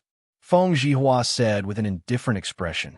But this compass costs 5 strings of coins. The imperial court buys it at 4 strings of coins. So of course it's more expensive among the commoners. Isn't it too expensive? Liao Shifan couldn't help but ask. Feng Zhihua heard his old friend's words and couldn't help but say earnestly, Shifan, don't be so short-sighted. Shifan, don't be so short-sighted. This trip to the south will increase our profits by at least 10 times or more. The more goods we send over, the more we'll earn. Comparatively speaking, this investment is worth it. Besides, we have to be conscientious when doing business. If we buy some compasses, the lives of our sailors will be better protected. We can't lose the big picture for small gains. I will go and buy 15 compasses in a while. When the time comes, each ship will have one. I hope Chitu Pavilion has them. Brother Feng's words are reasonable. I will follow Brother Feng in a while. Shifan, you have to read the rest of the article carefully, especially this one, 5 things to watch out for at sea. I've learned a lot from reading it. I didn't expect that at such a young age, Lord Li is not only good at business, but also knows so much about navigation. It's really unbelievable. Really? Then I'll read it carefully again. However, ordinary people like us can't understand Lord Li. If my unfilial son is half as smart as Lord Li, I'd be willing to die immediately. Feng Zhihua sneered and said, Shifan, you sure have a big heart. If that useless brat of mine had even 10% of Lord Li's intelligence, this old man would wake up laughing in his dreams. As the two of them talked, they started to talk about the younger generation. It was as if they were talking about Li Zixuan. Today's newspaper not only expanded the content of the news section, but also the novel section, which gave the novel fans of Chang an infinite surprise. Sun Manor. Wow, that's amazing. 10 chapters have been updated today. Oh my god, that's awesome. Ha ha ha. I didn't know that tips could be used like this. If I had known, I would have sent someone to tip him yesterday. Sun Zifen was excited. He was looking at the author's words at the end of the novel. Thank you, Li Zixuan, for your generous tip. I'll update again. Anyone who had read a novel would definitely have experienced the pain of not having enough books. When Sun Zifen saw that there were 10 chapters, of course he was excited. Yesterday, little Fatty had a great ambition and wanted to write a novel himself. In the end, he locked himself in his study and spent the whole morning writing, but he couldn't even write a single chapter. He either wrote it and threw it away, or he threw it away and wrote it again. In the end, he flipped the table, patted his butt, and found his old legend of a mortal's journey to immortality to review it again. Although writing novels can make money, whoever wants to write can write. I'm not writing. I'll only be responsible for reading novels in the future. That was what Sun Zifan thought at that time. Kaiwa Square, Wang Meng's house. Wang Meng saw that today's novel section had taken up almost an entire newspaper. He was pleasantly surprised. He counted for a long time before he realized that there were 10 chapters updated today. Damn, 10 chapters. Pai Xiaojue is crazy. Oh my, so many people tipped yesterday? Wang Meng glanced at the back of the newspaper and saw that it was a sea of red. They were all tipped yesterday for Legend of a Mortal's Journey to Immortality. Those who could leave their names on the newspaper had tipped more than 100 strings of coins. He roughly estimated that the total tipped was close to 10,000 strings of coins. 10,000 strings of coins. How much money was that? Wang Meng's heart couldn't help but tremble. Although he wasn't greedy, he couldn't help but gasp in the face of 10,000 strings of coins. If he could write novels like Leather Knight, it would be awesome. Sigh, it's a pity that I didn't get on the newspaper. But it's not bad to get this branch leader badge. Wang Meng's father was only a 9th rank official in the Ministry of Works. His family wasn't rich. Tipping 10 strings of coins was Wang Meng's limit. As he muttered to himself, he proudly took out a small copper badge from his bosom. On the front was written Branch Leader, and on the back were the words, A Biography of a Mortal's Journey to Immortality. This was the badge that the workshop's manservant had sent to him in the afternoon after he had tipped the workshop yesterday. The workshop hadn't finished processing the badge of branch leader in the morning, so it could only be sent in the afternoon. Chung Manor. Ah, Wu Yun, come over quickly. Come over quickly. Your young master is on the newspaper. Chung Chumo held the newspaper and shouted excitedly in his courtyard. When the little boy heard his young master calling for him, he quickly trotted over. However, he was dragged by Chung Chumo to read the words on the newspaper, clapping in admiration, slapping the table, and standing up. If not for this reward, it wouldn't be enough to express my intentions. Chung Chumo of Huaid Fong tipped Leather Knight 100 strings of coins. Jiang Wuya naturally knew some words as a page boy. After he finished reading, he couldn't help but be speechless. In his opinion, tipping 100 strings of coins was just to show his face in a corner of the newspaper. If this wasn't a retard, then what was? What's with your expression? Your young master is on the newspaper. Aren't you happy? Oh, and I even got a Silver Alliance Leader badge. TSK, how beautiful. Chung Chumo couldn't help but be dissatisfied when he saw that his page boy's reaction didn't meet his expectations. Happy. I'm happy for you, young master. You're amazing. Jiang Wuyan reacted and quickly squeezed out a smile. Yeah, that's more like it. Chapter 261. South of Chong and City, Jinyu Academy. Hua Hongyi, Meng Tianhua, and Liao Feichen. These three fellow sufferers began their daily routine of morning reading. However, it was the unlucky Meng Tianhua's turn to buy the newspaper today. He was so unlucky that a copy today cost 10 copper coins. It was twice as much as usual. As Meng Tianhua read the newspaper, he could not help but feel the pinch. Oh my God, so many people tipped The Legend of a Mortal's Journey to Immortality yesterday. All of them were tipped. Hiss. How much money does this add up to? That's insane. Liao Feichen exclaimed as he looked at the red tipping notices behind him. His legs trembled, and he almost fell to his knees. When Hua Hongyi heard this, he looked at it and said, "It adds up to about 10,000 strings of cash." Meng Tianhua had already turned his attention over. After he heard Hua Hongyi's words, his eyes widened and his breathing quickened. Then doesn't that mean that Leather Knight received close to 5,000 strings of coins from the tipping yesterday? Hua Hongyi nodded and said calmly, "That's true. However, this is probably just a random outburst. There won't be so many tipping every day in the future. That's still incredible. I'm willing to write even 50 strings of coins, let alone 5,000 strings of coins." Meng Tianhua was in a daze. After a while, he stood up abruptly and said, "No, you guys read it first. I'm going to write a novel. I plan to send it to Datong Daily's editorial department after I've written 30,000 words to try my luck. Yes, I'm going to write a novel too. Brother Hong Yi, I'll take my leave first." After Liao Feichen finished speaking, he hurriedly followed Meng Tianhua and walked away. Sigh, these two, seriously, do they have to be in such a hurry? Hua Hongyi sat on the stone bench and shook his head speechlessly. Azure Dragon Lane, Wang family residence. After Wang Renbiao finished his breakfast, he sat under the pavilion with a satisfied look on his face. He sipped his tea and read the newspaper. Beside him sat a little girl in a pink dress. The little girl was playing with a small golden badge in her hand. It was the Golden Alliance Leader badge given by the editorial department of Tang Daily. "Big brother, this badge is really beautiful," the little girl said with a grin. Although Wang Renbiao was interrupted, he didn't show any displeasure on his face. He rubbed the little girl's head and smiled. "Is that so? If Fei likes it, then Big Brother will give it to you." It was rare to be able to give away a badge that was exchanged for 1,000 strings of cash. "Really? Thank you, brother." The little girl cheered and ran away. "Young master, Yao doesn't understand why you would give 1,000 strings of coins as a reward to a complete stranger. Moreover, you don't seem to care about the Alliance Leader badge." Lung Yuyao asked doubtfully when she saw Wang Renbiao's indifferent expression.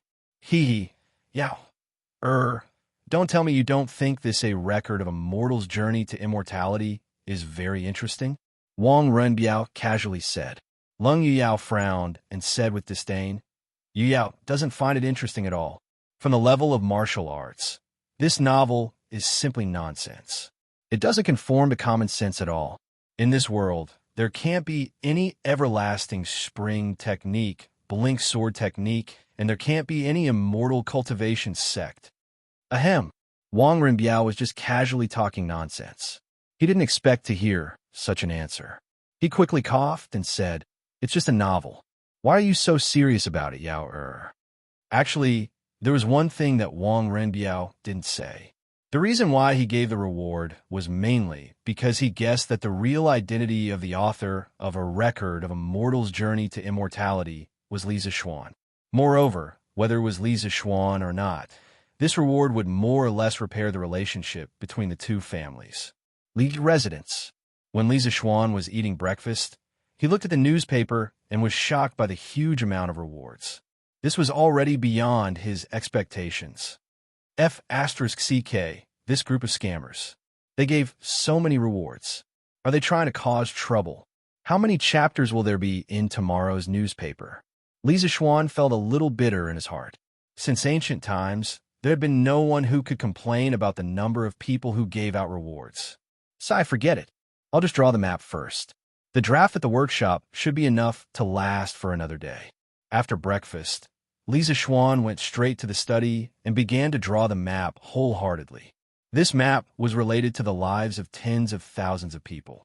He couldn't help but be cautious. Li Zixuan sat quietly on the stool with his eyes closed. He began to slowly recall the maps of the Eurasian continent that he had read in the geography books from his previous life. Every island and every bay flashed past in Li Zixuan's mind. After a full hour, he opened his eyes and began to draw. His memory and control were excellent now. Mountains, rivers, oceans, and canyons gradually became perfect curves under his pen. He had a good grasp of the proportion and length. It looked like a perfect copy of the map from his previous life. Of course, the place names couldn't be copied. Li Zixuan didn't know if the tectonic plate movement would cause the world map of the modern era to be different from the one of this era. He was just trying his best to imitate the map in his memory. He believed that even if there were slight differences with the topography of this era, it wouldn't be too big. Such a detailed map was already better than more than 90% of the maps from the Tang Dynasty. Just like that, Li Zixuan continued to meditate and copy the map in his mind onto a piece of paper. He kept his brain working at high capacity until the afternoon. Phew, it's really not easy to complete this. I'll never take on this kind of work in the future. It's too tiring. Li Zixuan kept rubbing his temples and couldn't help but mumble. However, the reason why he was able to finish it so early was not only because of his abnormal spiritual power, but also because the fleet was mainly going south by the coastal route. The maps he drew were only coastal nautical charts. As a result, the workload was reduced by more than half. Otherwise, it would take him 2 or 3 days to finish drawing the nautical chart. "Young master, do you want to eat?" Xianxia will go to the kitchen and ask them to heat up the food for you. Xianxia, who had been waiting outside the door, heard her young master's voice and quickly asked. Li Zixuan's heart felt warm. It felt good to have someone care about you. And eat. Xianxia, go quickly. Li Zixuan stood up and stretched his body. Then, he carefully put away the results of his hard work for half a day. Then, he pushed the door open and prepared to eat lunch. Recently, he had been working too hard for work. It really didn't suit his identity as a rich second generation. But if there were fewer people dying in the fleet going south, it would be the best reward for his hard work these days. Chapter 262. It's out. Manager Fu, we've made color glass. In the workshop of the strange interest pavilion, a middle-aged man with dirty hair and a slightly yellow face ran out of a porcelain kiln excitedly and shouted at Uncle Fu, who was not far away from him. Faubert stayed up late last night and couldn't stand the high temperature in the kiln during the day. After all, he was old. He stayed in the kiln for a while before coming out to catch up on his sleep while waiting for the news. At this moment, Faubert, who was half asleep and half awake, heard the noise outside and woke up abruptly. He quickly opened the door and ran out. "Changgue, you've really made colored glass?" Faubert's voice was mixed with excitement and disbelief. "It's true. We've really turned sand into glass. Look, Manager Fu, this is the colored glass we just made. After Zhang finished speaking, he handed over an irregular glass ball. His hands were dirty, but the glass ball was transparent and shiny, forming a very sharp contrast. Fu Bo took it and looked at it carefully in his hand. After a while, he said excitedly, "That's great. This is great. It's really colored glass. It's even better than the colored glass sold by the barbarians." Song Xiaoxi. Quick, quick, go, and tell young master the good news. Song Xiaoxi, who was at the door, quickly replied, "Yes, I'll go right now." After that, he ran out of the door in a hurry. Faubert looked at the colored glass ball in his hand and sighed. I didn't expect sand to really turn into colored glass. Damn those barbarians who sold colored glass at such a high price. Chang Gui quickly organized some people to produce a batch of compasses. This way, we can produce color glass ourselves. The cost of compasses should be less than usual. This is great. Yes, Manager Fu, I'll arrange for some people now. Li residence. Li Zixuan was wolfing down the food in the front hall. He had been busy since morning and hadn't eaten a single drop of water. However, he often encountered this situation in his previous life. As an engineering student, sometimes he had to work overtime and didn't even have time to eat. Wasn't this a common thing? Young Master Wang is here. At this time, Xiaohe hurriedly trotted over and bowed. Oh, what is he doing here? Yes, please, please. Li Zixuan hadn't finished his food yet. He puffed out his cheeks and glared at Li Zixuan. Yes, young master. Xiaohe took the order and left. Li Zixuan took the opportunity to eat a few more mouthfuls of rice and then asked the servants to take the food away. Long time no see. How have you been, Lord Li? As soon as the banquet was removed, Wang Rinbiao walked in with his cold-faced girl with a smile. It's fine. Cousin Rin, come in and have a seat. Li Zixuan wiped his mouth and cupped his hands in return. In the main hall, Rinbiao, is your father doing well in Chang in this time? After transmigrating for so long, Li Zixuan wasn't an idiot. He had learned some basic etiquette and greetings. It was nothing more than asking if the other party's family was doing well, or if the other party was doing well. Thank you for your concern, Lord Ju. My father is doing well, but he has returned to Sui province the day before yesterday. There is really too much official business backlog in the provincial government. Wang Rinbiao cupped his hands and answered, "So fast. I was grounded at home before, so I couldn't see your father off in person. It's really a pity." Li Zixuan was surprised at first, then said with a face of regret. He had a good impression of Wang Yu. He knew what to do and didn't have the arrogance of those aristocratic families. Of course, the most important thing was that he was generous. Those few luminous pearls were still in Li Zixuan's room. In general, Wang Yu could be considered a person with a temperament. On the side, Lung Yuyao secretly rolled her eyes. She didn't believe that Li Zixuan would be so attentive to her master. It must be because of the gift from the Wang family. What a money grubber Lung Yuyao despised in her heart. Wang Rinbiao didn't think like Lung Yuyao. He understood that since Li Zixuan said so, it meant that the relationship between the two families had eased greatly. This was what he and his father wanted to see.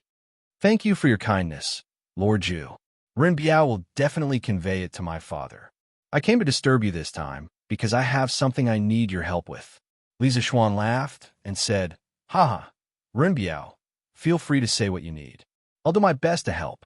Wang Rinbiao said happily, Thank you, Lord Ju. I'm sure you know about the imperial court's recruitment of civilian merchant ships to the south. The Wang family also wants to participate in this vigorous sea trade. From today's newspaper, I saw that Lord Ju's workshop had invented a small tool that can tell directions. It's very useful for navigation. So at noon, I sent someone to buy it from the Curious Pavilion. However, I was told that the first batch of compasses produced by the workshop had already been given to the imperial court.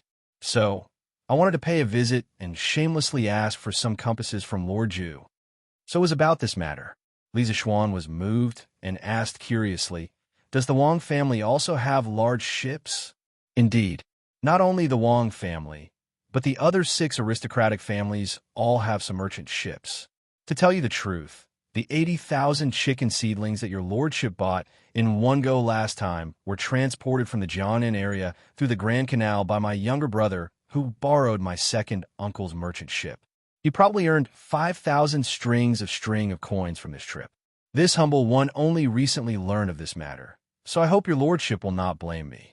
The Wang family is also willing to return this sum of money. Wang Rinbiao suddenly said with a solemn expression.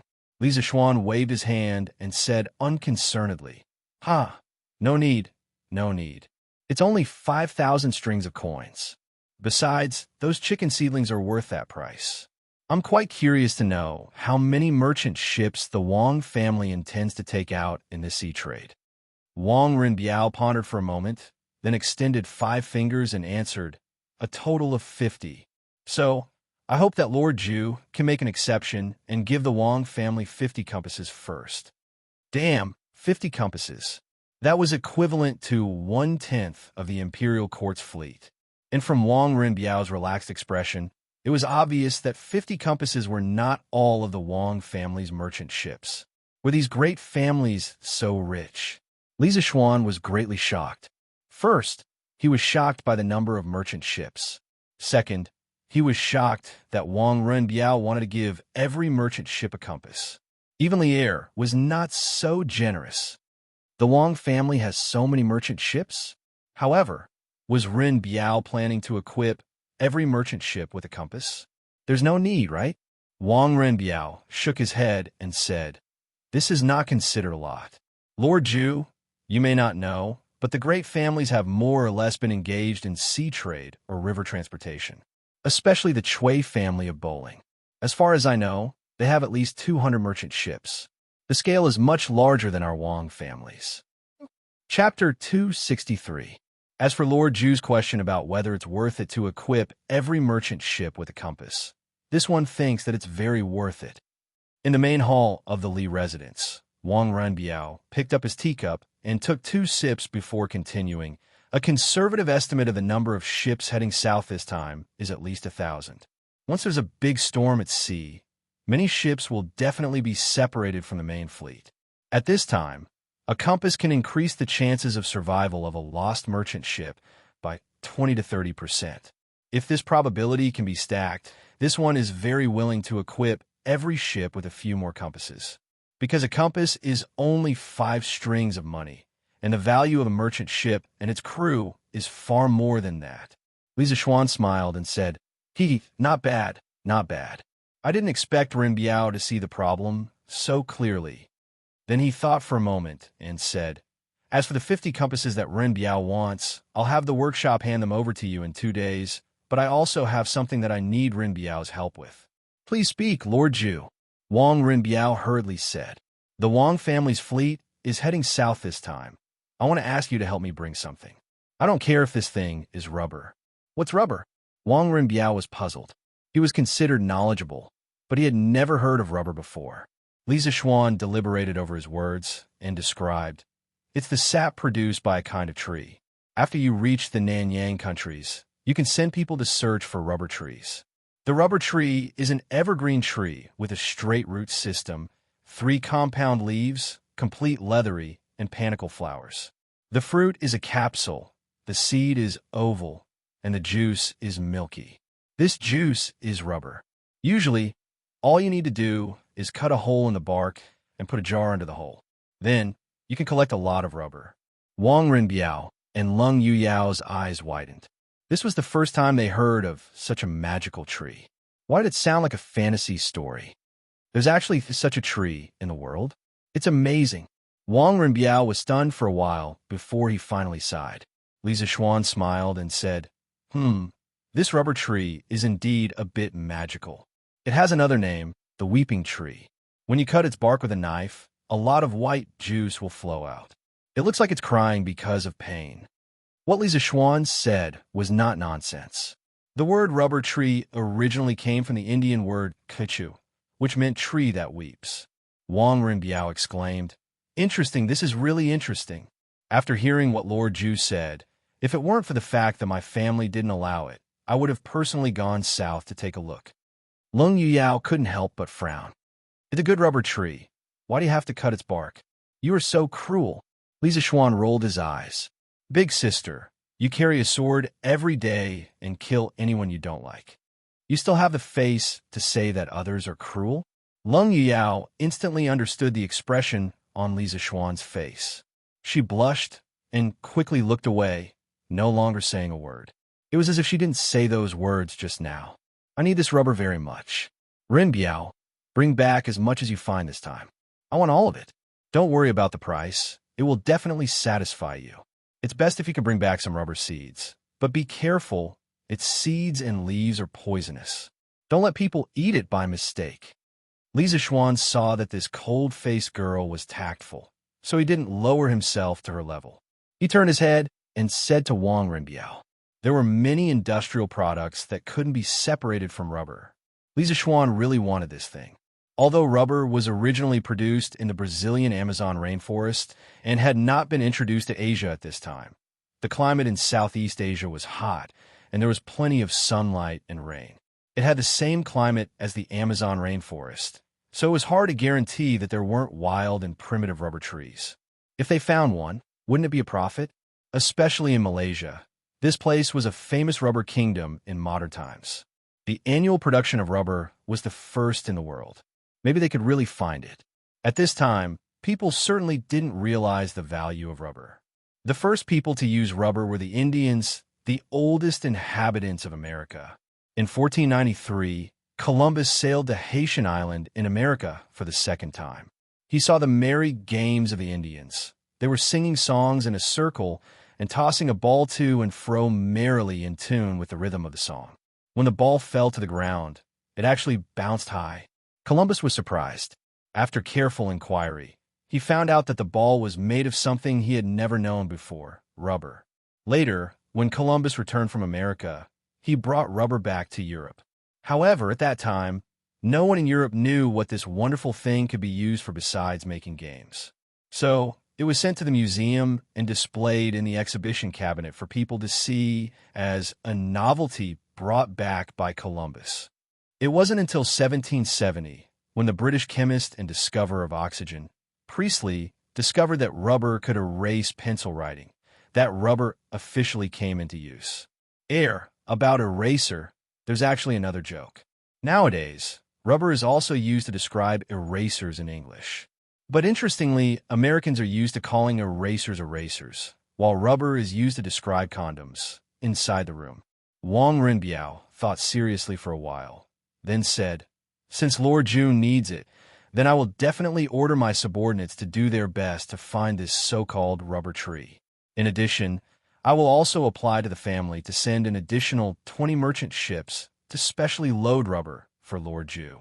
How about a ship of rubber at the price of 400 strings of coins? Of course, if it's not enough, we will also bring some goods back from there. But in this way, Lord Ju will have to sell us 20 more compasses. Li Zixuan was happy in his heart. Wang Rinbiao was opening a back door for him, because if he transported a ship of silk and porcelain to Nanyang in exchange for some spices and food, the profit would definitely be more than 400 strings of coins. A conservative estimate would be at least 2,000 to 3,000 strings of coins. This was not an exaggeration at all.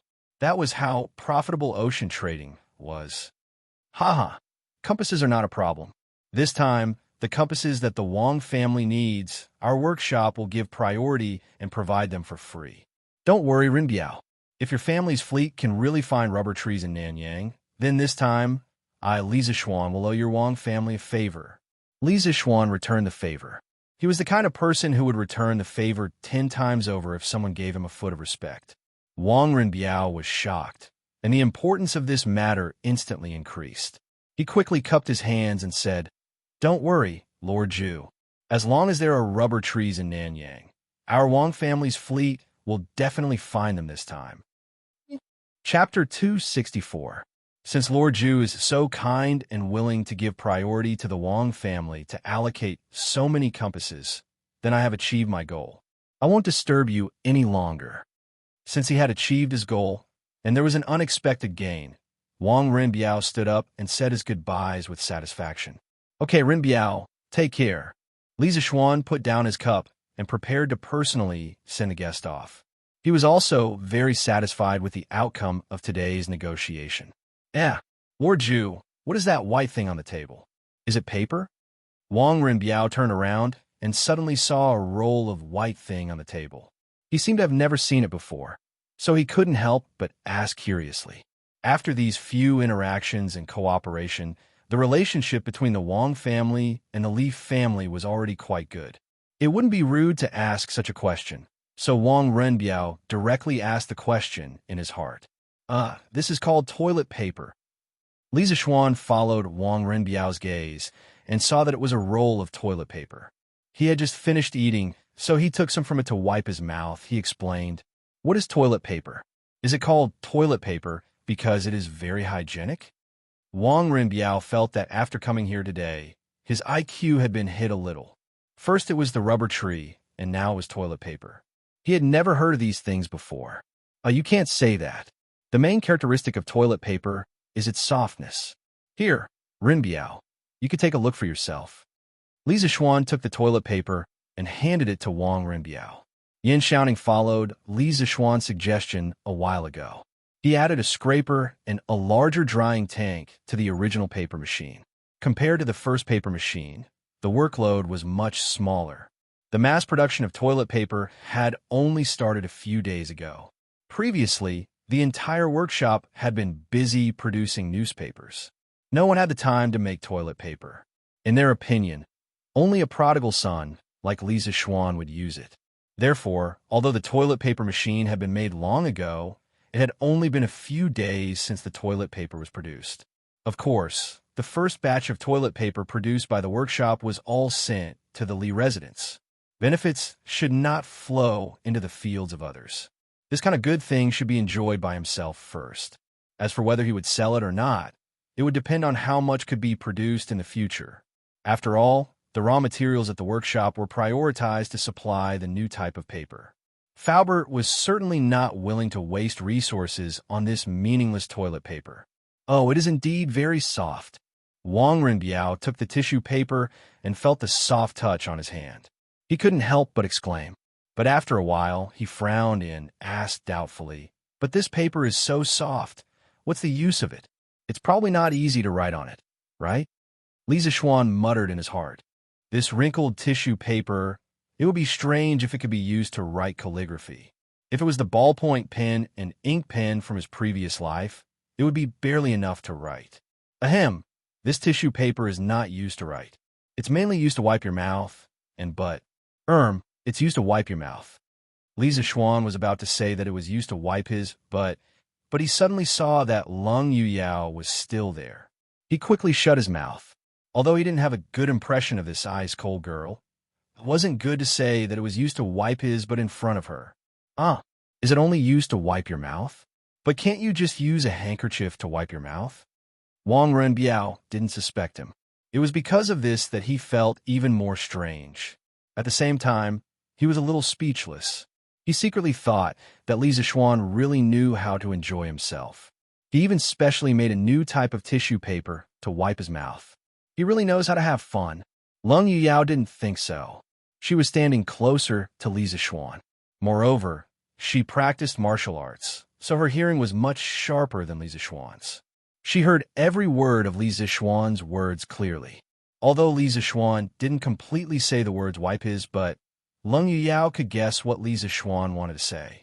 She couldn't help but fiercely glare at Li Zixuan. She secretly thought that this person looked decent on the surface, but in reality, he was no different from a vulgar hooligan. She didn't know why the young master valued him so much. Well, other than wiping your mouth, what else can you wipe? Renbiao, take a roll of tissue paper back and slowly think about it. I'll give this roll of tissue paper to you. Li Zixuan quickly said when he heard Wang Renbiao's slightly doubtful words. Oh, thank you very much, Lord Zhu. Wang Renbiao couldn't understand the meaning behind Li Zixuan's words. He could only take the tissue paper in surprise. Then, just as he was about to leave, he heard a shout from outside the door. Young master! Young master! The workshop has produced glass. Shouting and wrangling, what a scandal! Can't you see that this young master has a guest here? When Li Zixuan heard Song Xiaoxi's voice, his heart faintly moved. He guessed that the workshop must have made new progress in the glass research. But he didn't expect Song Xiaoxi to be so rash and directly blurt out the workshop secrets. How could this be? He was still hoping to make a fortune without anyone knowing that he could produce glass. He couldn't let Song Xiaoxi mess up his plan. So, Li Zixuan interrupted Song Xiaoxi before he could finish. Song Xiaoxi wasn't stupid. In fact, he was usually very smart. Today, he was just anxious and forgot how to behave. When he heard Li Zixuan's words from outside, he instantly knew that he had been too rash and messed things up.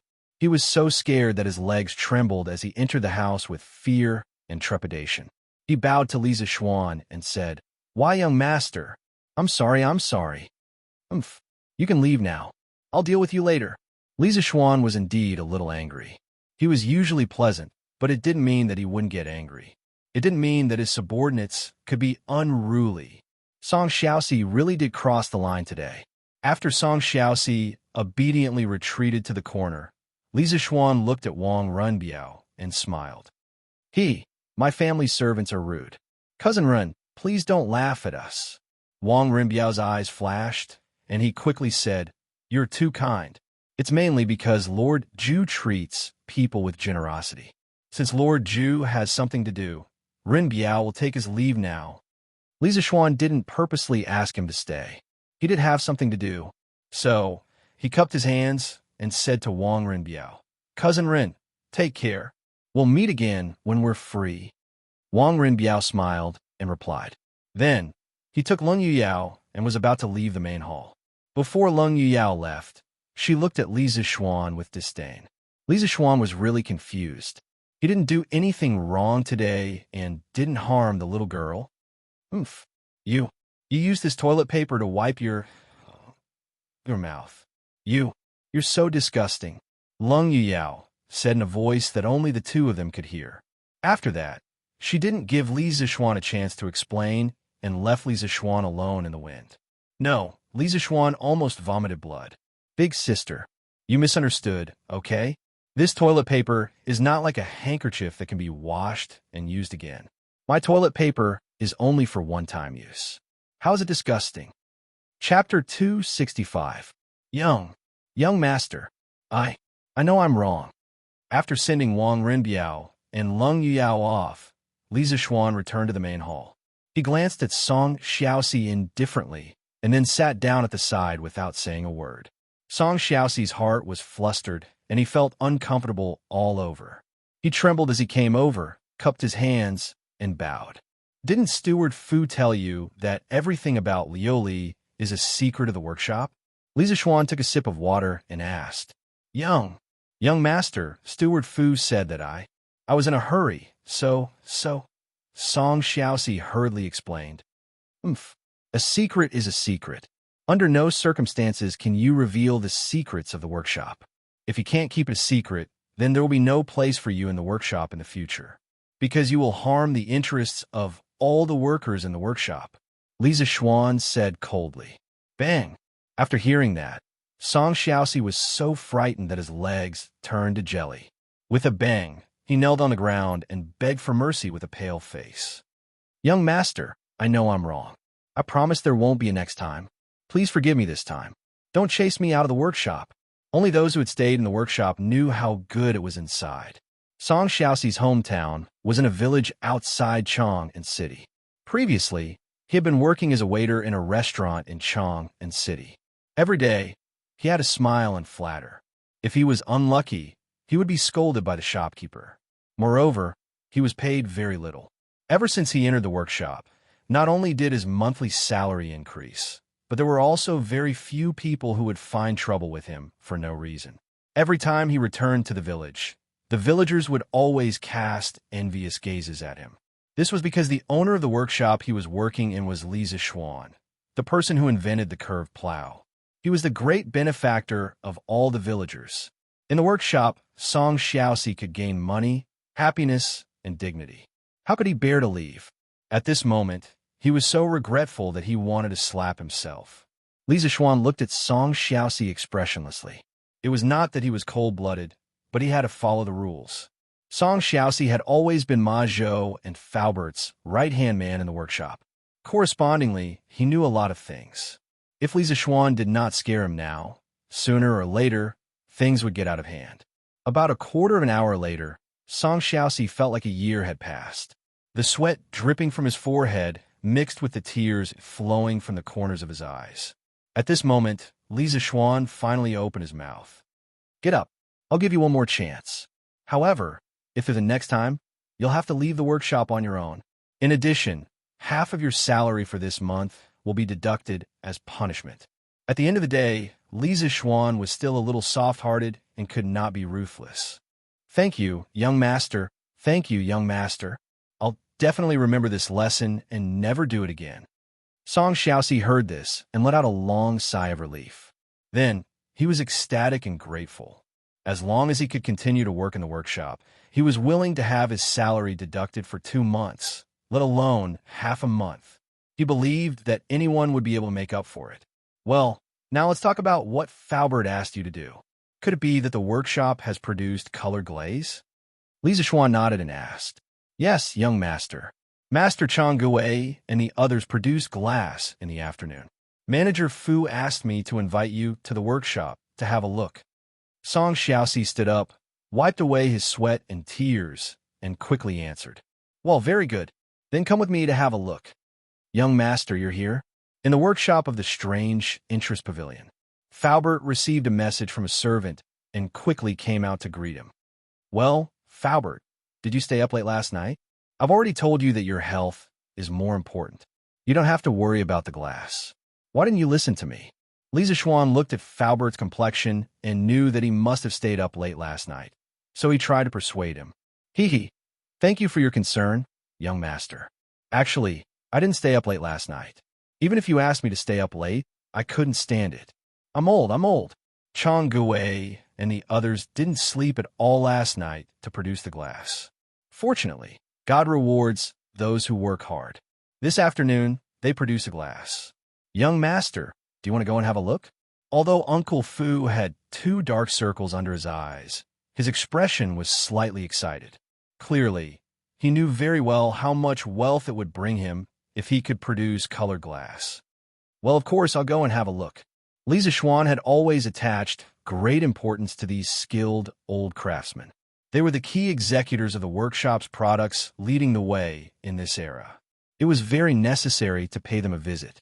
Following Faubert to an earthen porcelain kiln in the depths of the workshop, Faubert introduced, "Young master, this used to be used to produce porcelain. Yesterday, you said that you wanted to produce glass, so I had people modify this kiln and use it to produce glass." Li Zixuan nodded and smiled.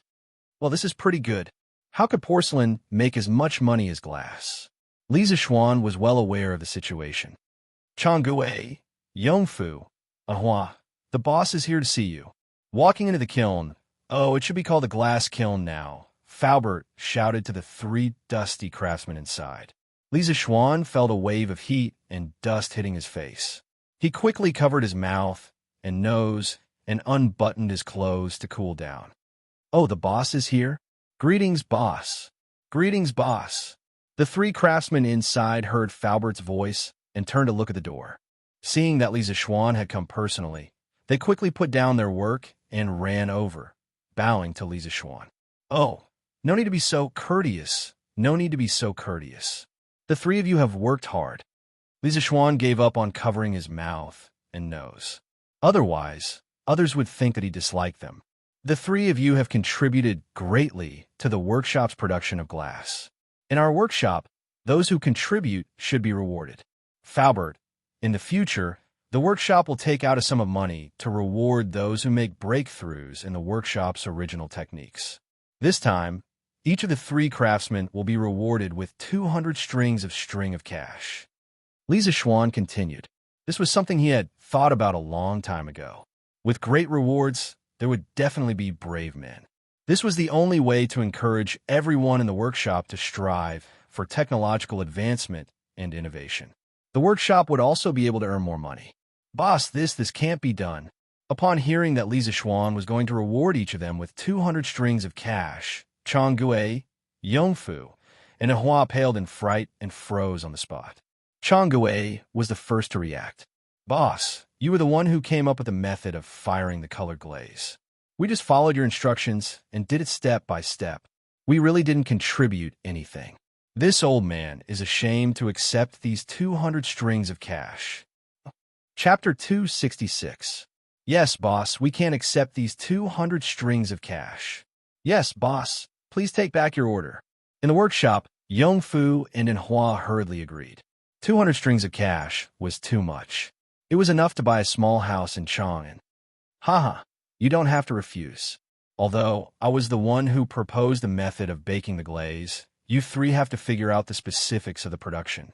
Therefore, these 200 strings of cash are what you deserve. I've already made up my mind. You can take the money without worry. Li Zishuan said with a smile. In his heart, he was lamenting the sincerity of these people. In his previous life, if a boss wanted to give a bonus to his employees, anyone who refused would become a fool in everyone's eyes. Li Zishuan chatted with the three for a while, asking if their families were in trouble and if their families were doing well. Then, he followed Faubert out of the glaze kiln. It was too hot in the kiln, and there was a lot of smoke and dust. On the one hand, it was the smoke from the fire, and on the other hand, it was the dust from the sand. It couldn't go on like this. If it went on for too long, it would cause lung disease.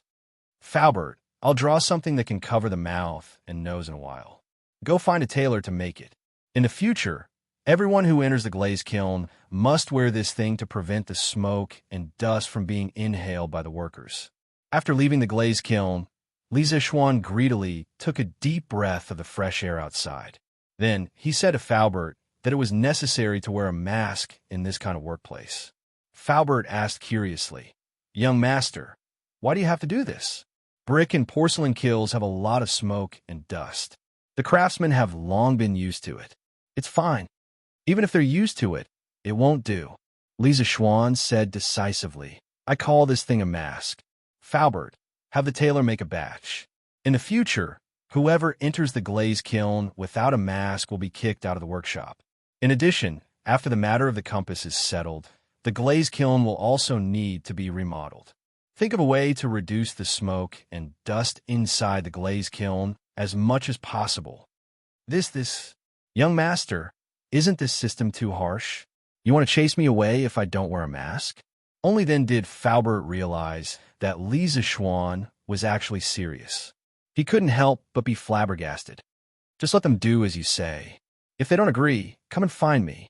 Li Zishuan was too lazy to explain to Faubert about tuberculosis. He simply said a few words and left with a flick of his sleeves. Faubert looked at his young master's back and was speechless. He wiped the sweat off his forehead and prepared to find a tailor.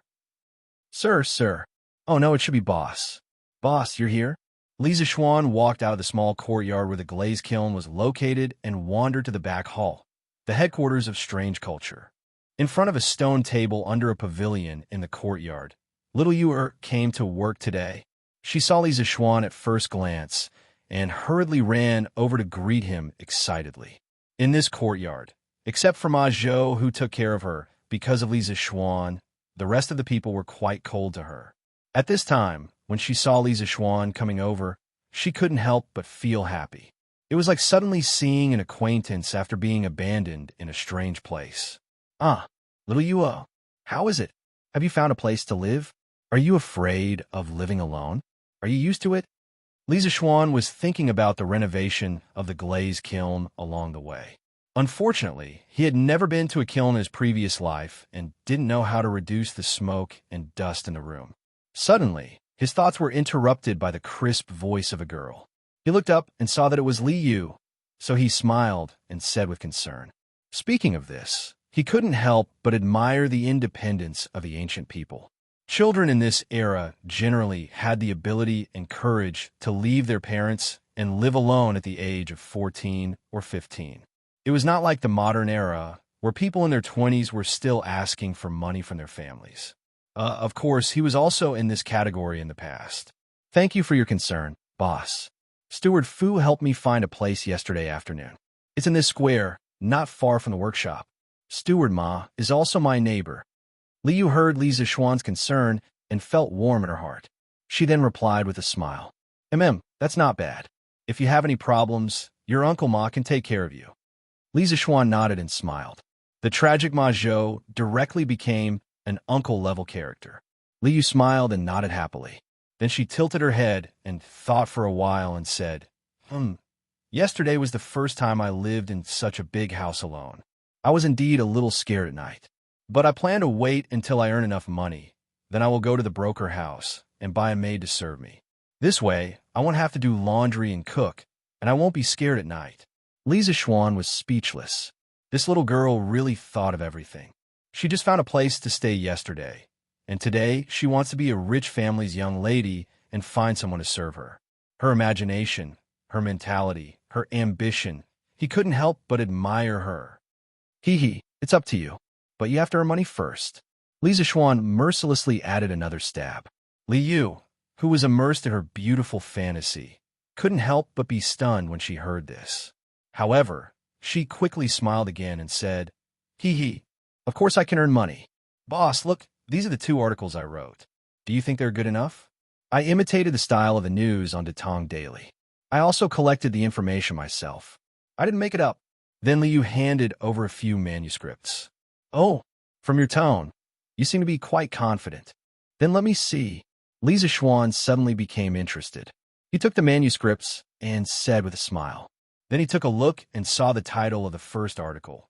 Rich family's prodigal son became a monk for his lover. Puffed.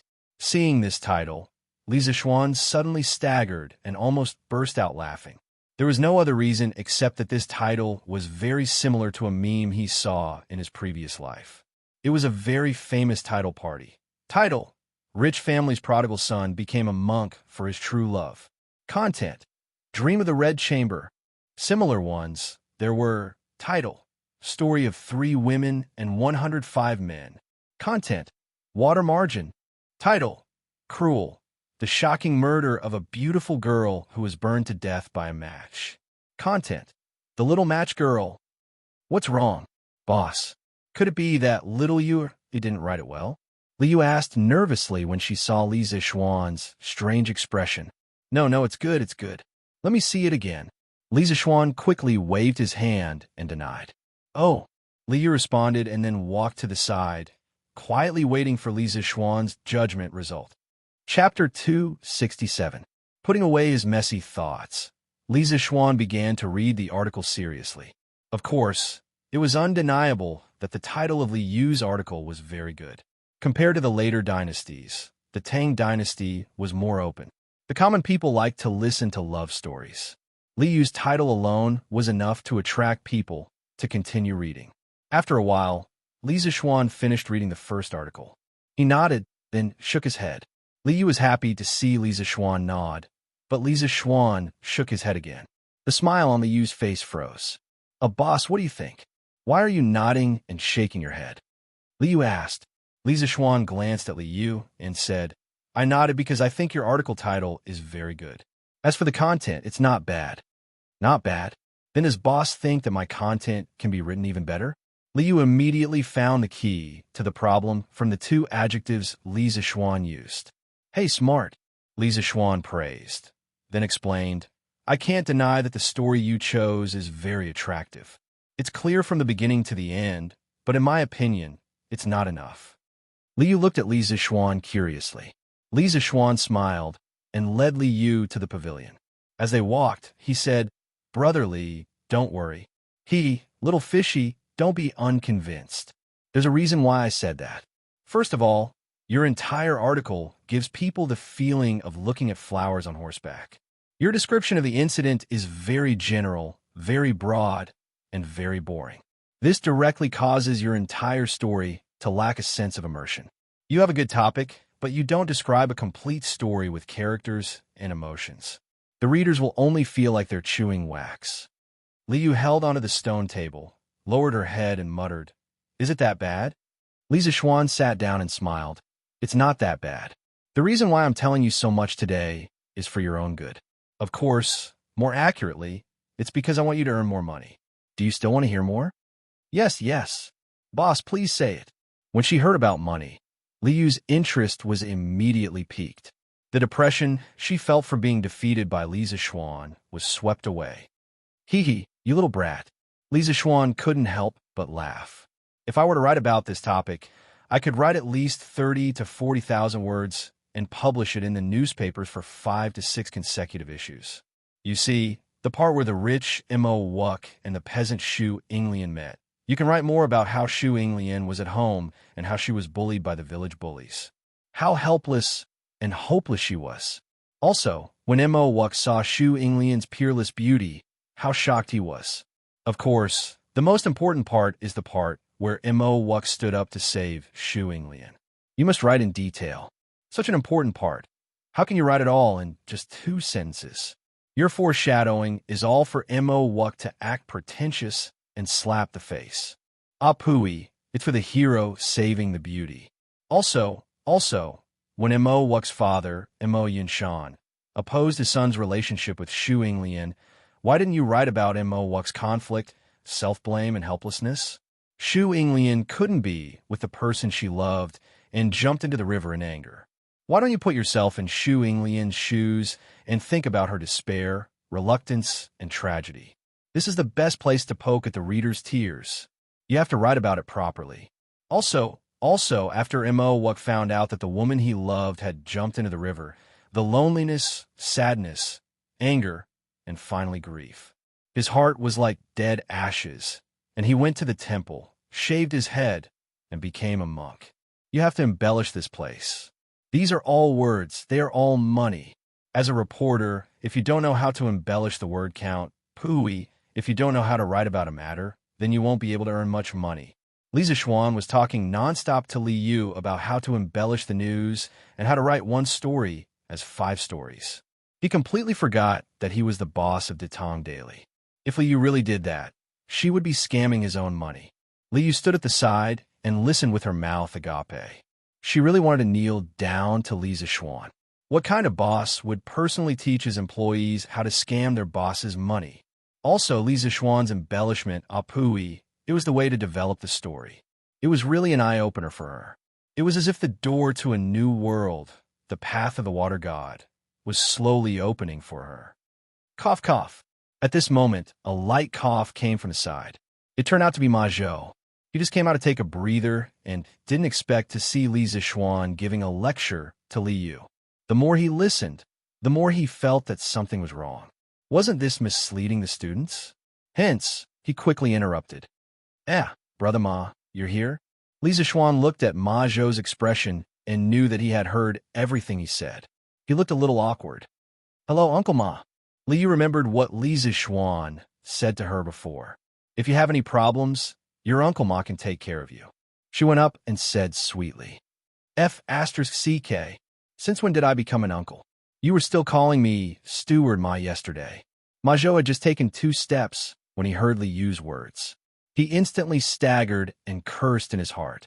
If it wasn't for Li Zishuan's quick reaction and raised his hand, he would have fallen flat on his face. What's wrong? Is it wrong for the little girl to call you that? Brother Ma, why do you have such a big reaction? Li Zishuan teased with a mischievous smile. Ma Zhou was speechless. What else could he say? He could only curse Li Zishuan in his heart. He was sure that Li Zishuan was the one who taught Li Yu this.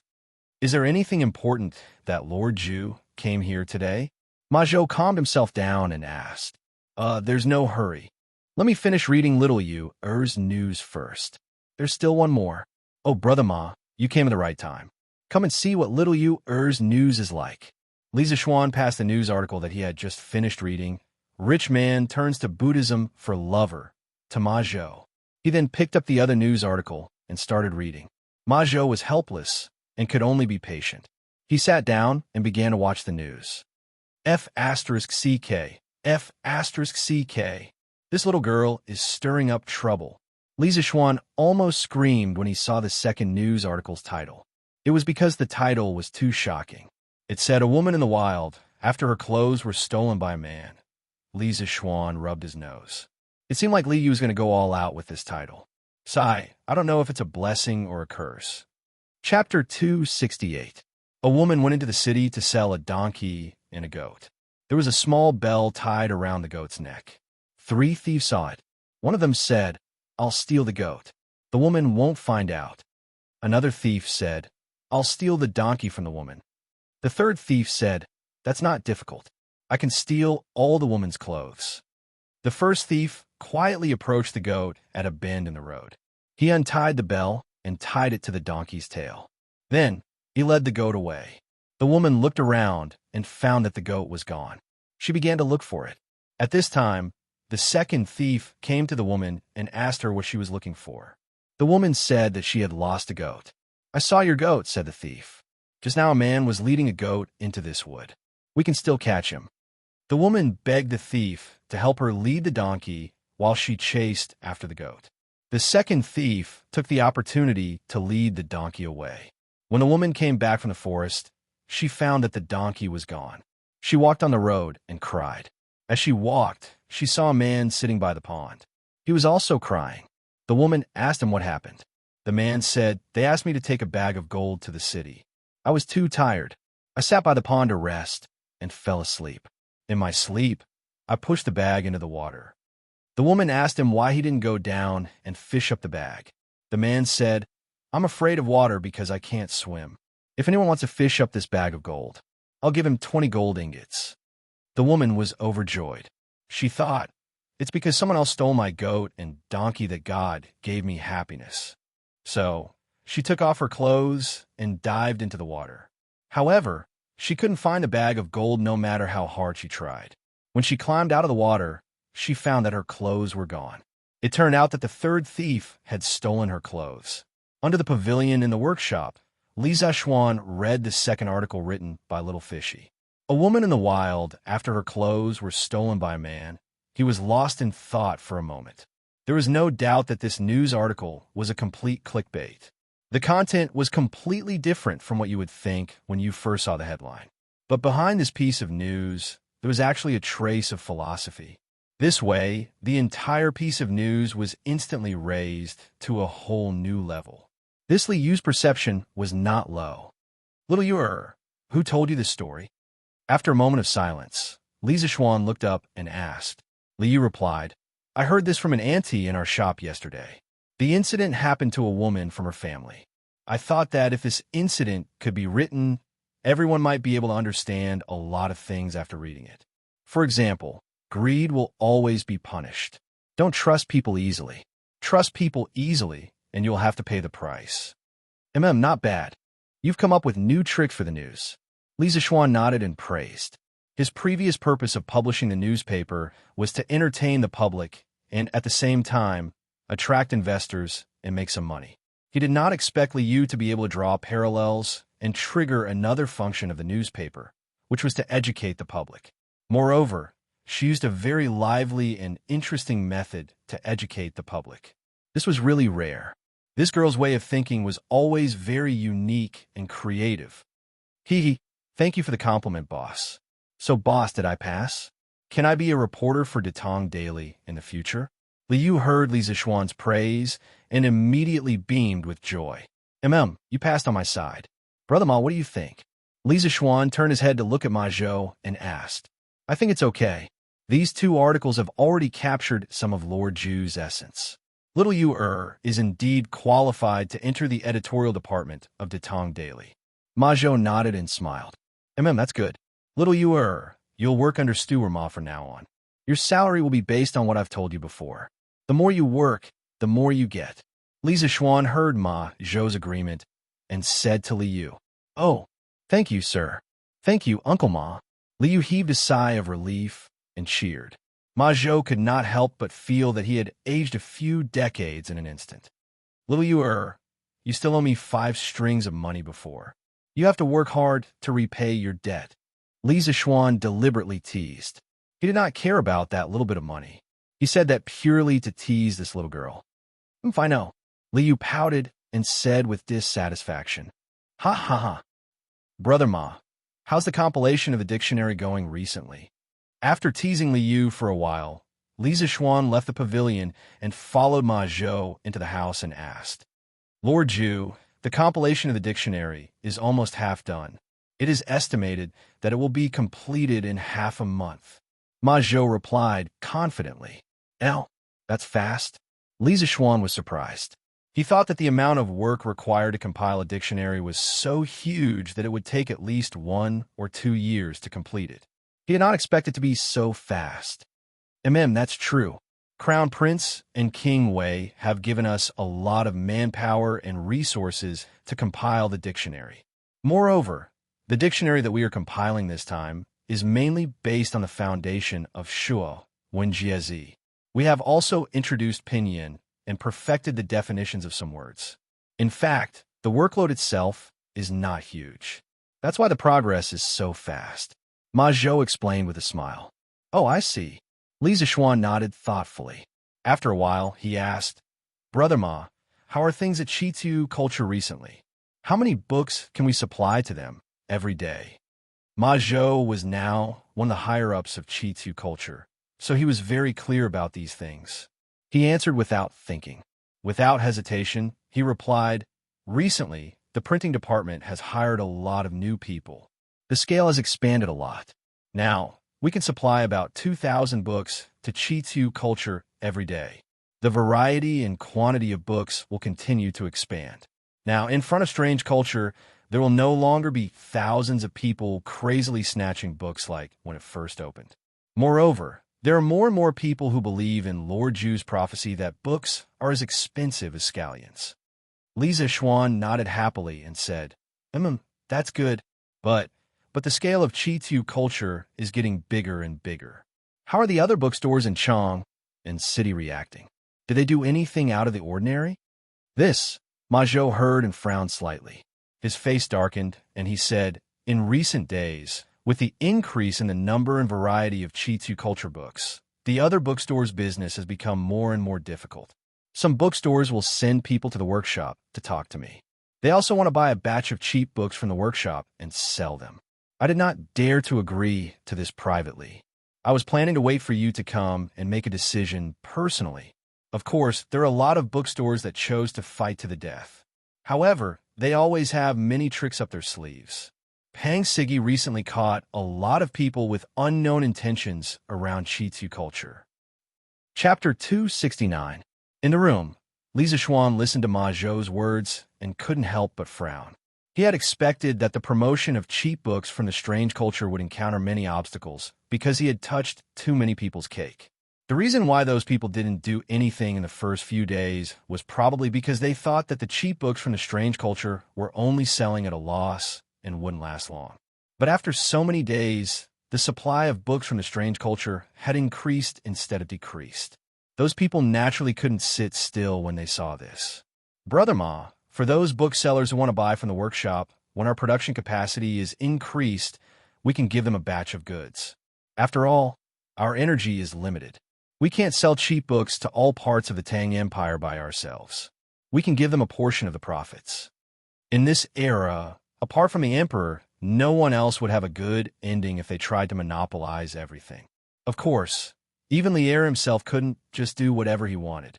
He had to consider the opposition of the other aristocratic families.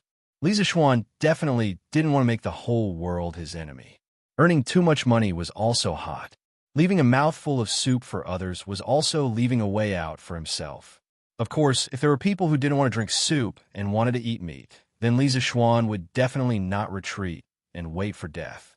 Yes, Lord Ju's words are reasonable. This Ma also thinks so. Ma Zhou nodded and said with relief.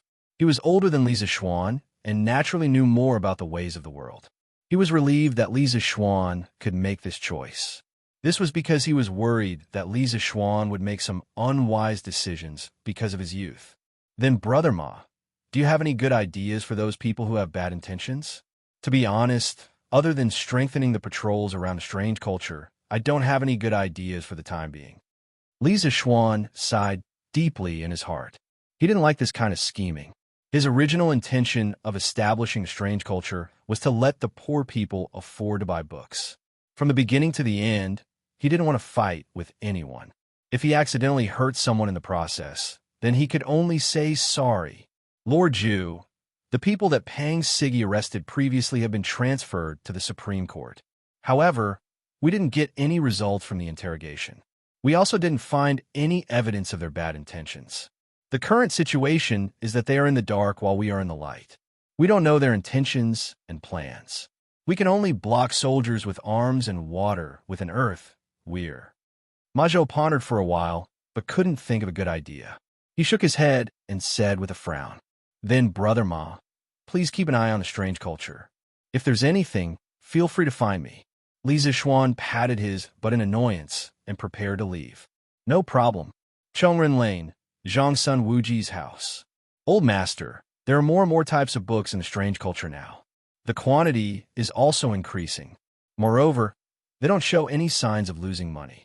The supply of books is also endless. I estimate that the cost of their books is probably very low. Otherwise, they wouldn't be able to continue selling at such a low price for so long. Now, there are already many bookstore owners who have gone to look for the manager of their workshop. They want to purchase a batch of cheap books from them and bring them back to sell. They want to make a profit from the difference." Wu Mengyang, the shopkeeper of Mingda Bookstore, was reporting to Zhangsun Wuji respectfully. "Yes, you are right. I have received news that Li Zixuan's workshop has made a paper machine. The paper production speed is very fast, and the cost of their paper is very low. Moreover, they have also mastered a set of cheap and efficient book printing methods. All in all, the price of their books is naturally low." Zhangsun Wuji's expression was indifferent, and one couldn't tell if he was happy or angry. He clasped his hands behind his back and took 2 steps forward before saying, "Go and contact Li Zixuan. Ask his workshop to supply us with a batch of books. Li Zixuan should give this old man some face. In the future, our bookstore will also sell books at this low price." "Old Master, are you just going to let go like this?" Wu Mengyang was in disbelief. In his opinion, Zhangsun Wuji was the brother-in-law of the current emperor. Why would he be afraid of Li Zixuan, a mere county boy? "Huh?" Zhangsun Wuji's voice gradually turned cold. "What do you want me to do? Do I need you to teach me what to do?" Wu Mengyang could feel the coldness from Zhangsun Wuji. His legs trembled as he hurriedly said with a trembling voice, I misspoke. Please forgive me, old master. Please forgive me." Zhangsun Wuji snorted coldly and said, "Leave. I will take my leave." When Wu Mengyang heard Zhangsun Wuji's words, he felt as though he was pardoned. He didn't even bother to wipe off the cold sweat on his forehead as he hurriedly left. In the house. "Come in. How improper of you to lie outside and eavesdrop." Zhangsun Wuji sat on the stool, took a sip of tea, looked outside the door, and said indifferently, I can't hide anything from father." Just as Zhangsun Wuji finished his words, a 12-year-old boy immediately came in. He chuckled. "Chong-er, take a seat." Zhangsun Wuji pointed to a seat beside him and said. It turned out that this boy was Zhangsun Wuji's eldest son, Zhangsun Chong. "Thank you, father." Zhangsun Chong obeyed and sat beside Zhangsun Wuji. "Chong, you should have heard the entire story from start to end, right? Come, tell me your opinion. Do you think that I am weak like shopkeeper Wu?" Zhangsun Wuji poured a cup of tea for himself and said slowly. Hearing those words, Zhangsun Chong sat up straight. He knew that Zhangsun Wuji was intentionally testing him. "Father, I think that father definitely has your reasons for doing so. However, it is definitely not because you are afraid of Li Zixuan. The Li clan only rose up recently after Li Zixuan was conferred the title of Baron. In terms of foundation and strength, the Zhangsun clan has no reason to be afraid of the Li clan.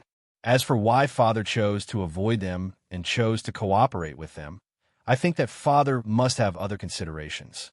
Zhangsun Chong replied cautiously. You brat." Zhangsun Wuji chuckled. Then, he shook his head and said, "Chong-er, the matters in this world aren't as simple as what you see. It might seem calm on the surface, but it might be turbulent in the dark. If you want to be invincible, you have to know your enemy as well as yourself. You have to understand as much information about the other party as possible.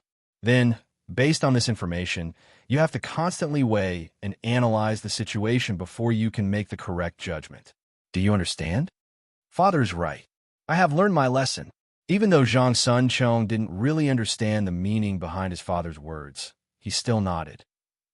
Chapter 270. You really don't mean what you say. Since there's nothing else, I will tell you in detail today. Xianxia Wuji knew his son well. He could tell that his son only heard half of it. Xianxia Chong scratched his head awkwardly. You were right about one thing. Our Xianxia family is indeed not afraid of Li Zishuan's family. However, Chong, you probably don't know that 3 days before Qitu Culture released cheat books, His Majesty had left the palace and personally went to Qitu Pavilion's workshop. Chong, do you still think that things are that simple? Xianxia Wuji looked at his son and said, Could it be? Could it be that His Majesty has some shares in Qitu Culture? Xianxia Chong opened his eyes wide and said in disbelief. Xianxia Wuji shook his head and said, That shouldn't be the case. His Majesty has a lot of things to attend to every day. What he has in his heart is Tang Dynasty's vast rivers and mountains. Why would he care about a mere Qitu culture? However, I have received news that the Crown Prince and King Wei are one of the owners of Qitu culture. Furthermore, there is one thing that cannot be denied. The expansion of Qitu culture is something that His Majesty is willing to see. Father, why do you think so? In today's world, aristocratic families have a huge influence on the commoners. There are countless scholars that rely on aristocratic families. In some places, the commoners only know about aristocratic families and not the imperial court. His Majesty is talented and strategic. How could he tolerate them? On the other hand, due to the expensive price of books, it is hard for the commoners to have a bright future. I think that His Majesty wants to borrow Li Zishuan's hand to break the current situation and allow more commoners to be able to afford to study. This point can be seen from the few batches of officials that His Majesty promoted this year. As the Minister of Personnel, Xianxia Wuji naturally knew more information than Xianxia Chong. Thus, his analysis was more comprehensive and thorough. So that's how it is. Father, you have great foresight and skills. Xianxia Chong was enlightened and praised from the bottom of his heart. Li Er's intention to weaken the aristocratic families was already clear. He had more or less heard about these things before, so he completely understood when Xianxia Wuji mentioned it. That's not all. Half a month ago, Li Zishuan invented pinyin, and it was piloted in the Imperial College. The results were very good. The officials in the court also praised pinyin greatly. Not long after, the Eastern Palace and Prince Wei's mansion sent a total of 16 scholars to stay in Li Zishuan's workshop. They had yet to come out. Thinking about the role of pinyin in teaching people how to read, and the establishment of Qitu culture and the secret support of His Majesty, I guess that Li Zishuan wants to gather the strength of these 16 scholars and use pinyin as the foundation to compile a book that teaches people how to read. If that's really the case, then Li Zishuan is really ambitious. Xianxia Wuji relied on the clues he had in his hands and deduced layer by layer, as if he was peeling silk from a cocoon. He actually managed to reconstruct the truth of the matter to a close degree. If Li Zishuan was here, he would definitely praise, Brother, you're awesome. Tisk. Hearing Father's words, I suddenly feel that this Li Zishuan is really amazing. After hearing his father's analysis, Xianxia Chong felt that Li Zishuan was rather fortunate. Of course he's amazing. Chong, you can interact more with Li Zishuan. Perhaps you can learn a lot from him. Yes, I will. Xianxia Chong hurriedly replied. Actually, the network that Li Zishuan has now can't be underestimated. First, it was the Cheng clan, then the Qin clan, the Niu clan, the Yuchi clan, and recently, there's a Li Zishuan. It's said that these few clans have close ties with Li Zishuan. This is also one of the reasons why I'm unwilling to completely fall out with Li Zishuan over a small bookstore. That lad is no longer the same as before.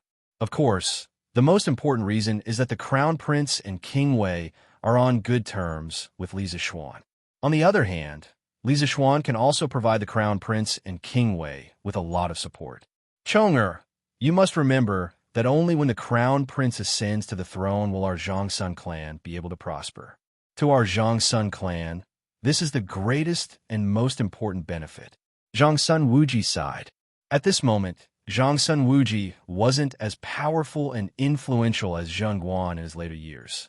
Those officials and generals that followed the heir to conquer the world were mostly still in their prime, and Zhongsun Wuji wasn't willing to offend them easily. Although the illustrious bookstore had contributed quite a bit to the Zhongsun clan's monthly income, in Zhongsun Wuji's eyes, it wasn't worth offending so many factions for this bit of money. Of course, the most important thing was that Li Zixuan's actions were mostly in line with Zhongsun Wuji's intention of helping Li Chengxian secure his position as the empire's heir. This was the most important thing. This child will remember father's teachings. Zhongsun Chong nodded seriously. It's good that you remember. Actually, even if we don't find trouble with Li Zixuan, there will be people who will take the initiative to find trouble with him. The strange culture will hurt the foundation of the aristocratic families. Currently, other than the royal family, only Wang Yu's Wang clan is on the same side as His Majesty because of Princess Tong, and, however, the remaining 5 aristocratic families aren't easy to deal with. The scale of the strange culture is still small, and they might not have noticed it yet.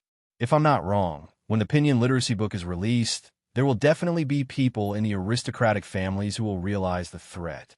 At this time, the position of the strange culture in the hearts of the commoners will also increase.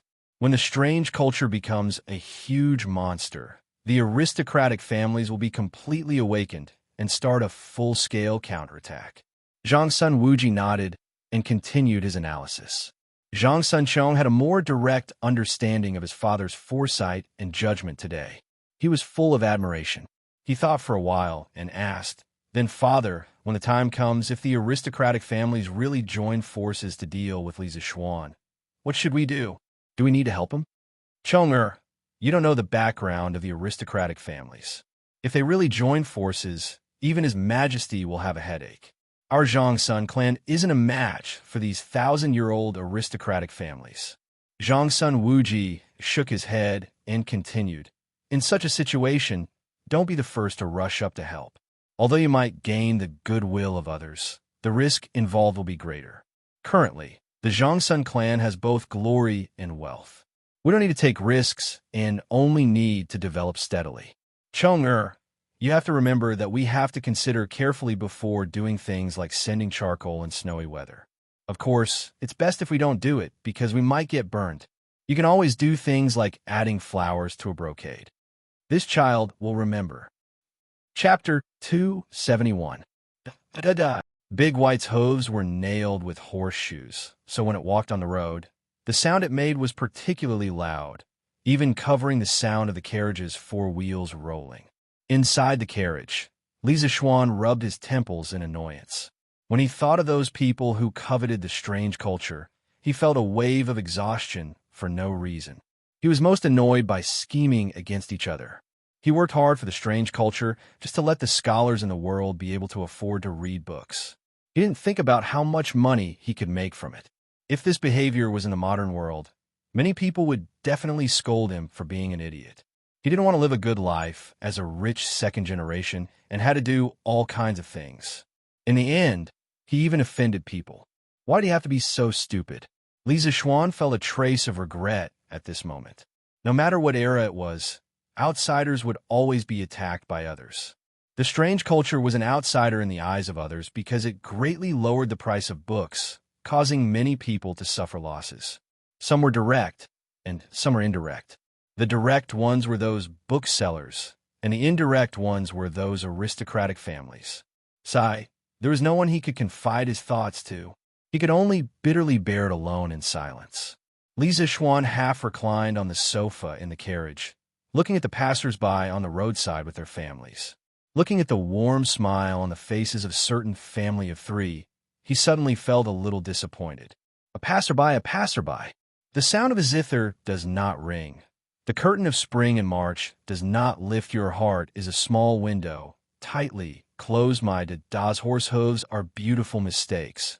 I am not a ritter knee. I am a passerby. Right now, he was really like a passerby. He came in a hurry and left in a hurry. We are all passers-by in each other's lives. Li Zixuan slapped his thigh in annoyance. He wondered what Han Yushi was doing now. Although there were only less than 20 days left until the official wedding, Li Zixuan still missed Han Yushi very much. This was the inconvenience of the ancient times. In the modern world, there are not so many broken rules. There are many people who live together before marriage, so who wouldn't let the young couple meet before marriage? Even if the two of them were separated due to unforeseen circumstances, they could still video call each other to ease their lovesickness. However, in this era, it was extremely difficult to make a video call. Not to mention optical fiber communication. He couldn't even make an integrated circuit board in a mobile phone or a computer. It had nothing to do with technology. It was just that the industrial foundation of this era was too weak. No technology could be developed overnight. It had to be slowly accumulated. However, if he couldn't make a phone or a computer, could he make some simple communication tools? Rural phone? It's too low class, and it won't spread far. The principle behind the most primitive telephone was not too difficult. It was just a metal piece vibrating due to sound, and the electromagnetic switch coil connected to it generated an electric current, allowing the transmitter and receiver to realize the mutual conversion of sound mechanical energy and electrical energy, thus realizing long-distance communication. If there were enough components and conditions, Li Zixuan could also figure out how to make a telephone by himself. After all, he had done a lot of research related to circuits in his previous life. He had soldered circuits that were dozens of times more complicated than this, let alone a simple telephone. However, without electricity and the corresponding electronic components, how should he do it? Electricity, electricity, electricity. I have to make electricity first. I can't always do things for others. This time, I have to do something for myself. As for the strange culture, I'll do whatever I want. I don't believe that Li Er will let the other aristocratic families go against this strange culture. San Bao, turn the carriage around. Send me back to the workshop. With this thought, Li Zixuan's thoughts were instantly clear. He immediately did what he said and shouted out of the carriage. "Ah, young master, what did you say?" San Bao, who was driving the carriage outside, suspected that he had heard wrongly and asked again. Turn the carriage around and go to the workshop. Li Zixuan was filled with energy at this moment. The dispirited look on his face disappeared instantly. Okay, young master. I'll change the carriage now." San Bao was sure that he didn't hear wrongly. Although he was full of doubts, he knew his duty. He only needed to follow whatever Li Zixuan said. Whoosh! San Bao controlled Big White and slowly turned the carriage around in the narrow road and rushed back to the workshop. Zhao Song, I heard from Xianxia that the compilation of the Tang Dynasty Dictionary will be completed soon. What have the other aristocratic families done recently? Do they know about the Tang Dynasty Dictionary? Taiji Palace, Sweet Du Hall. Li Er finished reading the last memorial and stretched his arms and waist without caring about his image. Then, he looked at Zhao Song beside him and said, "Your Majesty, this old servant didn't hear any relevant news. However, a few days ago, one of the officers of the Right Marquis Guard caught many sneaky people near the strange culture. After these people were sent to the Supreme Court, they didn't get anything out of the interrogation. There was no evidence to prove that they were sent by the aristocratic families." Zhao Song smiled bitterly. He was only a eunuch with slightly more authority. How could he find out about the internal affairs of the aristocratic families? Oh, it seems like there are still people who can't sit still. Whether or not these people are from the aristocratic families, have the people of the Supreme Court pay attention. It would be best if they could find out their background. Right? Have Sun Fujia be in charge of this matter. Once the Tang Dynasty Dictionary is released, combined with the recent cheap books, the strange culture will definitely become a place of trouble. We will not allow those people to ruin our plans. Li Er's eyes were cold, and his voice was tinged with determination. Yes, Your Majesty. Summon Li Junxian. Li Er thought for a moment before shouting. Yes. A small eunuch stepped forward, clasped his hands in acknowledgement, and then withdrew. The hall fell silent. Li Er reclined on the dragon throne and took out today's De Tong Daily to read. Seeing this, Zhao Song obediently stood to the side, quietly playing the role of a handsome man, a handsome eunuch. Around 15 minutes later, a white-robed general entered. It was none other than Li Junxian. Paying respects to Your Majesty. Dispense with the formalities. We called you here to ask if there has been any activity from the great clans. Lier put down the newspaper and indifferently asked. Replying to your majesty, based on the investigations of the 100 Cavalry, the great clans have not done anything other than actively organizing merchant ships to join the imperial court's fleet. Li Junxian didn't know why Lier would ask this question, so he could only honestly report what he knew. Oh, these vermin of the country are truly insatiable. They actually want to use this southern trade to make a fortune. Lier deeply furrowed his brow. He was unhappy that the great clans benefited. After a few moments, he shook his head and said, "This is also good.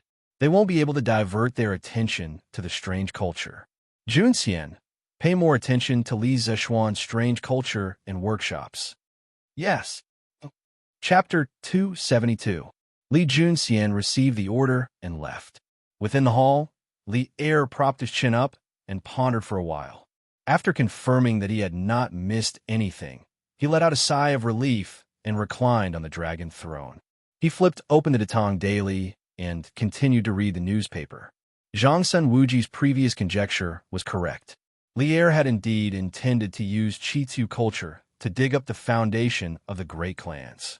If one were to say that the cheap books that Qitsu culture had crazily released previously were a hidden worry for the great clans, then the appearance of the Great Tang Dictionary would have a fatal impact on the great clans. This was because once there was a dictionary, a large number of literate people would emerge from all over the Great Tang. The demand for books would increase, and the children of poor families would be able to learn some knowledge by themselves without relying on the great clans. In less than 5 years, the number of children of poor families would far exceed the number of children of landowning clans and the children of fake landowning clans that relied on the great clans. At that time, the advantage that the great clans had in terms of education resources and manpower would be completely lost. From this perspective, Lier was indeed using Li Zishuan. However, to be used by the ruler of a country meant that Li Zishuan had value. Furthermore, Lier's use was not the type of use where he would disregard the life and death of the other party. He had always had a backup plan for the safety of Qitsu culture and the workshop. He intended to groom Li Zishuan and leave him for Li Chengqian. Naturally, he would not watch as Li Zishuan faced the 5 great clans alone. This brat actually advertised his compass in the newspaper. Furthermore, I heard that he even rewarded his own novel yesterday, praising himself. Truly shameless. Lier muttered to himself in annoyance when he saw the advertisement in the middle of the newspaper that was dedicated to the superior properties of the Qitsu Pavilion's compass. Others might not know that the legend of a mortal's journey to immortality was written by Li Zishuan, but how could he not know? He could only sigh in his heart. Li Zishuan's skin was getting thicker and thicker.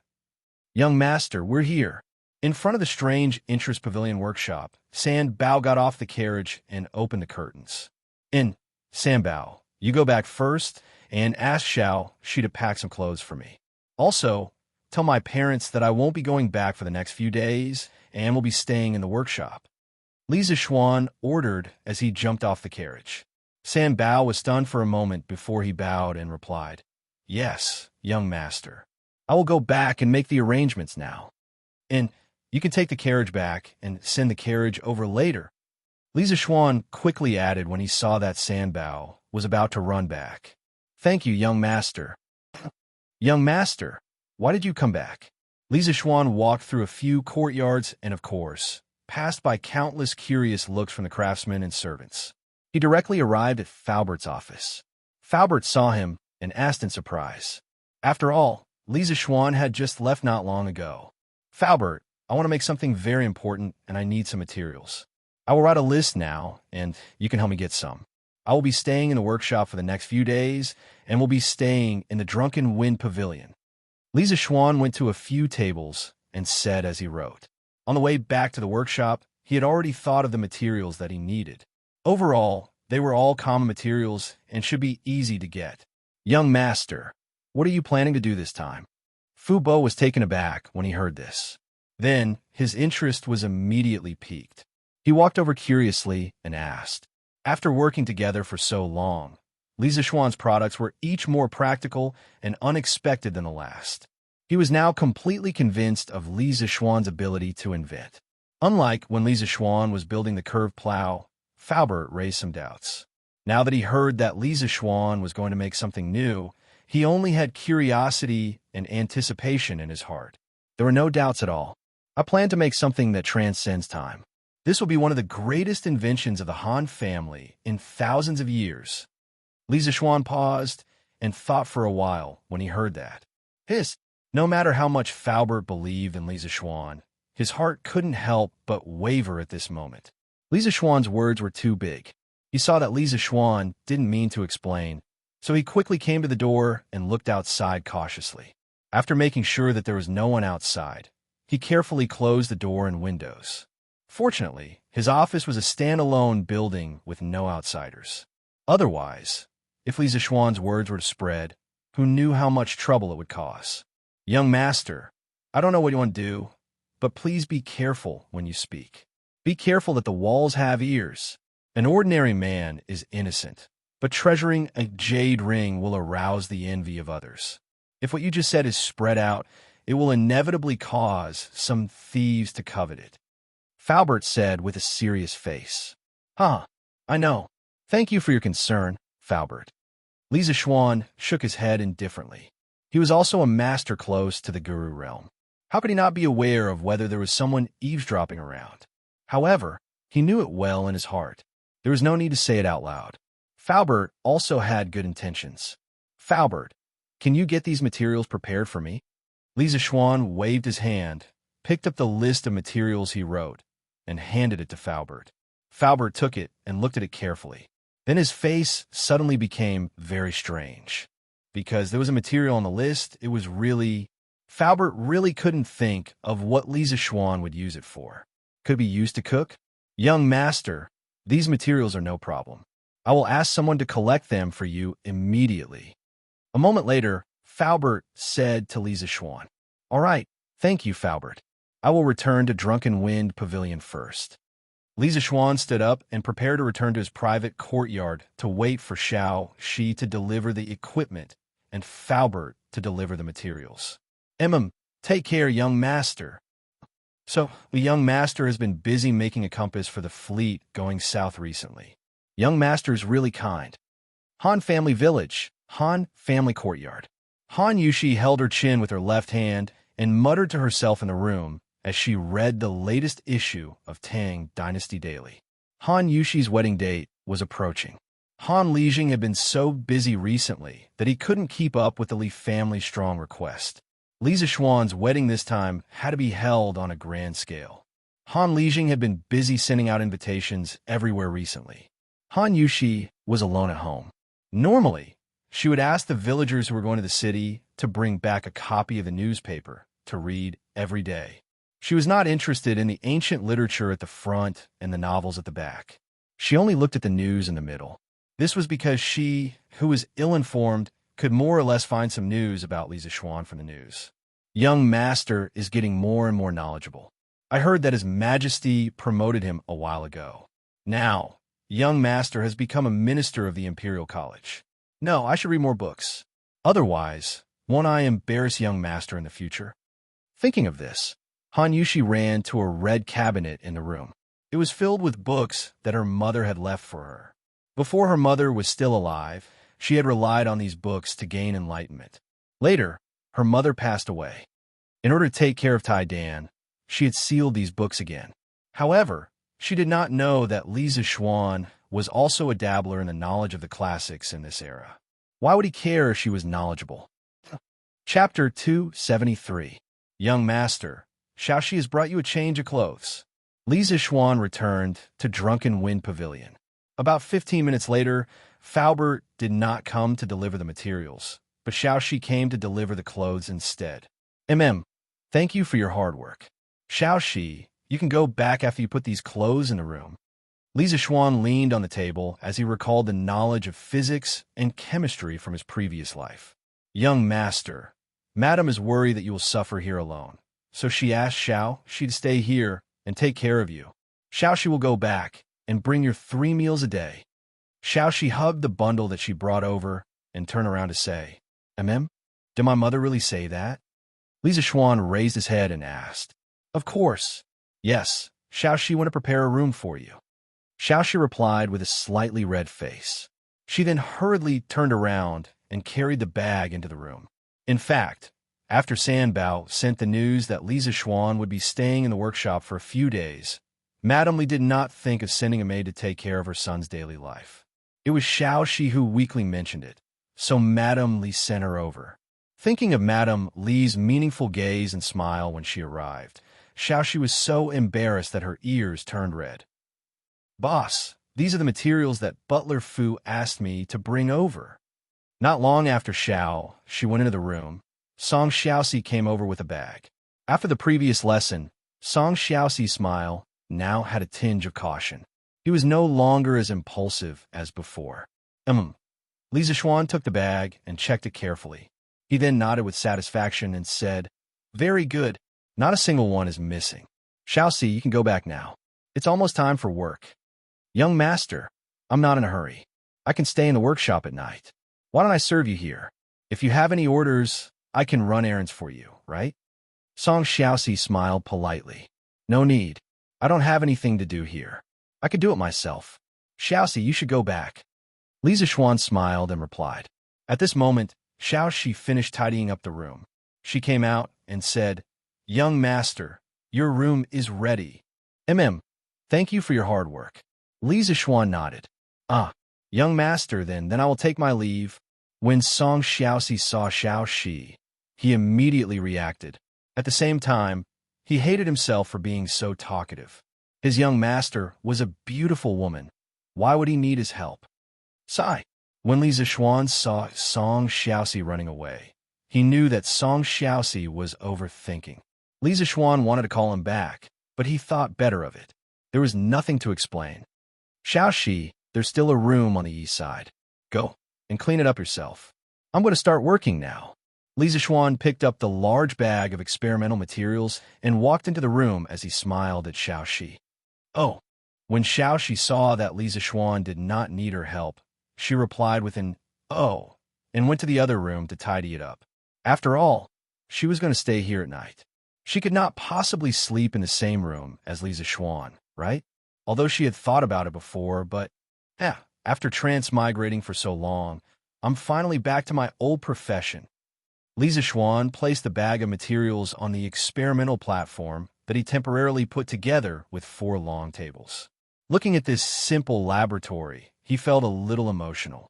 As an engineering student, and one that specialized in engineering, he had soldered countless circuit boards in the laboratory. He did not expect that after transmigrating to the Tang dynasty, he would still have to do his old profession. The difference was that his current laboratory conditions were even worse. Of course, the experiments he did were more basic and simple. It could not be compared to modern integrated circuits. Let's get to work. Today, I will make the battery come to this world more than 1,000 years earlier. Dear Mr. Volt, I'm sorry for stealing your invention. Li Zishuan rubbed his fists and rubbed his palms as he muttered to himself eagerly. That's right, what Li Zishuan wanted to make was the simplest volt battery. What? You think that volt batteries are too weak? Why not make a generator? F*CK. Big chest brother, it's easy for you to say that. You haven't even learned how to walk and you want to run away. Do you think that generators are that easy to make? You transmigrated to the Tang dynasty. Why don't you try making one for me? Can you make one without 1 or 2 months? Li Zishuan wanted to immediately create electricity and then realize the next step of his plan. How could he use 1 or 2 months to make a generator? Li Zishuan watched the TV series The Myth in his previous life. In the series, Yishao Chuan, who was played by Hu Gu, transmigrated to the Qin dynasty. Because his phone ran out of battery, he made himself a hand-cranked generator. Of course, this was the scriptwriter's nonsense. In fact, that thing could not generate electricity at all. Okay, magnets existed in ancient times. The wires used were the gold threads from the clothes of the future Liu Bang's wife, Liu Ho. However, those gold threads did not have an insulating outer layer. When they were wrapped into a coil, it was no different from a lump of gold. The scriptwriter did not know that real generator coils were covered with enameled wire. Not to mention, to charge the phone, didn't he need an interface cable? Li Zixuan, who was a science and engineering student, was troubled by this for a long time. At that time, he also thought that if he really transmigrated to ancient times, when he needed to charge his phone, he should adapt to the time. Ancient materials were limited. What kind of device should he invent? Should it be a simple hand-cranked generator or something else? What?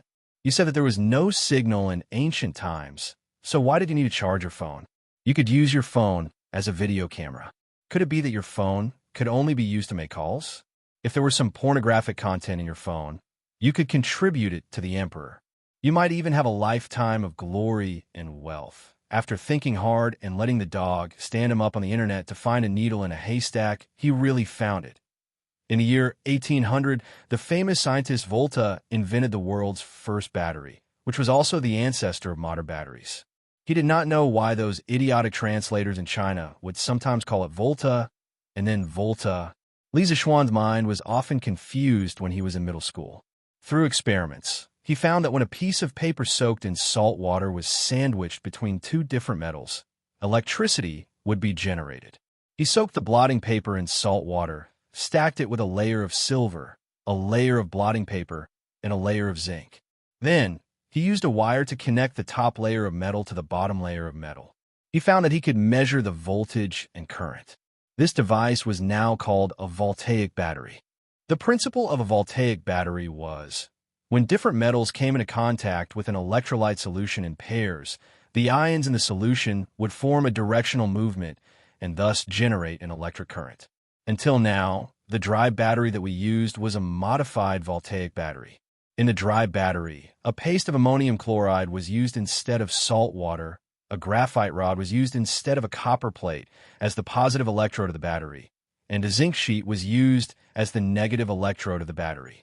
Compared to making a generator, wasn't it easier to make a battery? Chapter 274.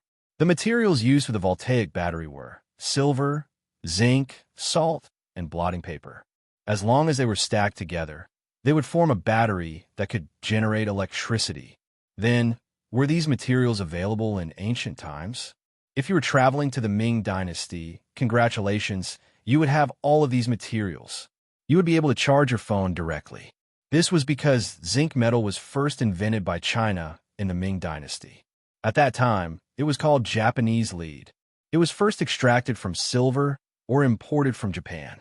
Unfortunately, Li Zixuan had traveled to the Tang Dynasty, so he lacked one material, zinc. But could a voltaic battery be made without zinc metal? Of course not. As long as there were two different metals, it could be made. The only difference was the voltage and current produced. The positive electrode material used in modern dry batteries was copper, gold, or silver was better, but that was for the rich people's flashlights, and the negative electrode material was zinc. Copper was also very easy to obtain in ancient times, unless you had the bad luck of 8 lifetimes and traveled to the Stone Age. The negative electrode material could be aluminum or iron. Yes, iron, which was cheaper than copper. In the room, no. In the laboratory, Li Zixuan was secretly glad that he had read The Myth in his previous life and had a lot of questions, so he had searched for a lot of information related to the manufacture of batteries on Baidu. Otherwise, he would not have thought of making a voltaic battery. He would have been a newborn calf that was not afraid of tigers, and would have definitely tried to make a generator. Was he King lucky? Because in the Tang Dynasty, which did not have any industrial or electronic foundation, it was really difficult to make a generator with the theoretical knowledge he had learned from textbooks. Li Zixuan did not plan to make a generator at the moment. There were too many technical problems to solve, so he would do it in the future. He took out a specially made rectangular clay jar. There were 50 independent compartments inside the jar. Because the voltage and current of a voltaic battery were definitely not enough, it needed to be connected in parallel to increase the current, and then connected in series to increase the voltage.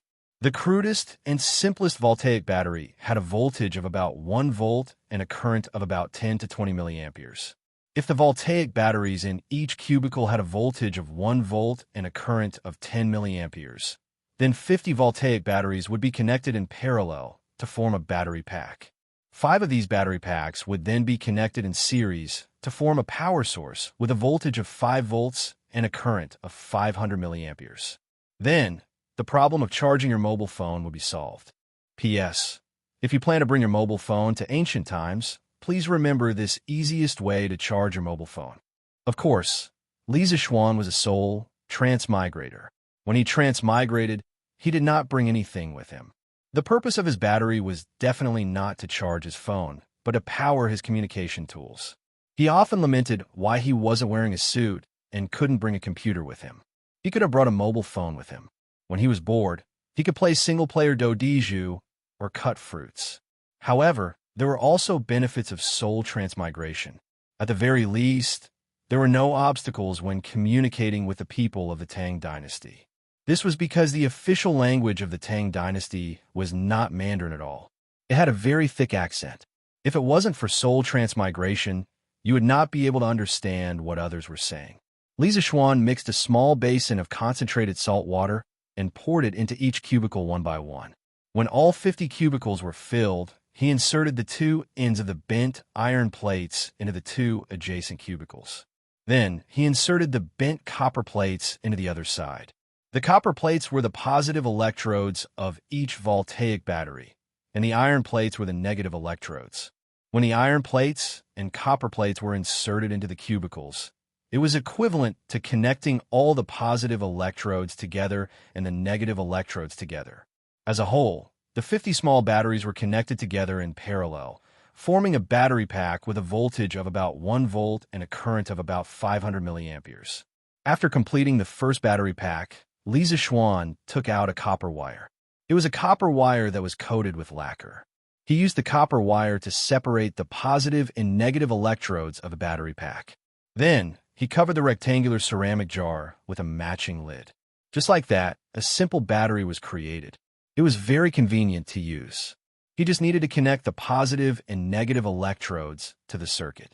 If he felt that the voltage was not enough, he could make a few more of these batteries and connect them in series. "Young master, it's time to eat." At this moment, Xianxia knocked on the door and shouted. The servant girl took advantage of the time when Li Zixuan was doing experiments to ask Sanbao to drive the carriage back to the Li residence to get dinner. After all, the food outside could not be compared to the food in the Li residence. In order to make Li Zixuan comfortable, Xiaoxi put in a lot of effort. "Okay, I'll be right out." When Li Zixuan heard this, his heart was filled with happiness. Compared to his previous life, he was doing the same job, but his circumstances were completely different. In his previous life, he spent his 3 years as a postgraduate student in the laboratory. Every day, he would enter the laboratory at 8:30 a.m. to check in, and he would leave the laboratory at around 10 p.m. Of course, he would have to check in again. The person in charge of the project would check his attendance every month. Sometimes, in order to rush the progress of the project, he would work overtime until 1 or 2 o'clock, or even overnight. To put it nicely, he was a technician who worked hard on the front line of research. To put it bluntly, he was just a worker, an engineering dog. And now, although he was doing basic research, he had a pretty servant girl to take care of his daily needs, and there was also a driver on standby outside. Li Zixuan felt that he was willing to be such a happy engineering dog for the rest of his life. It smells so good. What did Ani Zhao make tonight? Li Zixuan walked out of the room and came to the main hall. Only then did he notice that the sky outside was almost completely dark. He sniffed with his nose and immediately smelled the aroma of food. Hence, he quickly walked to the dining table, picked up his chopsticks, and prepared to eat. Hey, young master, you haven't washed your hands." When Xiaoxi saw this, she quickly pulled Li Zixuan and said, That's right." Li Zixuan looked at his dirty hands and felt a chill down his spine. It was a big taboo to eat without washing your hands after an experiment. What he did today was just a normal experiment. However, if he did not wash his hands when he used poisonous substances in his experiments, wouldn't he be in trouble? When he thought about this, he quickly followed Xiaoxi to wash her hands before returning to the table to eat. "Xiaoxi, have you eaten?" "Young master, of course. Xiaoxi will eat after you finish eating." So annoying. Sit down and eat with me." You know that I hate these rules the most. Xiaoxi looked at Li Zixuan awkwardly. In the end, she still went to get a bowl of rice for herself and sat opposite Li Zixuan. Anyway, it was not the first time. A few months ago, she and Xiaohe ate at the same table as Li Zixuan at the Drunken Immortal restaurant. Come, come, come. Eat a meatball and grow more meat. Xiaoxi. Thank you, young master. Chapter 275. Young master, do you want to take a bath now? Xiaoxi will boil some water for you. After dinner, Xiaoxi looked at Li Zixuan and asked. As the workshop often required the workers to work overtime, there were a few staff dormitories in the workshop. Those who worked overtime too late and couldn't go home, Chang'an City had a curfew, would sleep in the workshop at night. Correspondingly, the kitchen, cafeteria, of the workshop would close very late at night to prepare hot water and supper for the overtime workers.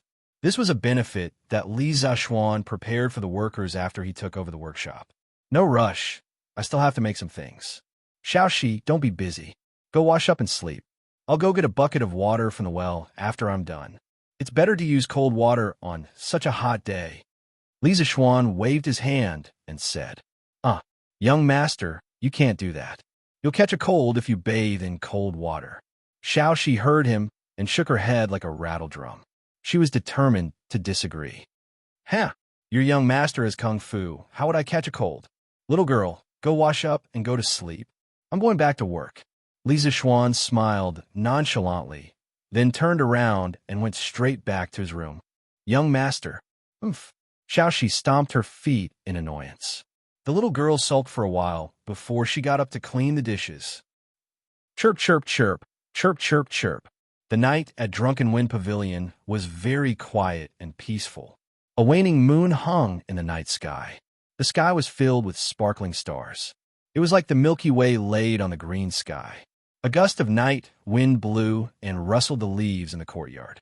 It was like the sound of the waves or the call of the pines.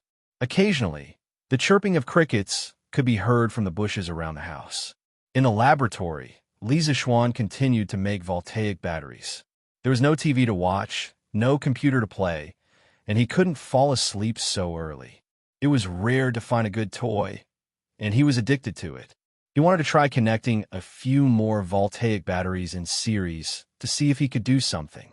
As the saying goes, unfamiliar the first time, familiar the second time. In less than 2 hours, he actually managed to create another 11-volt battery packs. In other words, he could now assemble a 12-volt, 500 milliamperes power supply. It was not easy at all. Sigh. I wonder if the archaeologists will be able to guess that this young master came from the modern era when they dig up the voltaic battery that this young master made 1,000 years later. Li Zixuan looked at the dozen or so batteries on the table and thought to himself, that's right. Oh, right. It seems like there really was someone who made the voltaic battery even earlier. Oh, so this young master isn't the first person to eat crabs? Li Zixuan regretfully patted his head because he suddenly remembered an archaeological news article he saw on the Tianyao Forum in his previous life. The general idea was as follows. In 1938, Van Wilhelm Koenig, an archaeologist working in a museum in Baghdad, Iraq, announced that he had discovered a battery that predated the voltaic battery by a long time. Koenig claimed that this battery was made by the Mesopotamians as early as 200 BC. This Baghdad battery was made up of a 14-centimeter tall jar, an iron electrode, and a copper electrode surrounding the iron electrode. The iron electrode was also surrounded by paper soaked in grease to prevent it from coming into contact with the copper electrode. In the jar, Koenig also found traces of a mysterious organic substance. Later, someone made a replica of the Baghdad battery based on the antique. The same electrode material was used, and the electrolyte was vinegar. It was very likely that this material was used at the time. Through the measurement of modern instruments, it was proven that the Baghdad battery could produce 1 volt of voltage when the current was 10 milliamperes. This device can indeed be used as a battery. But what was the real purpose of the Mesopotamians 2,000 years ago? This question has always been an unsolved mystery. There had always been some unknown civilizations on Earth, such as the ancient Egyptians and the Mayans. Perhaps the level of their technological civilization at that time had far surpassed the 21st century society. Knock, knock, knock. At this moment, there was a knock on the door, followed by Xiaoxi's voice. "Young master, can I come in?" Xiaoxi said weakly. She cleaned up the dishes, took a shower, and stayed in the room alone. She couldn't help but feel afraid because this place wasn't as crowded as the Li residence. Tonight, there were only her and Li Zixuan in the entire Drunken Wind Pavilion. Sanbao naturally went to the staff dormitory. "And come in." Li Zixuan's messy thoughts were instantly interrupted by Xiaoxi. He regained his senses and replied, "Young master, this is ginseng tea. It's cold at night, drink some." The summer night was like water, and it was indeed a little cold at night. Xiaoxi came in and gently placed the tea tray on the table beside Li Zixuan.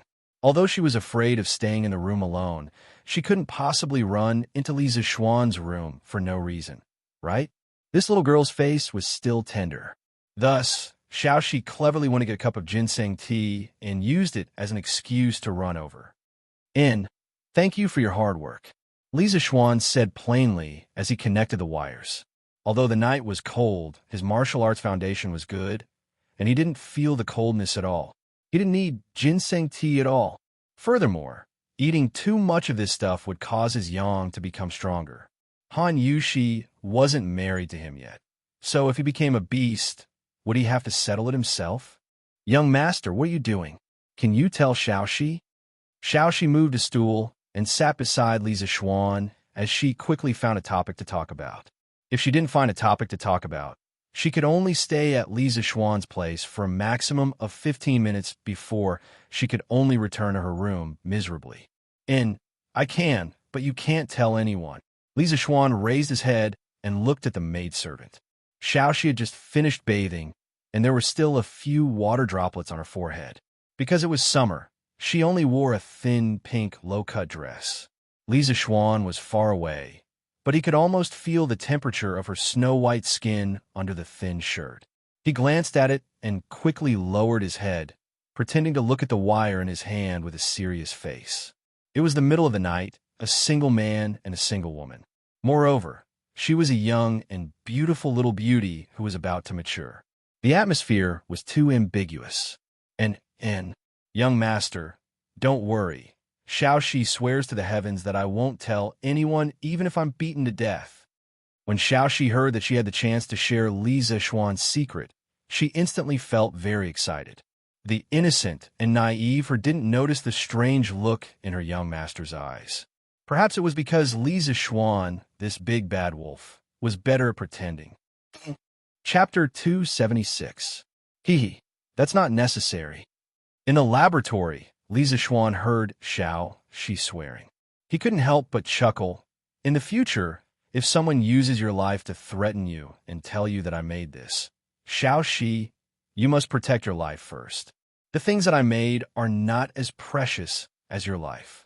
Do you hear me, young master?" Xiaoxi's bright eyes sparkled. The little girl was really touched. Cough, cough. Li Zixuan couldn't stand Xiaoxi's gaze and quickly looked away.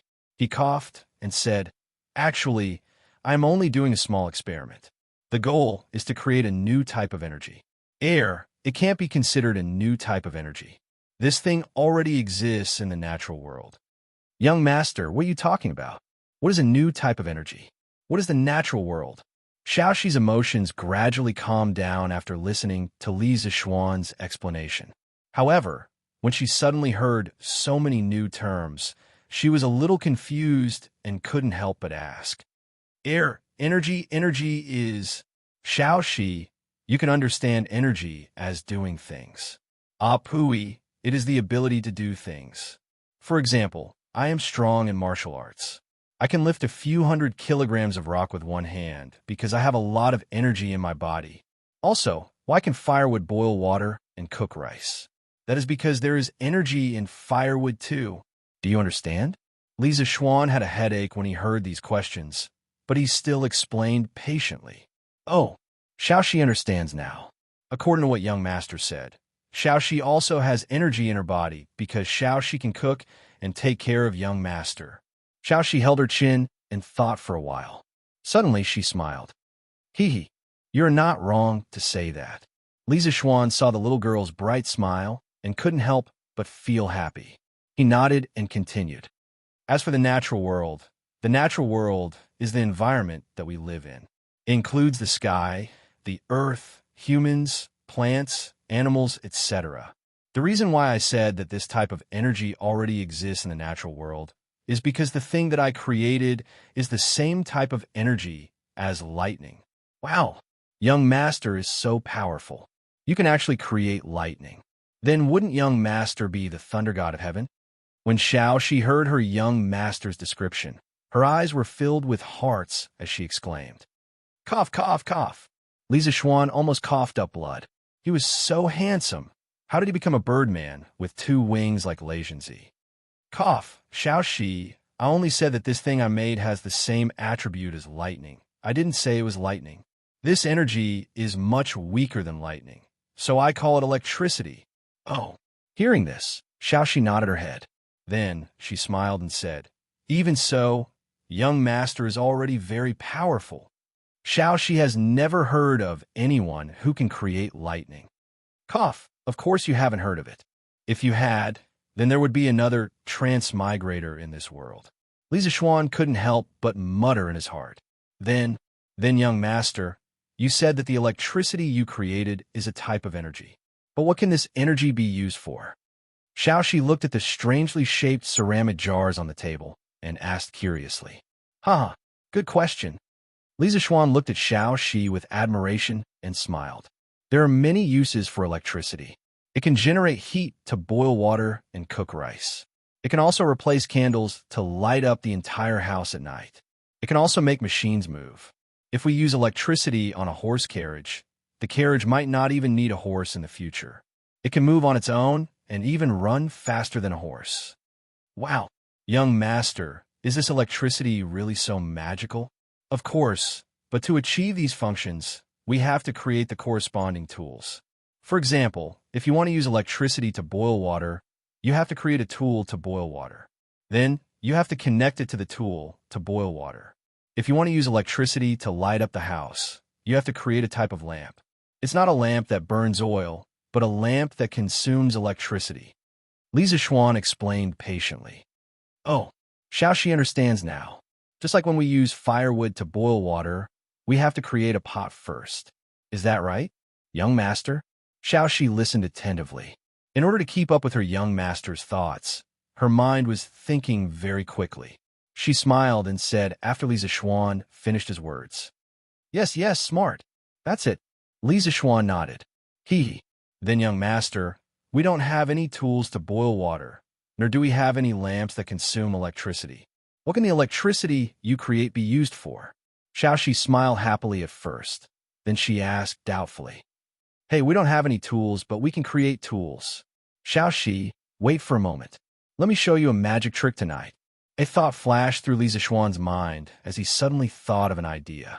After he finished speaking, he ignored Xiaoxi's doubts and went straight out the door.